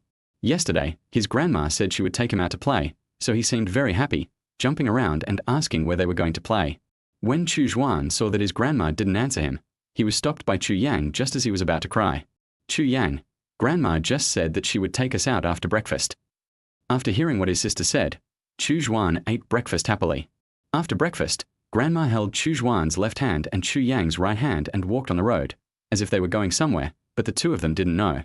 Along the way, Grandma met many acquaintances. Since the siblings rarely come here, everyone would curiously ask, "Lao Guan, who are these two?" The grandmother proudly introduced them to people as her granddaughter and grandson. I don't know how long it took before Grandma brought my sister and brother to a market. Grandma introduced to the brother and sister that this was a large market unique to the countryside, where everything was sold. As she spoke, she held the brother and sister's hands tightly and walked in. It has to be said that the rural market was very lively, and there were many things that Chu Xuan had never seen before. Grandma and the siblings told each other to tell them what they liked and she would buy it for them. Soon Chu Xuan was attracted by a kitten on a stall. Although it was just an ordinary orange cat, Chu Xuan couldn't walk after seeing it for the first time. Although Chu Xuan just watched without saying anything, Grandma still understood what Chu Xuan meant and walked up to ask the boss about the price of the little orange cat. The boss's initial price was 100, but after some bargaining, the price dropped to 50. So Grandma simply bought 2 kittens and let them keep each other company. Although the boss felt that he was losing money, he had agreed to 50 each after all, so he had to endure it silently. Chu Xuan looked at the 2 kittens and liked them very much. He hugged one tightly in his arms and gave the other one to Chu Yang. After an unknown amount of time, The market was about to end, so Grandma led her and her brother towards the exit. Just then, a man came up and greeted Grandma. "Aunt Guan, what a coincidence that you are here at the market as well." Grandma smiled and said, "Yes, I brought my 2 grandchildren here for a walk." Then she started introducing the siblings to each other. The man in front of them was named Shen and was Grandma's neighbor. After hearing this, Chu Xuan and the others politely said, "Hello, Uncle Shen." Uncle Shen looked at Chu Xuan and the other person in front of him and thought they were very cute. But at this time, Chu Xuan saw that there was a little girl behind Uncle Shen. The girl was seen holding a lollipop as big as her face in one hand and pulling Uncle Shen's trouser leg with the other hand. Chu Xuan looked at her secretly and the girl seemed to be very shy. Uncle Shen seemed to have noticed this scene, so he said, "Mushi, why didn't you say hello to Grandma Guan? Grandma Guan always gives you delicious food." After that, the girl came out from behind Uncle Shen and said shyly, "Hello, Grandma Guan. Hello, Grandma Guan." Then he looked at Chu Xuan and said, "You, why are you looking at me all the time? Do you want a lollipop?" Then he handed the lollipop to Chu Xuan. However, Chu Xuan did not eat it, but just hid behind his grandma shyly. Uncle Shen found Chu Xuan's appearance a little funny. Uncle Shen said to his daughter, "Mushi, didn't Tiyu say before that you don't have any friends usually? Now you have the opportunity to make friends, but whether you can make them become friends with you depends on you." After hearing what her father said, the girl seemed to have made some decision and secretly observed Chu Xuan and Chu Yang behind Uncle Shen. After that, Uncle Shen and Grandma chatted briefly for a while and then separated. After returning home, Grandma first took my sister and brother to give the 2 kittens a bath, while Grandpa was making lunch. After taking a bath, the brother and sister carried the kitten back to the house, put it on the kang, and then went to have lunch. Time passed day by day. Despite the company of the kitten, Chu Xuan still felt inexplicably lost in his heart. Perhaps it was because everything around him was unfamiliar and he had no friends to play with. Chu Xuan often sat alone on the stone outside the door in a daze. Meow, meow. A few meows brought Chu Xuan back to reality. Chu Xuan looked back and found that it was his sister, so he asked her, "Sister, do you miss home? Do our parents not want us anymore?" When Chu Yang heard this, she put the kitten on Chu Xuan's lap, sat next to Chu Xuan and said, "Mom and Dad are too busy at work, so they asked us to come to Grandma's house. It's not that they don't want us anymore." "Look over there," Chu Yang said, pointing to the wall. She saw a girl leaning against the wall and secretly looking in the direction of Chu Xuan. Chu Xuan recognized the girl at a glance as the daughter of Uncle Shen whom he met 2 days ago. Chu Xuan called her over and said, "Do you want to play with the kitten?" Then he handed the kitten to the girl. The girl stroked the kitten gently and said, "What are your names? Can I be friends with you?" The girl was about to cry as she spoke, and it seemed that she had taken a lot of courage to say these words. Chu Xuan and Chu Yang looked at each other and said, "Okay." Chapter 32, The Light in the Eyes. The girl was very happy to hear that the 2 agreed to be her friends. She excitedly took their hands and said, "Finally, someone is willing to play with me." After hearing this, Chu Xuan was very confused and asked the girl why no one wanted to be friends with her. Hearing this, the girl looked aggrieved and seemed like she would burst into tears in the next second. Seeing this, Chu Xuan pretended to be an adult and said, "Why are you about to cry again? Look, I don't have any friends here, and I'm not crying now." The girl looked at Chu Xuan with admiration. Chu Yang, who was standing beside her, heard what her brother said and burst out laughing. "Really? Didn't you cry all night when you first came to Grandma's house a few days ago?" When Chu Xuan heard his sister was making fun of him, his face turned red. However, this did not seem to affect the girl's desire to make friends with Chu Xuan. In this way, both of them made their first friend. As time went on, Grandma and Grandpa could clearly see that Chu Xuan was very different from when he first arrived. He was much more cheerful than when he first arrived. Grandma and Grandpa didn't ask anything, as if they knew everything. On the other hand, Uncle Shen was very happy when he learned that his daughter had friends, and he often asked his daughter to play with Chu Xuan and Chu Yang. At the beginning, the girl just stayed beside the 2 of them silently, not daring to say anything. She seemed to be afraid that her hard-earned friends would abandon her, so she was always careful to maintain this relationship. But what really allowed Shen Mushi to integrate into it was that ordinary day. Since Chu Xuan and Chu Yang didn't know how long they would have to stay at their grandmother's house, their grandfather brought the siblings to school to enroll them. Since Chu Xuan and Chu Yang were 2 years apart in age, they were not in the same class. Chu Xuan felt very uncomfortable looking at the unfamiliar faces around him, but Chu Yang was lucky to go to the same class as the girl. The girl was very happy when she saw that the person who came was Chu Yang, and quickly asked Chu Yang to sit next to her. But as soon as Chu Yang sat down, Somehow the eyes of the people around her seemed to be filled with hostility that a 10-year-old child shouldn't have. Chu Yang didn't care about other people's eyes, but continued chatting with the girl, who was smiling happily. Finally, the get-out of class was over and Chu Xuan ran to the playground, trying to look for Chu Yang. Not long after, Chu Yang and the girl appeared in front of Chu Xuan together, which made Chu Xuan feel very depressed. His sister was actually in the same class with the girl, and he was actually in a class full of strangers. But this was normal after all. He didn't know anyone here except the girl. The three of them were chatting on the playground, and soon a few people formed a small group and came to the three of them. Chu Yang and the girl recognized that several of them were their classmates. I saw a few people saying, "You two are new here, don't play with her. Her mother doesn't want her anymore. You see, we don't play with her. If you two do this, we will also isolate you too." The girl argued, "My mother doesn't abandon me, she just works outside and rarely comes back." Then she started crying. Chu Xuan and Chu Yang felt very sad when they heard the girl's words. After all, they were left at their grandmother's house because their parents were busy, so they could understand the girl's feelings very well. And now someone was speaking such disgusting words, which made them feel disgusted. Chu Xuan pulled the crying girl away from here and kept comforting her. "Little crybaby, stop crying. I will punish them next time they say that." Chu Yang said to the boys at the back, "I will tell the teacher about you." Although they were not convinced, they still left. After all, for children of that age, telling the teacher is the most severe punishment. Chu Yang trotted after the two of them and looked at the girl who was still crying. Just as she was about to comfort her, the bell for class rang. Chu Yang had no choice but to separate the girl and Chu Xuan and decided to wait until after school. In the last class, Chu Xuan could only think of the girl crying. He felt that what those people had said just now were really hateful. He really wanted to take revenge on them, but what could he do? On the other side, Chu Yang brought the girl to her seat. When the others saw the girl crying, instead of coming forward to comfort her, they actually laughed. Chu Yang had never felt that laughter could make people so disgusted that she shouted loudly, "Shut up." Maybe these people only bully the weak and fear the strong, or maybe they are afraid of the teacher. Everyone really shut up. Chu Yang comforted the girl and said, "Don't cry, wait for me after school, I will go find the teacher." The girl nodded slightly. After school, Chu Yang went to find the teacher herself and left the girl alone in the class, while Chu Xuan, who hadn't seen his sister for a long time, was looking for classrooms one by one. Soon, the situation in a classroom attracted Chu Xuan's attention. He saw a girl surrounded by several boys and girls. Chu Xuan took a closer look and found that the person was the little crybaby.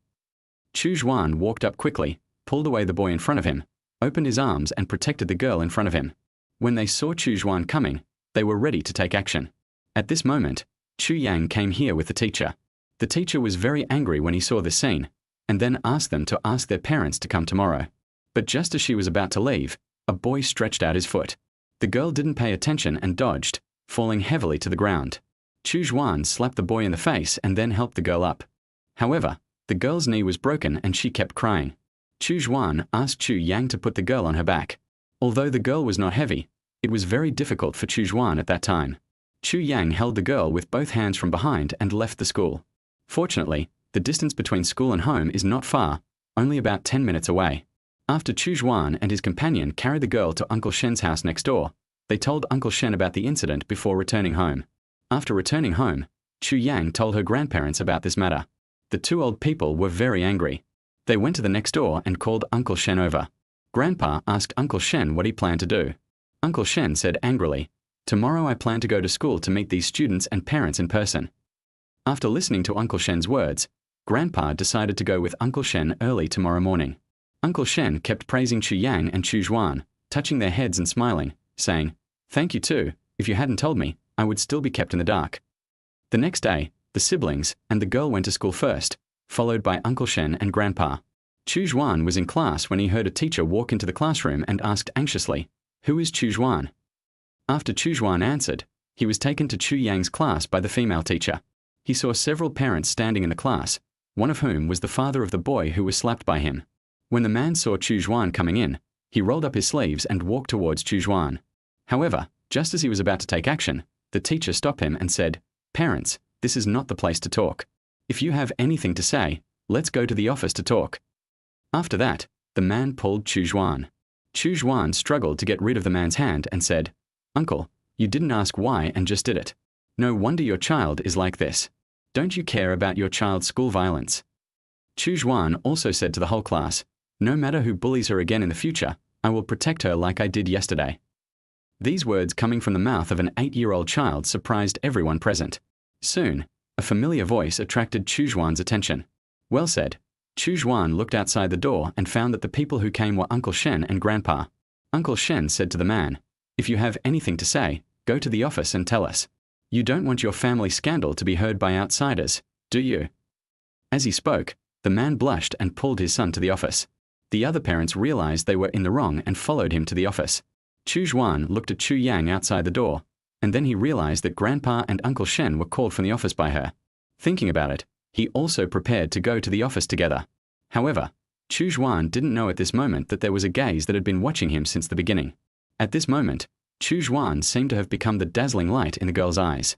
Chapter 33 Promise. There were a group of adults in the office. Although Chu Xuan was in the right in this matter, hitting others was wrong after all, so the teacher asked Chu Xuan to apologize to the boy first. Although Chu Xuan was very reluctant, he had no choice but to apologize. Seeing that Chu Xuan had apologized to him, the man could no longer ask for anything, so he prepared to take his child and leave. But just as he was about to leave, he was stopped by Uncle Shen, who said, "Don't be in a hurry to leave. Your child's bullying problem has not been resolved yet." After hearing this, the man kept quibbling, saying that there was no evidence and that this was slander. Seeing that the man still refused to admit it, Uncle Shen had to ask the teacher to call his daughter over. The girl looked at the group of people in the room and felt timid. The man said in an almost threatening tone, "Little girl, you better speak nicely. If you speak nonsense, you are not a good child." When the girl heard these words, she hid timidly behind Uncle Shen. Uncle Shen protected the girl behind him and said, "It's nothing for a grown-up like you to scare a child." Then he told the girl to speak boldly. The girl glanced at her father and Chu Xuan in front of her, and mustered up the courage to tell them about the bullying she had experienced. When the girl told everything, everyone in the office was shocked. They probably never thought that a child could be so malicious. After dealing with all this, the teacher took the girl back to the classroom and told everyone in the class about the incident. The next day, a parent-teacher meeting was held for the entire class. However, no one knew how many people were being bullied in the corners that no one noticed. Ever since what happened that day, the girl would often stick to Chu Xuan, and was no longer as cautious as before when interacting with Chu Xuan and Chu Yang. However, the girl still seemed unable to change her habit of crying at the slightest provocation, but it was quite cute this way. Time passed day by day, and Chu Xuan only felt that a long time had passed. There were no green leaves on the trees, and the two kittens had grown much bigger than before. He still often sat in front of the door and looked into the distance, but he seemed to have gotten used to life in the countryside. But this peace didn't last long, because it was an ordinary day. Chu Xuan and the other two were playing in front of the door as usual, when they saw a car coming from a distance and stopped in front of Chu Xuan and the others. When they saw clearly who got off the car, Chu Xuan and Chu Yang became very excited.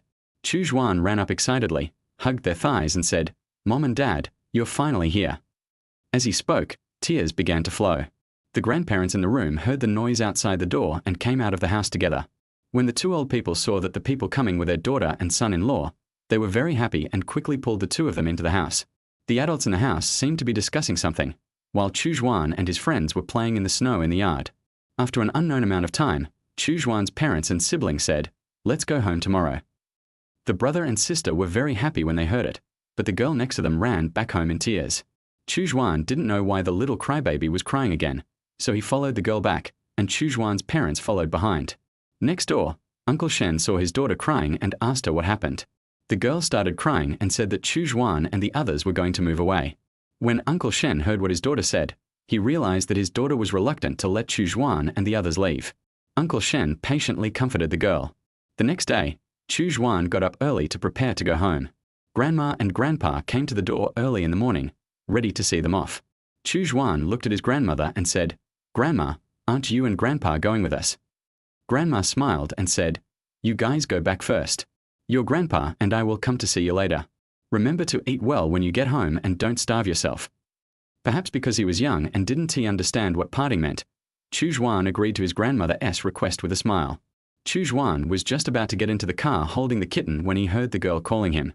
Chu Xuan asked the girl what was wrong. The girl didn't say anything, but just kissed Chu Xuan lightly on the face. Chu Xuan was a little confused by this and quickly took a few steps back. The adults around him were watching all this with a smile. At this time the girl said, My mother once told me that as long as we kiss, we will get married. Chu Xuan's face turned even redder when he heard these words. Although he was young, he still knew what marriage meant. Chu Xuan said embarrassedly, "Then, when I grow up, I will marry you." After hearing this, the girl happily hugged Chu Xuan, but she started crying while laughing. When Chu Xuan was about to get in the car, the girl said, "Don't forget my name is Shen Mushi." We agreed. Don't forget our agreement. Not long after Chu Xuan returned home, his parents bought a house and brought his grandparents over. Grandma and Chu Xuan said, "Not long after you left, Mushi's mother came back and took them away with her." Chu Xuan felt very sad, but just as he was about to say something, he heard a familiar voice. "The boundless horizon is my love, the endless." That's right. It was Li Bua's alarm clock. Chu Xuan rubbed his eyes and sat up tiredly. Li Bua and the others saw Chu Xuan's look and said, "Brother, today is Monday and you have a day's worth of classes. Hurry up and finish your work. If you can't make it to roll call, you're done." Chu Xuan pinched his face first, thinking that he had really had a long dream. He actually dreamed of his past self and laughed out loud at the thought.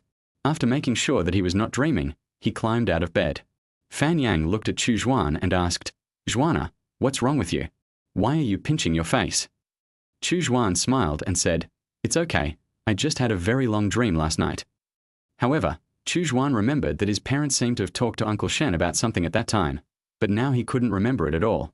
He simply stopped thinking about it and went straight to the bathroom with his toiletries to wash up. When Chu Xuan returned to the dormitory, Hu Qingran said, "Xuana, you talked about your dream yesterday. You said a lot of things, such as marrying you or something." When everyone heard Hu Qingran's words, they all echoed and said that they had heard it too. Chu Xuan did not make any excuses, but walked to the balcony silently, looked at the scenery in the distance and said, "Well, I made an agreement with someone when I was a child." Hearing these words, several people became interested and walked forward, wanting to ask something. However, at this time, Li Bua rushed in from outside and said, "Brothers, are you going to leave? Su Yu and I have been waiting for you downstairs for a long time." Several people walked out of the dormitory while playing and joking. Chapter 34, Nightmare Monday Morning. Before entering the classroom, Chu Xuan originally thought that after yesterday's freshman party, there would be many people asking him questions. But the truth was that I was overthinking it. Not many people came to ask Chu Xuan. Only a few people who had been good friends with me during the military training came to ask me. However, Chu Xuan did not say anything in detail, just said that he knew Shen Mushi before.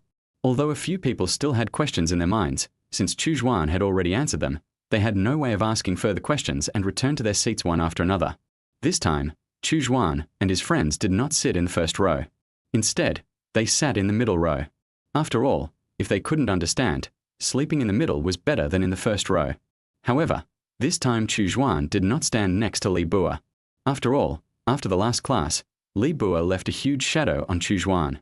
This class is about Chinese music history, and Chu Xuan is somewhat curious about what kind of teacher teaches this class. After a while, a middle-aged male teacher in his 60s walked into the classroom with a thermos cup and textbooks. The teacher had a lot of white hair on his head. When the people in the classroom saw the teacher coming in, they stopped talking. The teacher first introduced himself to everyone, saying that his surname was Wu and that he was the teacher who taught them Chinese music history during their freshman semester. Then he took out a booklet from the book on the other side and began to call the roll. Since this was the first time this class was taught, many people came, but there were still many people who were lucky enough to come to class. Teacher Wu told everyone in the class the consequences of being absent, and these words scared Chu Xuan and his classmates who had just entered freshman year. Then he started talking about today's lesson. At first Chu Xuan listened very seriously, but after a while, he started playing with his phone again. Chu Xuan looked at the time and found that it was already 8:30, so he sent a message to Shen Mushi's green bubble. "Chu Xuan, little crybaby, are you awake?" After a while, Shen Mushi first sent an angry emoticon, and then sent a message. "Shen Mushi, didn't we agree not to call me a crybaby anymore?" Chu Xuan, when did you agree on this?" Shen Mushi, you big liar. Chu Xuan, okay, senior sister, I won't tease you anymore. Did you sleep well? Shen Mushi, it's okay, but I'm still a little dizzy. Did I say a lot of weird things yesterday? Chu Xuan, I didn't say much, just something like you are Ultraman and I am a little monster. Chu Xuan did not tell the other party everything that Shen Mushi said yesterday. After all, Chu Xuan could not say these words. Shen Mushi asked, "Didn't I say anything else yesterday?" Chu Xuan, yes, I'll tell you when I have the chance. Shen Mushi sent a kitten emoji with a big hum on it. Then he said, "Are you in the dormitory? Let's go eat. I'm so hungry." Chu Xuan looked at the message sent by his senior sister, thinking that she was really relaxed now. He had to go to class all day, while he had full classes 3 days a week, and even had 2 classes on Saturday morning. Chu Xuan said to Shen Mushi, "Senior sister, what do you want to eat? I'll order takeout for you. I'm in class now," he said with a crying face expression. Shen Mushi replied, "How about I go to class with you?" Chu Xuan was shocked when he saw the message sent by Shen Mushi. He felt both excited and nervous, but in the end Chu Xuan still rejected Shen Mushi. After all, if Shen Mushi came here, it would be hard to explain.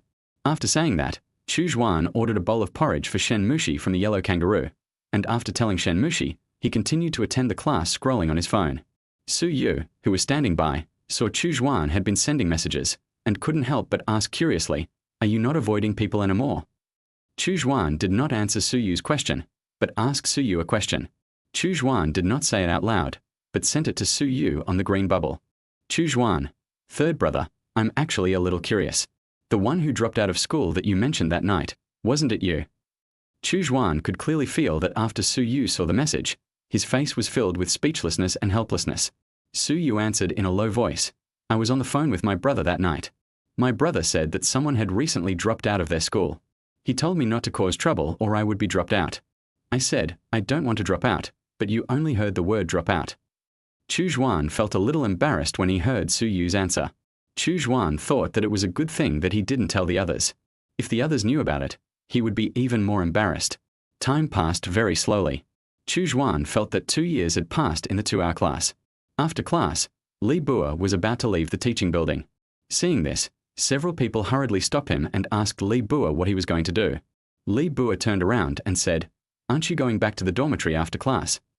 When several people heard what Li Bua said, they said speechlessly, "Brother, today is a full day and you just finished your first class." As they spoke, they pointed their finger to another classroom next door. Chu Xuan sat in his seat with a deathly pale face, as if at this moment only Chu Xuan's body was here, and Chu Xuan's soul had long gone away to who knows where. Fortunately, the second class every Monday is physical education. The reason why the first class is in the classroom is mainly because the teacher notified us in advance that there are some precautions to pay attention to. Soon Chu Xuan and his friends walked out of the classroom, discussing what to eat. As soon as they walked out of the teaching building, Chu Xuan found a girl calling him over from a distance. Without even a second thought, they guessed that this person must be Shen Mushi, so they pushed Chu Xuan out. Chu Xuan came in front of Shen Mushi and found that Shen Mushi was wearing a mask on her face, which made him curious. Chu Xuan asked, "Senior sister, why are you wearing a mask today?" Shen Mushi opened her mouth and replied, "I don't wear makeup." Chu Xuan felt that Shen Mushi must be lying. After all, Shen Mushi had always been bare-faced when she went out with him before. Except for the freshman party last night, he had never seen Shen Mushi wear makeup. Seeing Chu Xuan looking thoughtful, Shen Mushi patted Chu Xuan's head gently and asked, "What are we going to eat?" When Chu Xuan heard what Shen Mushi said, he jokingly said, "Senior sister, didn't tell you just eat porridge. If you eat more, you will become a little pig." I saw Shen Mushi pulling Chu Xuan's arm closer and said, "Then if I become a piglet, will you still want me?" Chu Xuan blushed when he heard this, then said, "Yes, why not?" Just as Shen Mushi was about to speak, Chu Xuan added, "After all, pork is so expensive now." When Shen Mushi heard what Chu Xuan said, she stepped on Chu Xuan angrily. This scene happened to be seen by Li Bua and others who were watching from a distance. Chapter 35 Nightmare Monday afternoon. Chu Xuan and Shen Mushi left alone after lunch. After all, today is Monday and he still has 2 classes to attend. Unlike the morning classes, the afternoon classes are taught independently by the class and there are not so many people, so the class is also arranged in the art building. However, Chu Xuan found that he seemed to have arrived too early. There was no one else in the art building except for a few teachers and students. Fortunately, there are rows of seats outside each room, where Chu Xuan can sit and wait. Chu Xuan leaned back in his chair, fiddling with his phone out of boredom. About 30 minutes later, he saw people walking into the classroom one after another. At this time, Chu Xuan finally saw Hu Qingran and others in the crowd.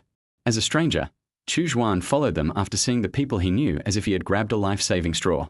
After seeing Chu Xuan, Hu Qingran and the others briefly joked with him and then walked into the classroom together. The classroom in the art building was very small and could only accommodate 1 class of students. Although Chu Xuan and his friends had arrived very early, The last few rows were already full.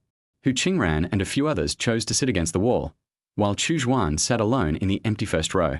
If you want to know why Chu Xuan sat in the first row, it was because this class was about sight singing and ear training. As a very important part of music, Chu Xuan certainly wanted to study hard. But there was another reason. Chu Xuan really couldn't understand theoretical things like music history. But as one of the top 200 students in the Zhizhou Province Arts examination, he could still sing accurately. And he also wanted to see how these were different from those in high school. Soon, a middle-aged male teacher in his 40s with a thin face and glasses walked in. It seemed that introducing oneself was a routine for every teacher. The teacher said a lot, but Chu Xuan only remembered that he said his last name was Liu, and the teaching materials used in Chu Xuan's sight singing class were compiled by him. The moment Chu Xuan opened the textbook, there was only one thought in his mind, and that was how difficult it was. Although each line is arranged from easy to difficult, the first one is a bit difficult. Chu Xuan is obviously familiar with every note, but when they are combined together, it is very tongue-twisting. Teacher Liu was playing the piano, and the students in the audience were singing along with the piano. Chu Xuan thought that after singing a piece, he should leave some time for students to practice on their own, but Chu Xuan was wrong. Teacher Liu played one piece after another, and the melodies in the book became more and more difficult, and the speed became faster and faster. I don't know how long it took, but the bell for the end of get out of class finally rang. Before leaving, the teacher said, "Remember to practice these points well when you go back. I want to ask you some questions before the next class starts." Chu Xuan showed no expression when he heard these words. He leaned forward on the table, staring blankly ahead, as if he was thinking, "Who am I? Where am I?" Li Bua and Chu Xuan were about to go to the bathroom. When they saw Chu Xuan, they asked, "Xuana, how do you feel?" Chu Xuan looked at the two of them and said, "It's okay, I'm fine." Then he continued to lie down. Seeing this, Chu Xuan secretly took a photo of Chu and sent it to the dormitory group. The screen in the dormitory group was filled with ha ha ha ha. Finally, the last class on Monday began. Chu Xuan straightened himself up to make himself look less tired. After a while, a female teacher in her 40s walked in. She said something at the time, but Chu Xuan had forgotten it because he was too tired at the time. This class was music theory. The female teacher did not give a lecture, but instead asked everyone in the class what their majors were and how many years they had studied. To be honest, Chu Xuan didn't quite understand. In Chu Xuan's opinion, this seemed to have nothing to do with the music theory class. When the teacher called Chu Xuan's name, Chu Xuan stood up and said, "Teacher, I studied vocal music for 4 years." When Chu Xuan finished speaking, the female teacher pushed her glasses and said, "You are Chu Xuan. It was you who sang with Shen Mushi yesterday." As soon as these words came out, the whole class looked at him with curiosity, but Chu Xuan did not shy away from it and admitted it generously. The female teacher looked at Chu Xuan in front of her, seemed to have a satisfied expression, smiled and asked Chu Xuan to sit down. Chu Xuan was confused, and he really couldn't figure out what this female teacher was up to. But Chu Xuan knew it immediately. The female teacher was giving a lecture on the stage, but Chu Xuan found it a bit boring because these things were all high school knowledge, and Chu Xuan had already done a lot of questions of this type in the art exam. The female teacher seemed to notice that the people in the audience were not in high spirits, and then she said, "From now on, no one is allowed to play with mobile phones in my class." Then she wrote 2 questions on the blackboard. Chu Xuan naturally became the lucky one and was called up by the teacher, while the other one was Li Bua, who was elected by the public. The question on the blackboard was not that difficult. It was just an ordinary question of analyzing the tune based on the melody. Chu Xuan finished it in a short while Li Bua beside him kept writing something. Chu Xuan returned to his seat and heard people around him discussing Li Bua's calligraphy. Chu Xuan took a look and thought, this seems to be the reason why the handwriting reflects the person. After a long time, the teacher saw that Li Bua really couldn't write anything else, so he asked him to go back. Li Bua smiled and twisted his butt and went back to his seat.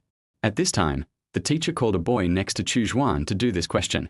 Chu Xuan had an impression of this boy, and it seemed that his name was Liu Ruochen. Time quickly came for the get out of class to end. After a day of classes, Chu Xuan felt that he had aged a lot. He dragged his tired body to the door, waiting for Li Bua and the others. Li Bua and the others saw Chu Xuan waiting for them and asked curiously, "Aren't you going to have dinner with senior sister tonight?"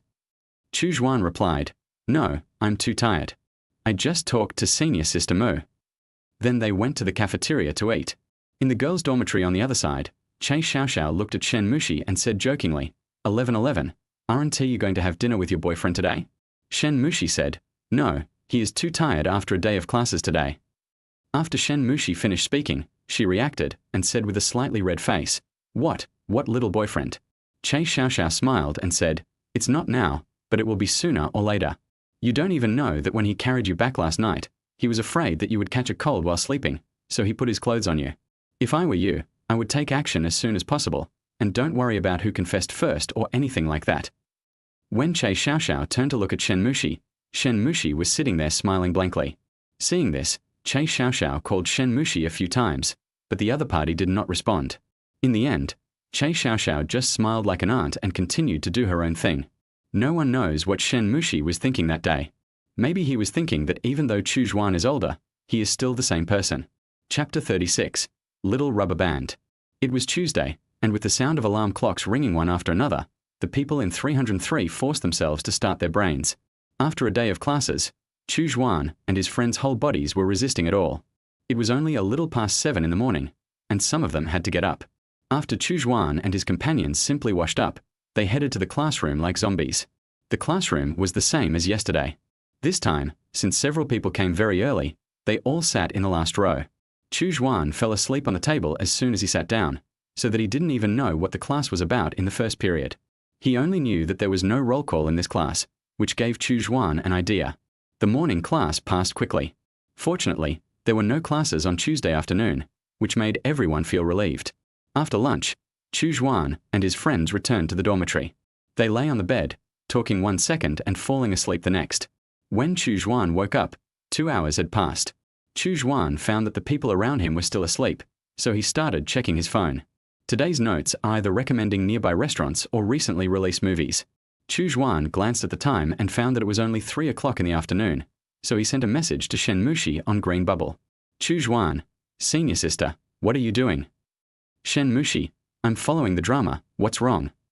After discovering that Shen Mushi was also free, she said with some excitement in her heart, senior sister, let us go to the movies. After a while, Shen Mushi replied, okay, I'll pack up and go downstairs. When Chu Xuan saw the message from Shen Mushi, he climbed out of bed excitedly, tied himself up carefully, and ran out of the dormitory door. Chu Xuan came downstairs to the female dormitory and found that Shen Mushi did not come down first this time. Zixuan did not urge Chen Mushi, but squatted on the side of the road, looking for a movie to watch. At this time, a girl walked in front of Chu Xuan. Chu Xuan was a little confused. He stood up and looked at the girl, thinking that he didn't know her. Could it be that he was blocking the girl? Thinking of this, he walked somewhere else. When Chu Xuan turned around, he found that the girl was still following him.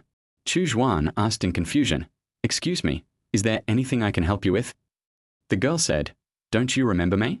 We met before in Shenzhou. I wanted your green bubble too. What a coincidence. I didn't expect that we were from the same school. When the girl finished speaking, Chu Xuan remembered that the girl in front of him was the one who wanted to make a green bubble in Shenzhou Tea Paradise.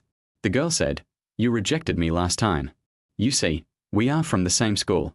Can you? Although Chu Xuan was very reluctant, he still gave her the green bubble, but the girl kept asking, little brother, do you have a girlfriend? At this time, Chu Xuan felt a hand holding his arm. Chu Xuan looked over and found it was Shen Mushi. Shen Mushi said coldly, I'm sorry, he has a girlfriend. Then she took Chu Xuan's arm and left. Shen Mushi asked Chu Xuan what the girl was doing here just now, and Chu Xuan calmly said that she was here to get some green bubbles from him.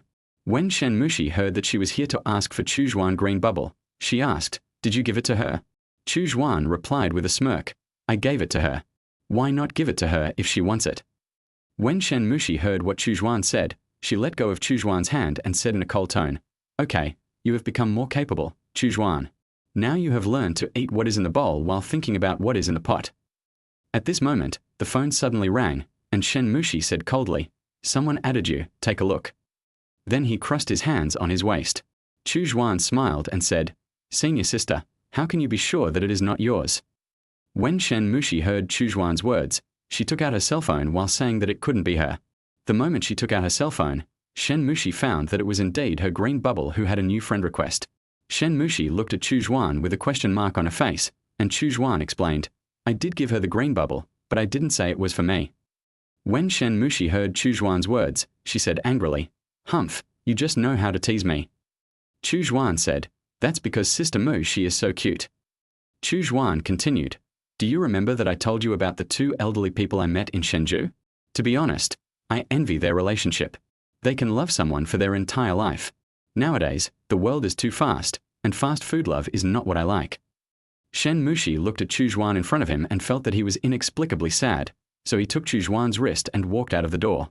Although the relationship between Chu Xuan and Shen Mushi could be changed with just one sentence, since they haven't seen each other for such a long time, they both seem to want to sort out their feelings before expressing their feelings to each other. The two of them quickly arrived at the cinema.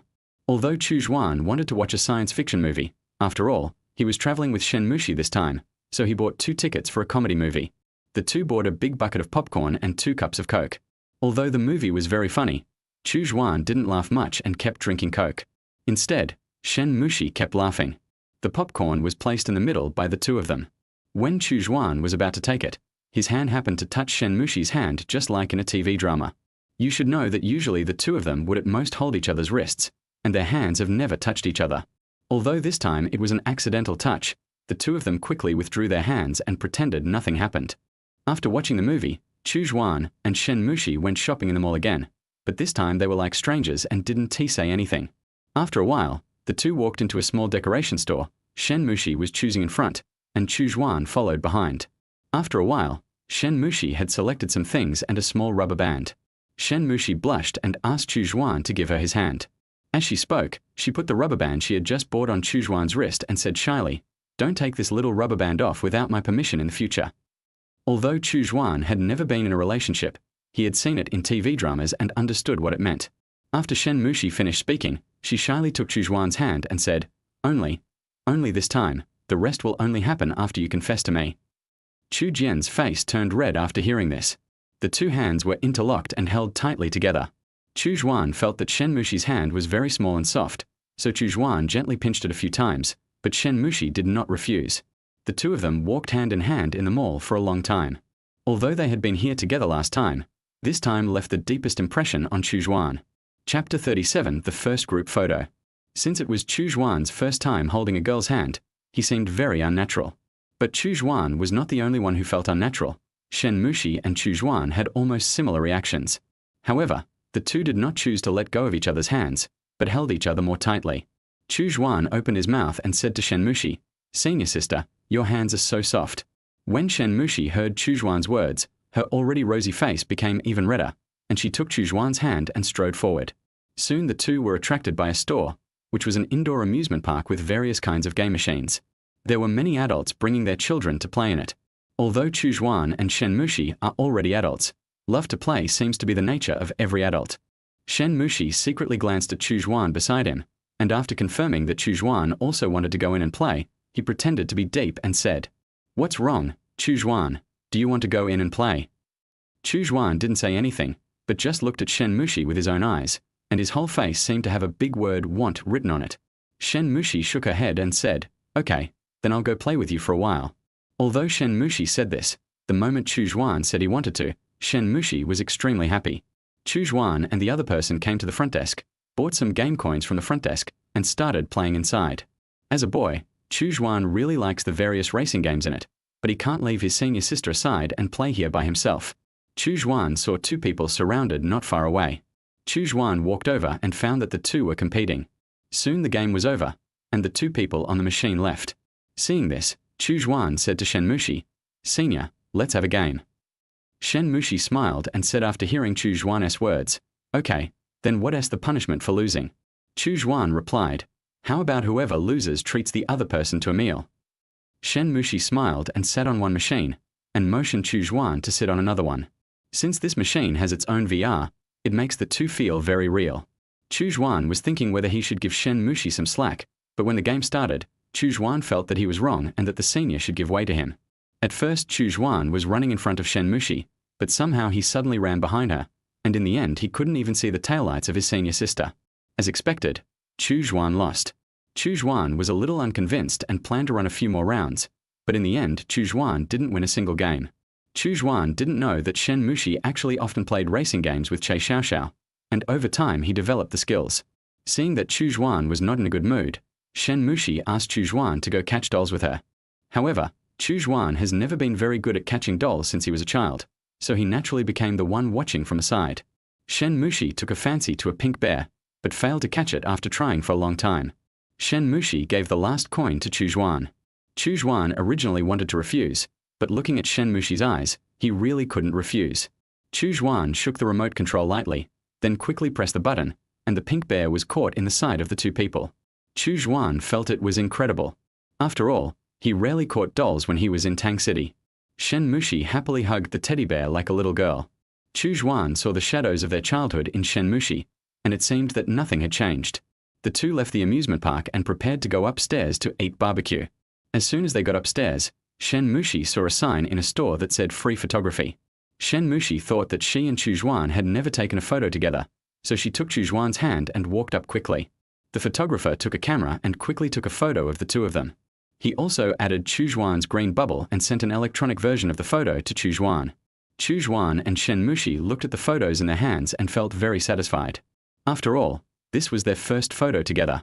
However, Shen Mushi asked for the one in Chu Xuan's hand. Although Chu Xuan didn't understand why Shen Mushi wanted his photo when she also had one in her hand, he still gave it to her. Then the two of them turned and went to a nearby barbecue restaurant. However, when Chu Xuan and his companion walked to the front of the store, they found that the store was past its business hours, so they had no choice but to leave. Chapter 38. Are you here to make me laugh? After Chu Xuan and Shen Mushi walked around the mall for a while, they chose to leave. Chu Xuan did not let go of Shen Mushi's hand all the way, and Shen Mushi also held Chu Xuan's hand tightly. It was not until they arrived at the girls' dormitory that Chu Xuan reluctantly let go of Shen Mushi's hand. Since the girls' dormitory and the boys' dormitory were not far away, Chu Xuan quickly returned to his own dormitory. Chu Xuan walked into the dormitory and found that several roommates had woken up. Chu Xuan habitually asked, "Hey, are you guys awake?"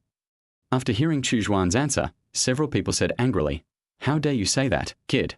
Have you been fooling around again?" Chu Xuan heard what they said and quickly argued, "How can it be called fooling around? I just went out to watch a movie with my senior sister." Li Bua instantly perked up when he heard Chu Xuan's words and seemed to be thinking about something. After a while, he said, "Godfather." When Chu Xuan heard what Li Bua said, he knew that Li Bua must have something to ask him. After all, when the word Godfather appeared in the boys' dormitory, it either meant that he had to bring food or that he had something to ask of him. Li Bua continued, "Godfather, does senior sister Shen Mushi have any best friends? And how did you win her over? Please teach me." Chu Xuan looked at Li Bua and knew that Li Bua was up to no good. Besides, he and Shen Mushi were not in a boyfriend-girlfriend relationship yet, so he couldn't say that he had known each other since childhood. After some consideration, Chu Xuan and Li Bua said, "Senior sister does have a best friend, the one I mentioned before." Although Li Bua knew that there was such a person, he didn't seem to have any impression of her, so he asked Chu Xuan to send Che Xiaoxia's green bubble to him. After Chu Xuan sent Che Xiaoxia's message to Li Bua, he was ready to go to bed. At this moment, Li Bua discovered that Chu Xuan was wearing a small purple rubber band on his wrist. Li Bua asked, "Xuana, you little rubber band." As he spoke, a sly smile appeared on Li Bua's face. However, the other people in the dormitory were still very rational, especially Hu Qingran. Hu Qingran threw a pillow at Li Bua and said, "I've given you all the green bubbles. If you don't want more, give them to me and I'll add more." When Li Bua heard Hu Qingran's words, he whispered, "I'm curious." Then he added Che Xiaoxia's green bubble. Chu Xuan was lying on the bed, and his face turned red again when he thought about himself holding hands with his senior sister. Hu Qingran, who was lying in the bed opposite him, was no longer surprised. After all, Chu Xuan had a small bump every 3 days and a big bump every 5 days. Chu Xuan was just about to take out his phone to chat with Shen Mushi when he heard Li Bua yell, "Oh my God, she blocked me." Chu Xuan found it a little unbelievable when he heard what Li Bua said. After all, in Chu Xuan's impression, senior sister Che Xiaoxiao was a very enthusiastic person and she shouldn't block others at every turn. When Chu Xuan was about to ask Li Bua why he was blocked, his phone suddenly received a message from Shen Mushi. Shen Mushi sent a total of 2 messages. The first one was, "Xiaoxiao asked me to tell you, don't push such a weird person to her next time." The second one was a screenshot of a chat. Chu Xuan clicked it and found that it was the chat record between Li Bua and Che Xiaoxiao. Li Bua, "Hello, senior sister. I am Chu Xuan's roommate." Che Xiaoxiao, "Oh, hello. What can I do for you?" Li Bua, "Ah, senior sister, nothing much to say. I just think you are very beautiful and want to get to know you." Che Xiaoxiao, "I'm sorry, Junior, I don't want to have a relationship with you. and I don't have any plans to have a relationship now. Li Bua, Senior, do you know that I had an 4 yesterday? Che Xiao Xiao. Li Bua, it's the night I miss you. Che Xiao Xiao. Li Bua, Senior, do you know what time it is now? Che Xiao Xiao, do you have any business? Li Bua, Senior is now the starting point of our happiness. Che Xiao Xiao. After that, when Li Bua sent a message to Che Xiao Xiao again, he received a big red exclamation mark. When Chu Xuan finished reading this conversation, he felt his head buzzing, thinking that Li Bua was really good at making things happen. This was too greasy. When Chu Xuan was about to reply to Shen Mushi sent a video. The person in the video was Che Xiao Xiao, and bursts of laughter could be heard from time to time. Che Xiao Xiao said in the video, Chu Xuan, I warn you, if you dare to push some weird people to me again, be careful that next time you ask 1111 to go out, I will stop her from going. The video ended here, and Chu Xuan sent a message to Shen Mushi and said, is Senior Sister Xiao Xiao okay? As soon as Chu Xuan sent the message, the latter called. Shen Mushi said jokingly, send me a message to ask me if Xiao Xiao is okay.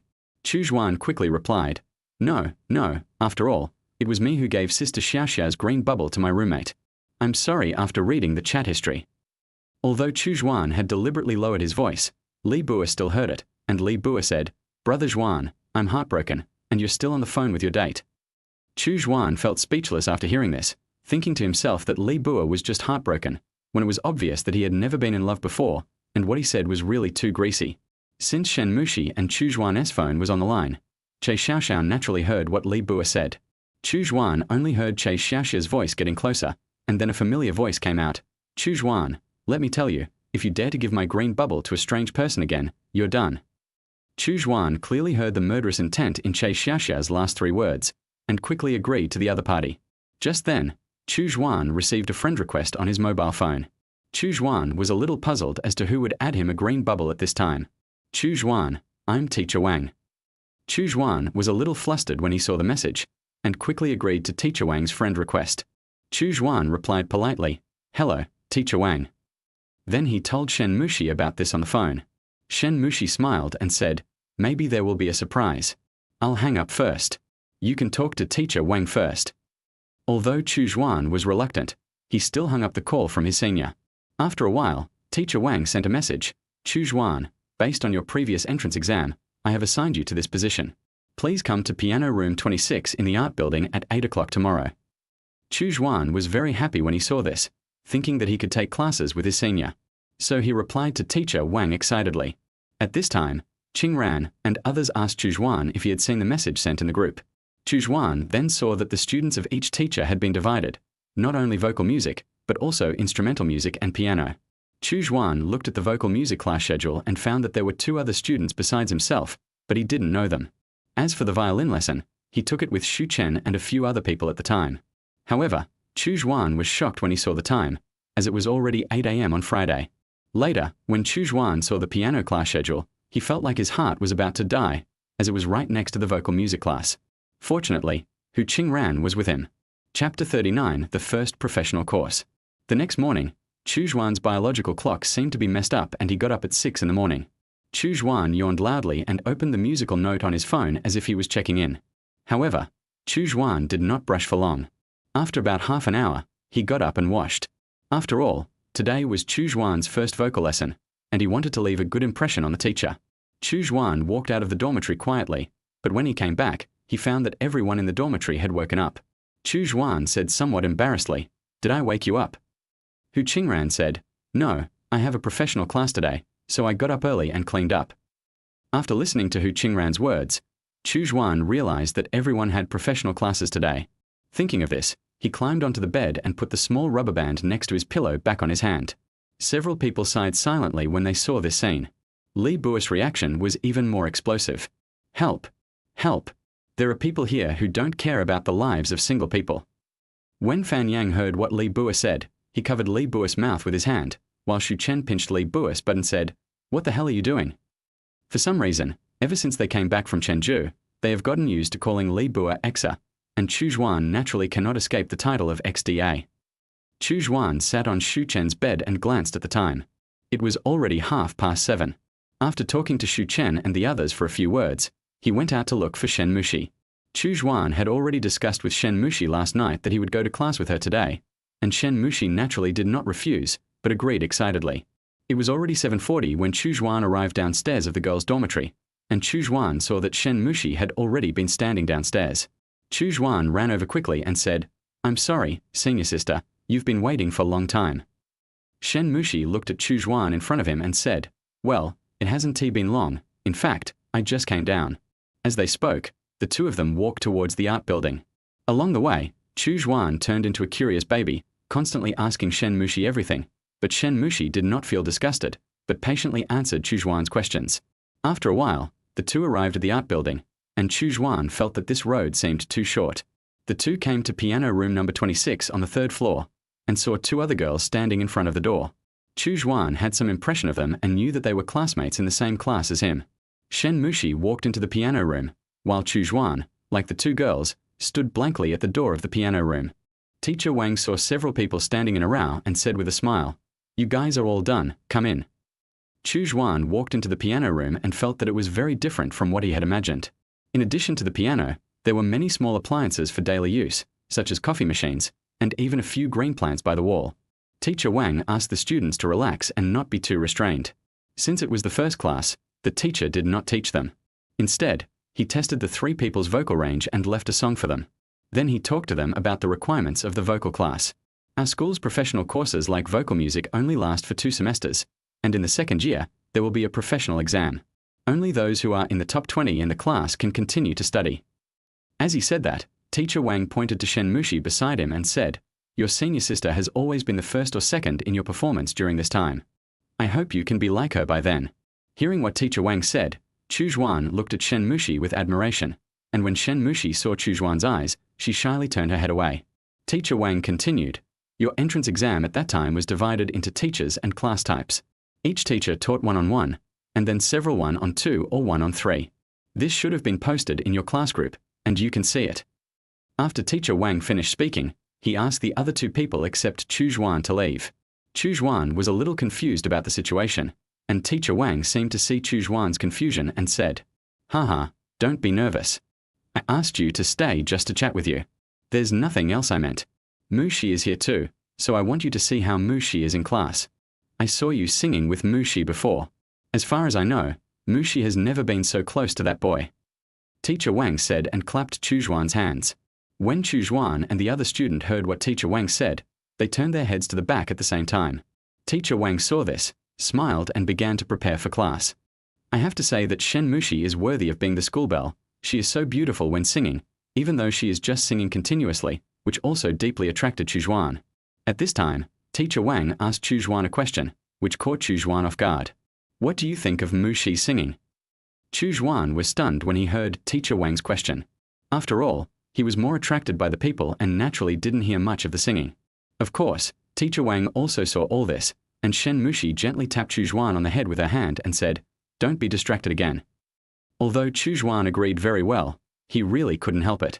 When the class was about to end, Teacher Wang said to the two of them, "Xiao Xuan, you should have classes with your senior sister Mushi at this time in the future." Although Chu Xuan was very excited after hearing this, he still pretended to be calm. After class, Chu Xuan did not return to the dormitory, but ran to the 2nd floor to prepare for piano class. When Chu Xuan arrived on the 2nd floor, Hu Qingran was already waiting at the door. The two asked each other how they felt about the first lesson, and after a while, the door of the piano room was opened.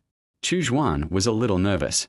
Just now, after Chu Xuan told Shen Mushi who his piano teacher was, Shen Mushi said to Chu Xuan, "Teacher Nai can be said to be the best piano teacher in our school, but her temper is not very good." When Chu Xuan and Hu Qingran walked into the piano room, they happened to see a senior being trained. Chu Xuan and his friend huddled tightly in the corner, but were called over by the teacher immediately. The teacher in front of them looked to be only in his 30s. If Chu Xuan had not seen his senior being scolded just now, he would never have thought that this teacher was so scary. Also, because it was the first class, the teacher only kept one song and asked the two to leave. The two walked out of the piano room, and Chu Xuan asked Hu Qingran, "Brother Hu, how do you feel?" Hu Qingran was stunned for 2 seconds after hearing Chu Xuan's words, and then said, "Not so good, it's not too late for me to drop out now." Chapter 40. Good night, idiot.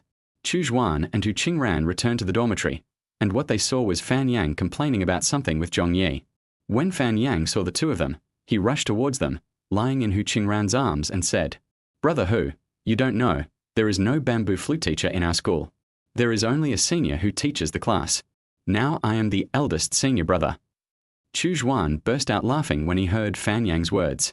Fan Yang looked at Chu Xuan with resentful eyes. Chu Xuan pretended not to see it and hid on the balcony. Because it had rained the night before, when Chu Xuan opened the window, fresh air blew in, mixed with some smell of earth. Chu Xuan seemed to like this kind of weather very much and took a deep breath. Not long after, everyone in 303 returned to the dormitory.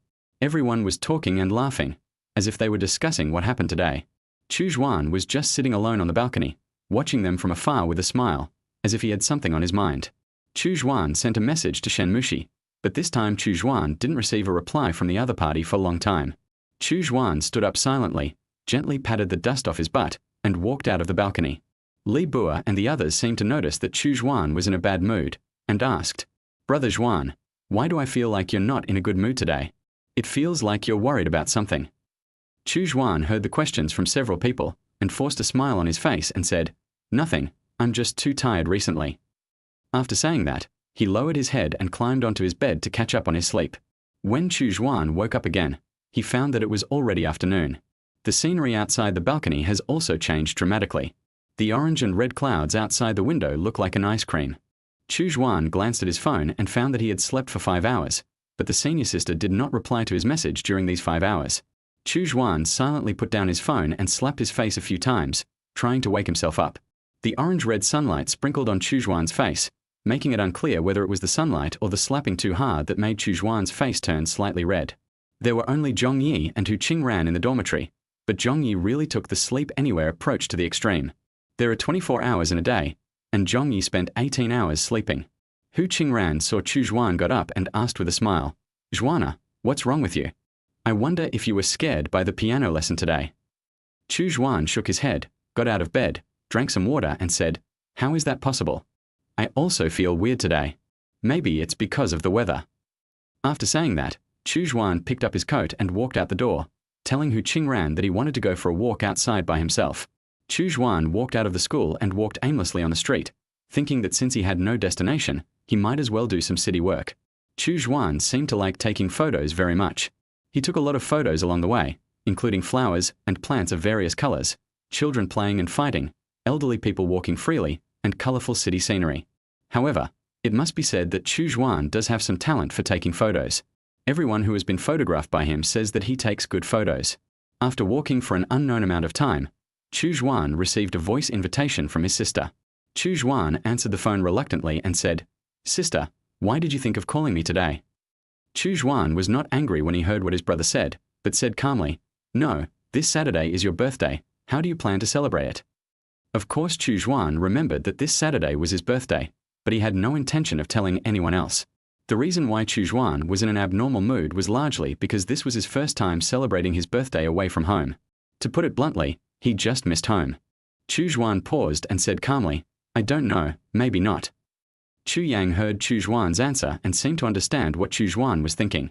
She said, "Chu Xuan, are you missing home?" Chu Xuan just remained silent and did not answer Chu Yang's question. "You might get a surprise on your birthday." After Chu Yang said that, she hung up the phone in a hurry, leaving Chu Xuan confused. Chu Xuan didn't even understand the purpose of his sister calling him. The night was getting darker and darker. Chu Xuan looked at the time and realized that if he didn't go back, he might have to go to the toilet again. So he took a taxi back to school. If you ask why Chu Xuan didn't choose to walk back, it's because Chu Xuan didn't know where he was at all. It was already 10:10 when he returned to school, and the dormitory was closed at around 10 o'clock. Chu Xuan felt that he might have to go to the toilet again, but when Chu Xuan went downstairs, he found that the dormitory door was not closed. In the dormitory, Li Bua and a few others were playing the 4-character game.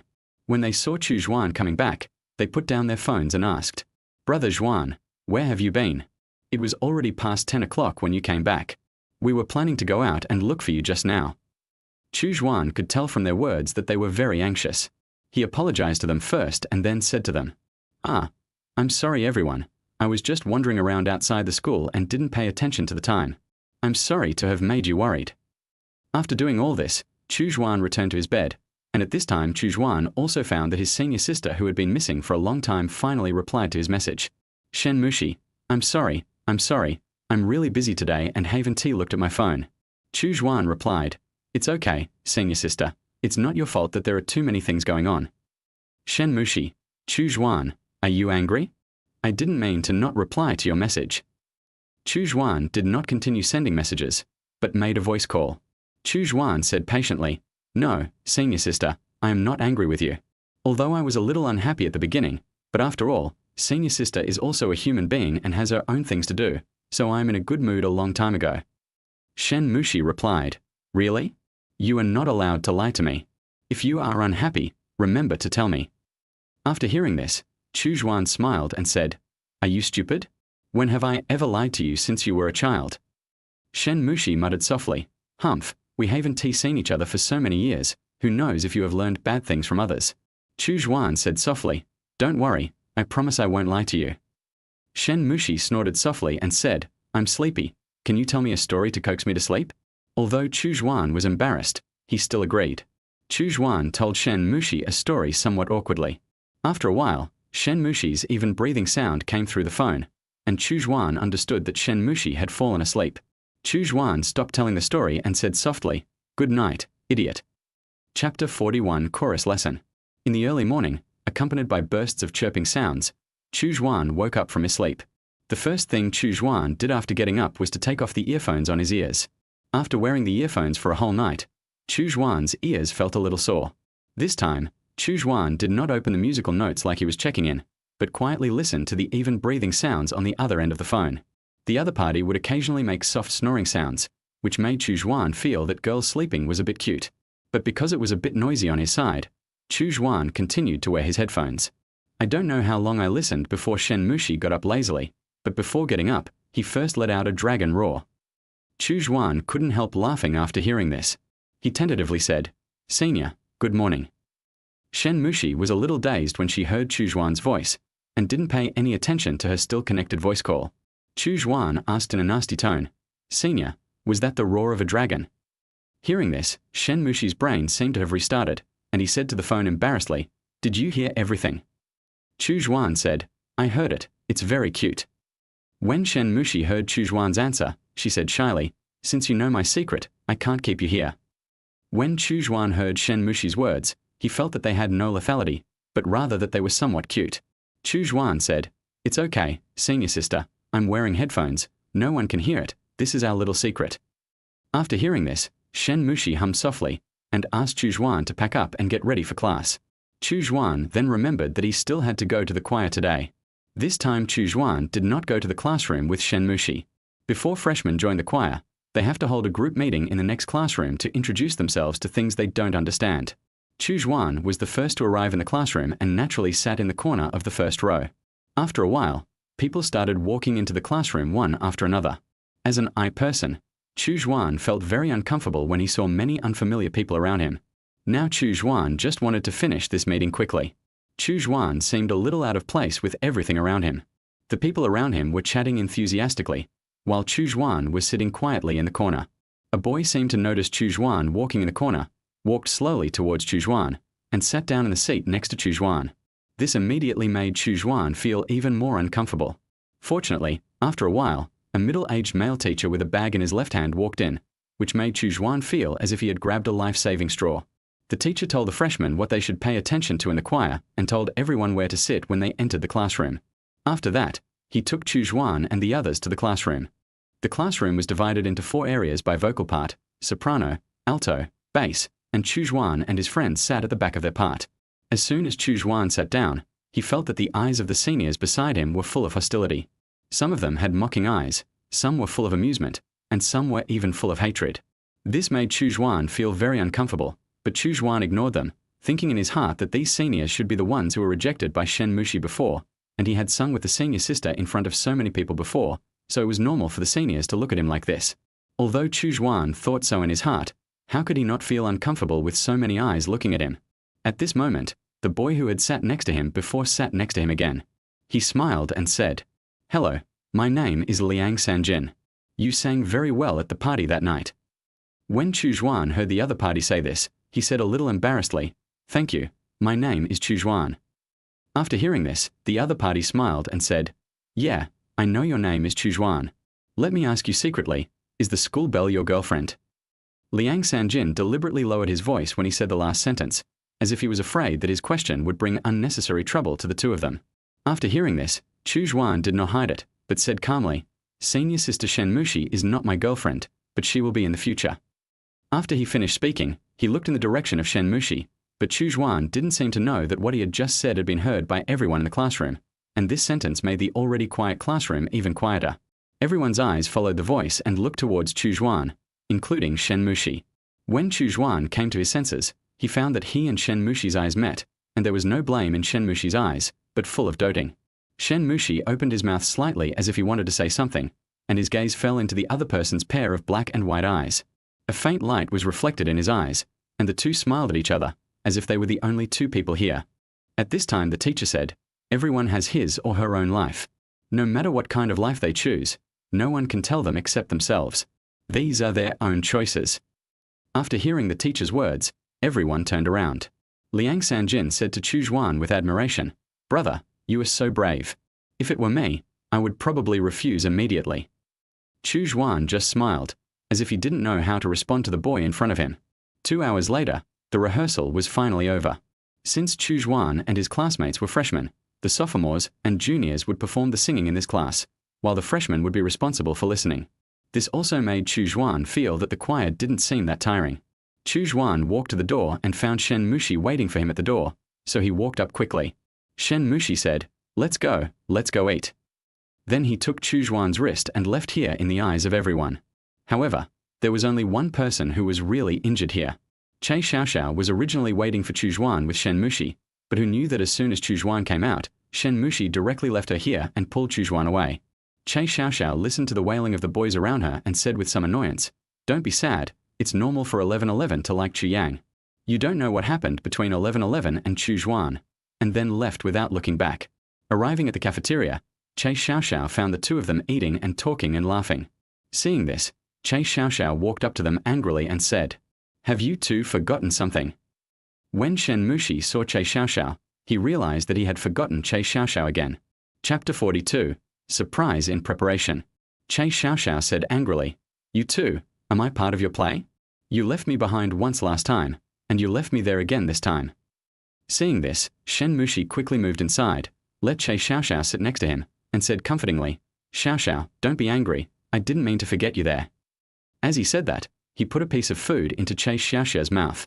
Chu Xuan sat opposite and didn't dare to say a word, for fear that he would say something wrong and make Che Xiaoxiao unhappy.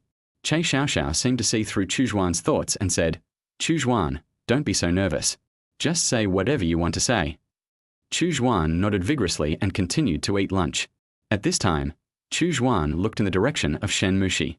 Since Shen Mushi did not tie her hair up today, it was not very convenient for her to eat now. Chu Xuan stood up upon seeing this. Che Xiaoxiao and Shen Mushi were a little confused upon seeing Chu Xuan suddenly stand up.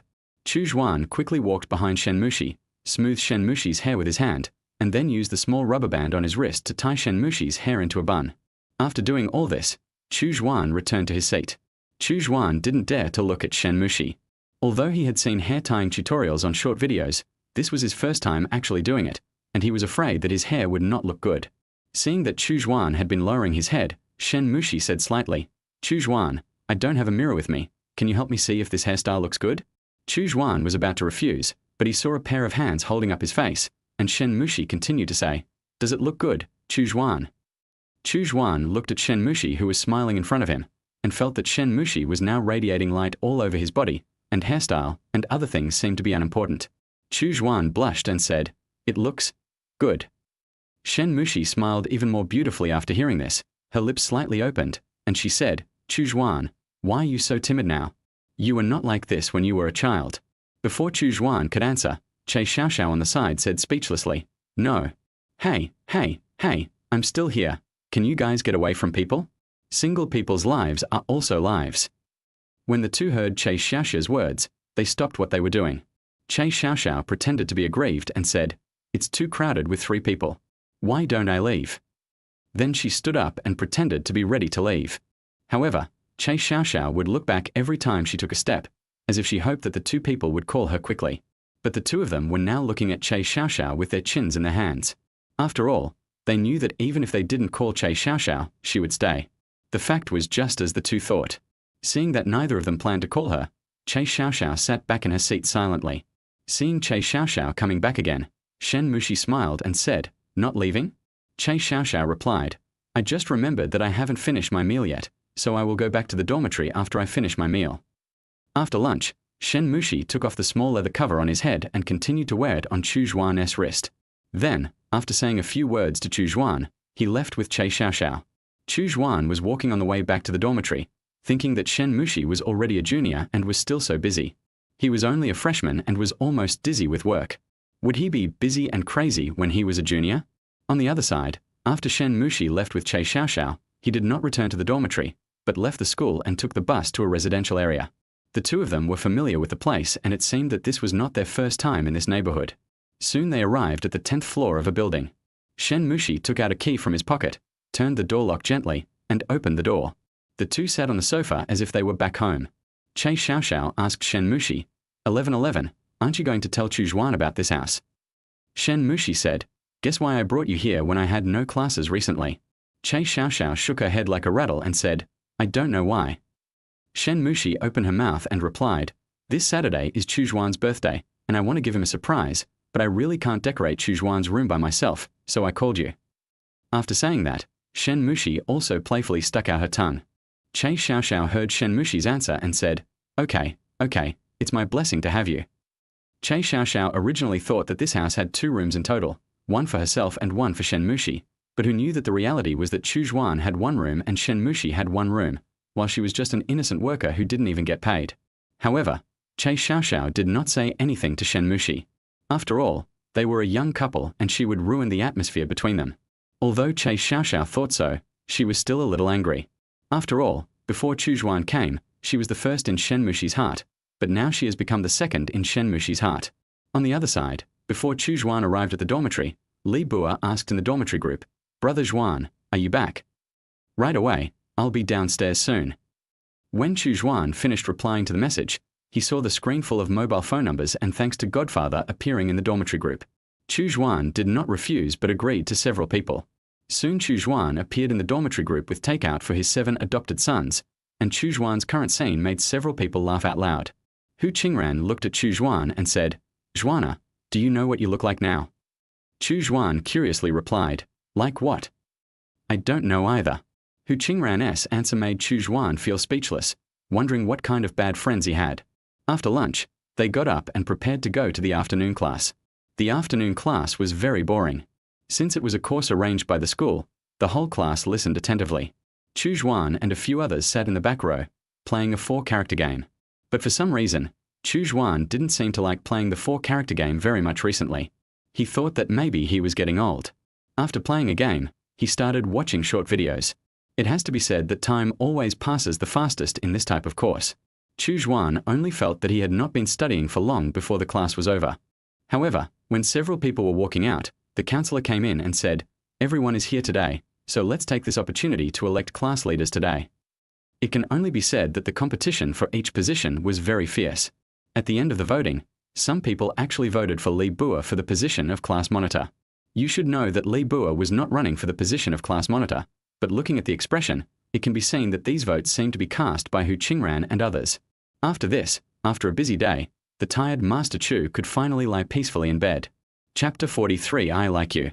It was Friday, and everyone in dormitory 303 was still fast asleep, except Chu Xuan, of course.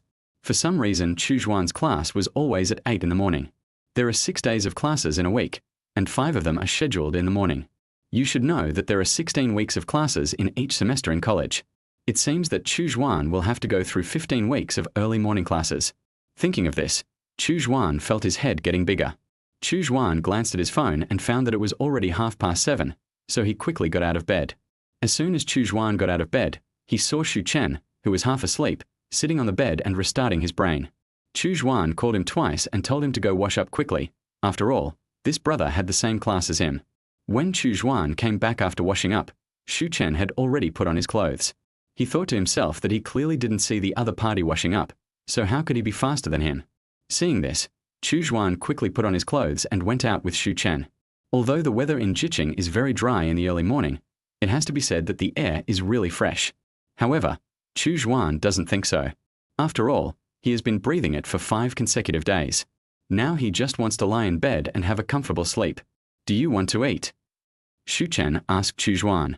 Chu Xuan replied that he didn't have the habit of eating breakfast, and if Shu Chen wanted to eat, he could wait for him. Shu Chen also had no habit of eating breakfast, but he was afraid that Chu Xuan wanted to eat, so he asked him. In this way, Chu Xuan once again came to a place that made him feel familiar, the art building. Chu Xuan knocked on the door gently, and when the teacher signaled, he and Shu Chen walked in. The teacher looked to be about 50 years old, with some white hair mixed in his hair. He picked up the teacup with his right hand, took a sip gently, and then told Chu Xuan and Shu Chen what the violin course was like. However, since it was the first class, the two of them did not have violins, so the teacher gave his own violin to Chu Xuan and the other student, and asked them to practice the positions of the violin roughly first. Chu Xuan and the other man picked up the violin carefully, fearing that they would damage it if they used too much force. The reason why the two were so careful was that just now when the teacher was explaining the violin lesson, he also explained the violin as an instrument. The violin the teacher had was nearly 100 years old and was worth a lot of money. Naturally, Chu Xuan and the others did not dare to touch it hard. Fortunately, since it was the first class, the teacher simply asked the two to practice for a while, told them to buy musical instruments, and let them leave. Upon seeing this, Chu Xuan quickly bowed and said, "Thank you, teacher. Goodbye, teacher." After that, he left without looking back. After returning to the dormitory, Chu Xuan took off his clothes as quickly as possible, climbed onto the bed, and continued to catch up on his sleep. Since Chu Xuan went to college, his daily routine has become more and more irregular. You know, in high school, Chu Xuan rarely stayed up late, but in college, staying up late seems to have become one of the must-do things for college students. When Chu Xuan woke up, it was already afternoon. Chu Xuan picked up his phone and saw that he had many missed calls, all from Shen Mushi. Seeing this, Chu Xuan quickly called Shen Mushi back, and the call was connected in a few seconds. Chu Xuan said in a sleepy tone, "Hey, senior sister, I just woke up, what's wrong?" Shen Mushi replied, "Nothing, I just wanted to ask you if you have anything to do later." Chu Xuan replied, "I shouldn't be busy for a while." He yawned a few times as he spoke. After hearing this, Shen Mushi said, "You didn't just wake up, did you? It's already past noon." Chu Xuan then realized that he had slept so late, but then Chu Xuan saw a message in the official group, "Saturday's class will be changed to Friday afternoon." Chu Xuan saw the message and said loudly, "It's over, something happened." When Shen Mushi heard Chu Xuan's voice, she asked anxiously, "What's wrong, Chu Xuan?" Chu Xuan tried to calm down and said, "It's okay, senior sister, I just had a class this afternoon and I overslept. But when I think about it, I'm late anyway, so there's no point in going now." Shen Mushi said, "Since you are free, let us go out and play in the afternoon." After hearing this, Chu Xuan said with a sly smile, "Senior sister, isn't it a bit bad for a man and a woman to go out and play alone?" Chu Xuan thought Shen Mushi would quibble, but the fact was not like that. Shen Mushi said calmly, "That's right, forget it, let's not go. We won't go to play in the future, so as not to be ridiculed by others." After hearing this, Chu Xuan quickly said, No, senior sister, I was just kidding. I'll go find you downstairs later." Shen Mushi said slowly, "You don't have to come to me, I'm downstairs. If you don't come soon, I'll leave." After saying that, Shen Mushi heard a plop from the phone and hurriedly asked, "Chu Xuan, what's wrong with you?" Just as he was about to go upstairs, Chu Xuan's voice came from the opposite side. "I'm fine. I just missed a step when I got out of bed and sat down on the ground." After a while, Chu Xuan came down from upstairs holding his butt. Seeing this, Shen Mushi quickly asked, "Why don't you be more careful? Does it hurt?" Chu Xuan smiled and said, "It doesn't hurt, senior sister. I'm just afraid that you'll have to wait too long downstairs. So where are you taking me today?" Shen Mushi said with a wicked smile, "Secret." In fact, to be honest, Shen Mushi didn't know where she wanted to go with Chu Xuan. She just wanted to see Chu Xuan every day. After all, she really liked Chu Xuan, so much so that at this moment she wanted to tell him that she liked him. Although Shen Mushi wanted to say this, it was not the right time yet, so Shen Mushi and Chu Xuan walked on the road without a destination. Chu Xuan did not ask Shen Mushi where they were going. After all, in Chu Xuan's heart, he had the same idea as Shen Mushi. After all, being able to see Shen Mushi every day was the greatest happiness for Chu Xuan. Along the way, the The two told each other many stories that the other didn't know, some happy, some sad, most of which were about when they were children and had just separated from Chu Xuan. If it weren't for what Shen Mushi said, Chu Xuan might never know that Shen Mushi cried for a long time after he left. Perhaps, if he hadn't come to Jiqing. Chu Xuan wanted to punch himself twice when he thought about this. The two of them came to the riverside unknowingly. Chu Xuan and his partner looked no different from the couples around them. The only difference was that they were better looking than the others. Shen Mushi kept looking around as if he was looking for something. Fortunately, his efforts paid off. After walking for a while, Shen Mushi finally found the noodle shop he had been looking for. After all, it is a Chinese tradition to eat a bowl of longevity noodles before one's birthday. However, Chu Xuan himself does not like noodles, and he seems to have forgotten that tomorrow is his birthday.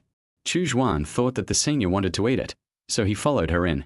After eating the noodles, it was already getting dark. Shen Mushi grabbed Chu Xuan and continued walking along the river.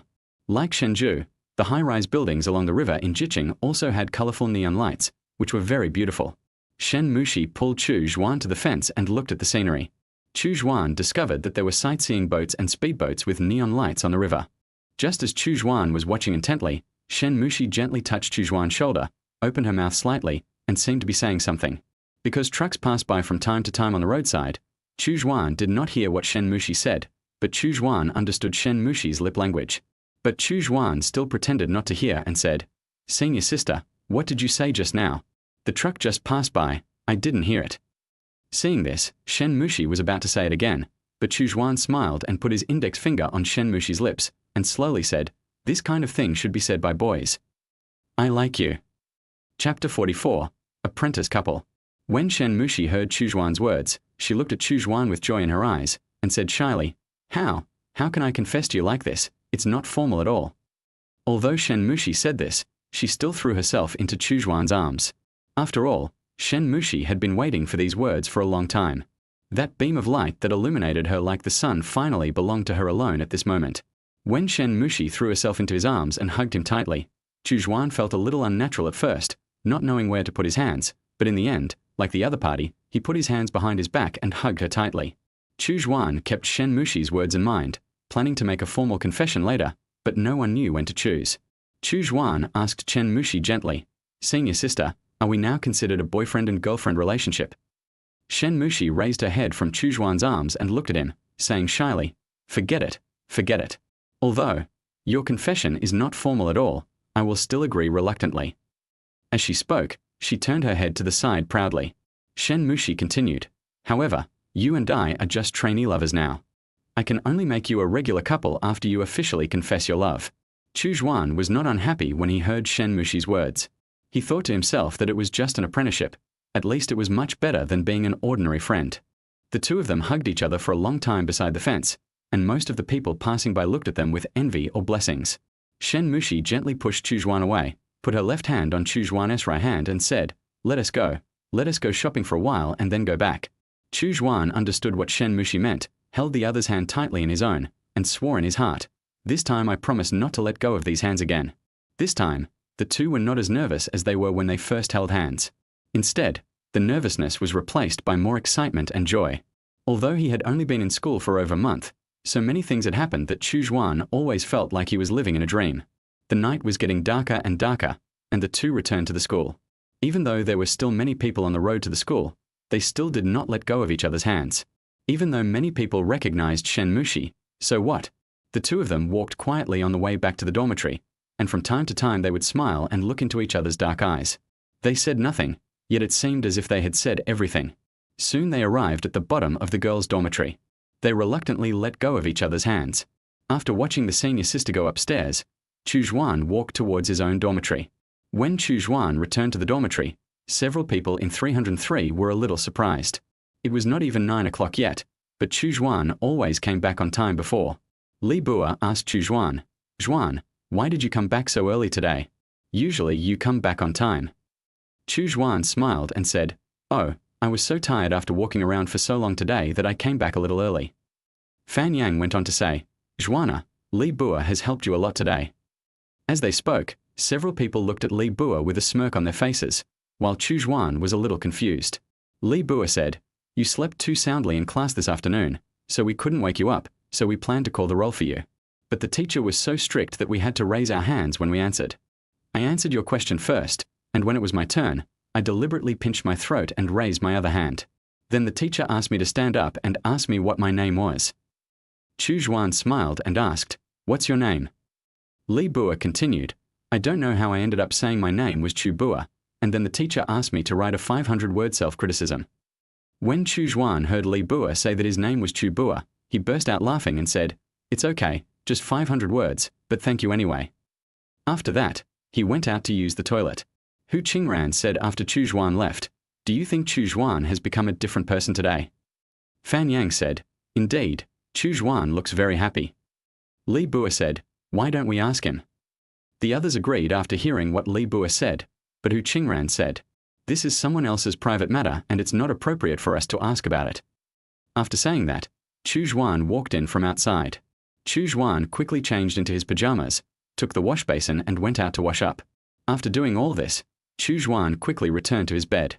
Chu Xuan thought about what happened today, and still had an incredible feeling that he and Shen Mushi had become boyfriend and girlfriend. Thinking about it, he put on his headphones and made a video call to Shen Mushi. With a few beeps, the call was quickly connected. Shen Mushi looked at Chu Xuan and said, "Have you just arrived at the dormitory?" Chu Xuan replied, "No, I've been back for a while. I just washed up and went to bed." He turned the camera of his phone around and showed Shen Mushi the whole picture of the dormitory. Then Chu Xuan turned the camera back and looked at Shen Mushi with a doting look. Shen Mushi felt a little shy at this look and whispered, Why do you keep looking at me like this?" Chu Xuan smiled evilly and said, "Is it wrong for me to look at my wife like this?" When the word wife came out, everyone in 303 was shocked. Li Bua, who was sitting on Zhongyi's bed drinking water, spat out the water and the cup fell to the ground. When Chu Xuan heard the noise, he quickly looked at the few people. After Li Bua indicated that everything was fine, he continued chatting with Shen Mushi. However, the screen of the mobile phone was no longer showing Shen Mushi with a slightly red face, but the pink bear that she and Shen Mushi had caught together. Shen Mushi secretly revealed a small corner and said, Who is your wife? We are just trainee lovers now." Chu Xuan smiled and said, Okay, if you don't want to call me wife, then call me baby." After hearing this, Shen Mushi said shyly, "If you keep yelling, I'll hang up the phone." However, although she said this, she was still very happy in her heart. Chu Xuan heard this and continued, "Then I can call you Mushi or she, right?" Shen Mushi snorted and said, "Humph, whatever." The two chatted like this for a long time, and before they knew it, Shen Mushi had fallen asleep, but Chu Xuan himself was still not very sleepy.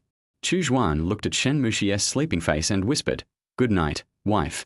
Chu Xuan then took off his headphones, muted his microphone, and placed his phone next to his pillow. He then said to the others in the dormitory, "Ask whatever you want to ask." The people in 303 didn't dare to ask anything now. After all, chasing the campus beauty was something everyone wanted to do but couldn't do. However, Chu Xuan did not seem to notice that Shen Mushi was just sleepy but not asleep. In fact, she heard clearly what Chu Xuan said. Shen Mushi said in a voice that no one except herself could hear, "Good night, baby." Chapter 45, Birthday Surprise. It was Saturday and Chu Xuan was still sleeping soundly. Since he did not have any early classes today, he could finally have a good sleep as he wished. When Chu Xuan woke up, he found that it was already 9 o'clock. He picked up his mobile phone to see if his senior sister was asleep. Chu Xuan picked up his phone and found that the call with his senior sister had been hung up, and there was a message from Shen Mushi on the green bubble.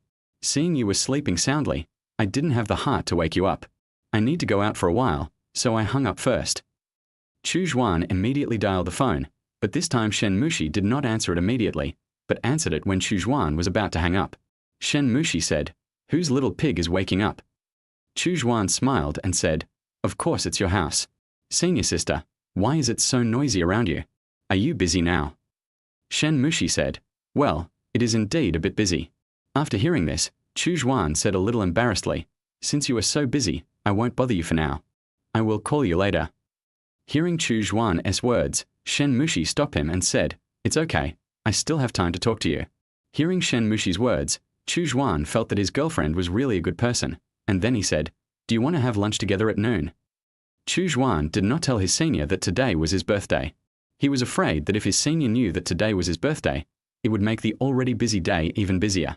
After thinking for a while, Shen Mushi rejected Chu Xuan's proposal and said, "No, I'm a little busy today, and I don't know when I will return to school. What do you want to eat for lunch? I'll order it for you.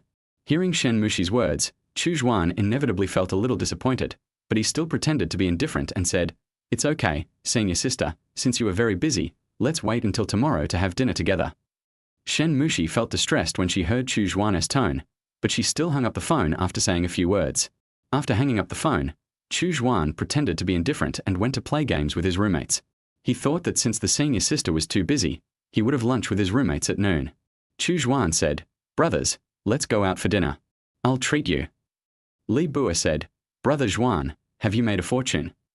After hearing what Li Bua said, everyone except Chu Xuan glanced at Li Bua. Only then did Li Bua realize that he had said the wrong thing.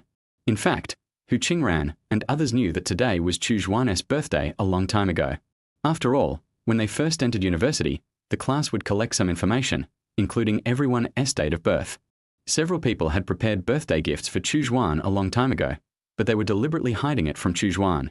On the other side, after Shen Mushi hung up the phone, a girl's voice said, "Aren't you afraid that he will be sad if you lie to him like this?" Shen Mushi looked at the girl in front of him and said with a gloomy face, "Of course I'm afraid. How could I not be afraid? But I have to lie to him this time." When the girl heard what Shen Mushi said, she smiled and said, 1111, you are really different from when you were a child. I guess my brother has caused you a lot of trouble in the past month." That's right. The girl who was speaking was Chu Xuan's sister Chu Yang, and Chu Yang had arrived in Jiqing the night before. When Shen Mushi heard Chu Yang's words, she smiled and said, "No, it's just that she didn't recognize me when she first came, but fortunately she recognized me later." The two chatted and laughed, but there is a saying that 1 out of 3 people is redundant. Behind the two, Che Xiaoxiao was working hard to pump up a balloon with an air pump. Seeing the two chatting happily, she said helplessly, "Sisters, can you come and help me? The life of a single dog is also a life." Shen Mushi and the other person looked at Che Xiaoxiao with a smile, saying sorry, and then got busy together. In fact, the reason why Shen Mushi rejected Chu Xuan's invitation to dinner was because Shen Mushi and the other two were decorating the house in preparation for giving Chu Xuan a surprise tonight. Back to the men's dormitory, perhaps because Chu Xuan's condition was not good enough, he kept losing the game today. Seeing this, Hu Qingran said, "Xuana, stop playing games. It's past 12 o'clock. Let's go eat together." Chu Xuan then realized that he had forgotten the time while playing games. Seeing this, Chu Xuan hurriedly got out of bed, washed up, and asked a few people to wait for him downstairs. He would go downstairs to find them after he had packed up. Several people came downstairs and whispered about whether the birthday present for Chu Xuan was ready, and discussed when to give it to Chu Xuan. After some discussion, they decided to wait until after lunch and return to the dormitory to give it to Chu Xuan. At this moment, Chu Xuan strode out of the dormitory building. Chu Xuan said, "Sorry everyone, we've been waiting for so long. Let's go eat." The restaurant Chu Xuan chose was the same grilled fish restaurant where they had eaten the first time. After the first time, they had always wanted to come again, but since Chu Xuan was often not in the dormitory, this idea had been shelved until now. Chu Xuan ordered the same menu as the first time, but this time he also ordered a few home-cooked dishes with northeastern characteristics. This time, the few of them were not as reserved as they were during the first meal, but instead chatted and laughed happily with each other. And seeing his friends in front of him laughing happily, the slight annoyance in Chu Xuan's heart seemed to disappear, and Chu Xuan took a photo and sent it to Shen Mushi. After lunch, they returned to the dormitory, but Hu Qingran pulled Chu Xuan and asked him to go shopping with him. Chu Xuan thought that he had nothing to do anyway, so he agreed. The others quickly walked towards the dormitory. In the store, Hu Qingran looked at the shelf for a long time without buying anything. Chu Xuan asked speechlessly, "Brother Hu, what do you want to buy? You have been picking for 10 minutes." Hu Qingran said, "Sure, I'm trying to feel their connection with me. I'll buy the one with the stronger connection." When Chu Xuan heard Hu Qingran's words, his eyes widened instantly, and he wondered when Hu Qingran became so childish. After an unknown amount of time, Hu Qingran glanced at his phone and left with Chu Xuan without buying anything. Chu Xuan asked in confusion, "Brother Hu, you shopped for 20 minutes without buying anything. Isn't that a bit too much? I'm afraid the boss will think you're a thief." Hu Qingran smiled and said, "It's okay, I just didn't feel any connection with those things, so I didn't buy them." Although Chu Xuan didn't understand, he still expressed his understanding. In front of the door of dormitory 303, Hu Qingran asked Chu Xuan to open the door first while he went to the toilet. When Chu Xuan opened the door, there were a few bangs and countless ribbons scattered on Chu Xuan's head, followed by a few Chu Xuan, "Happy birthday." Chu Xuan was very moved when he saw this scene. Li Bua and others told Chu Xuan not to be moved yet, and then they took out the gifts they had prepared for Chu Xuan. Among all these gifts, the one that surprised Chu Xuan the most was the group photo they took in front of Shenzhou Station.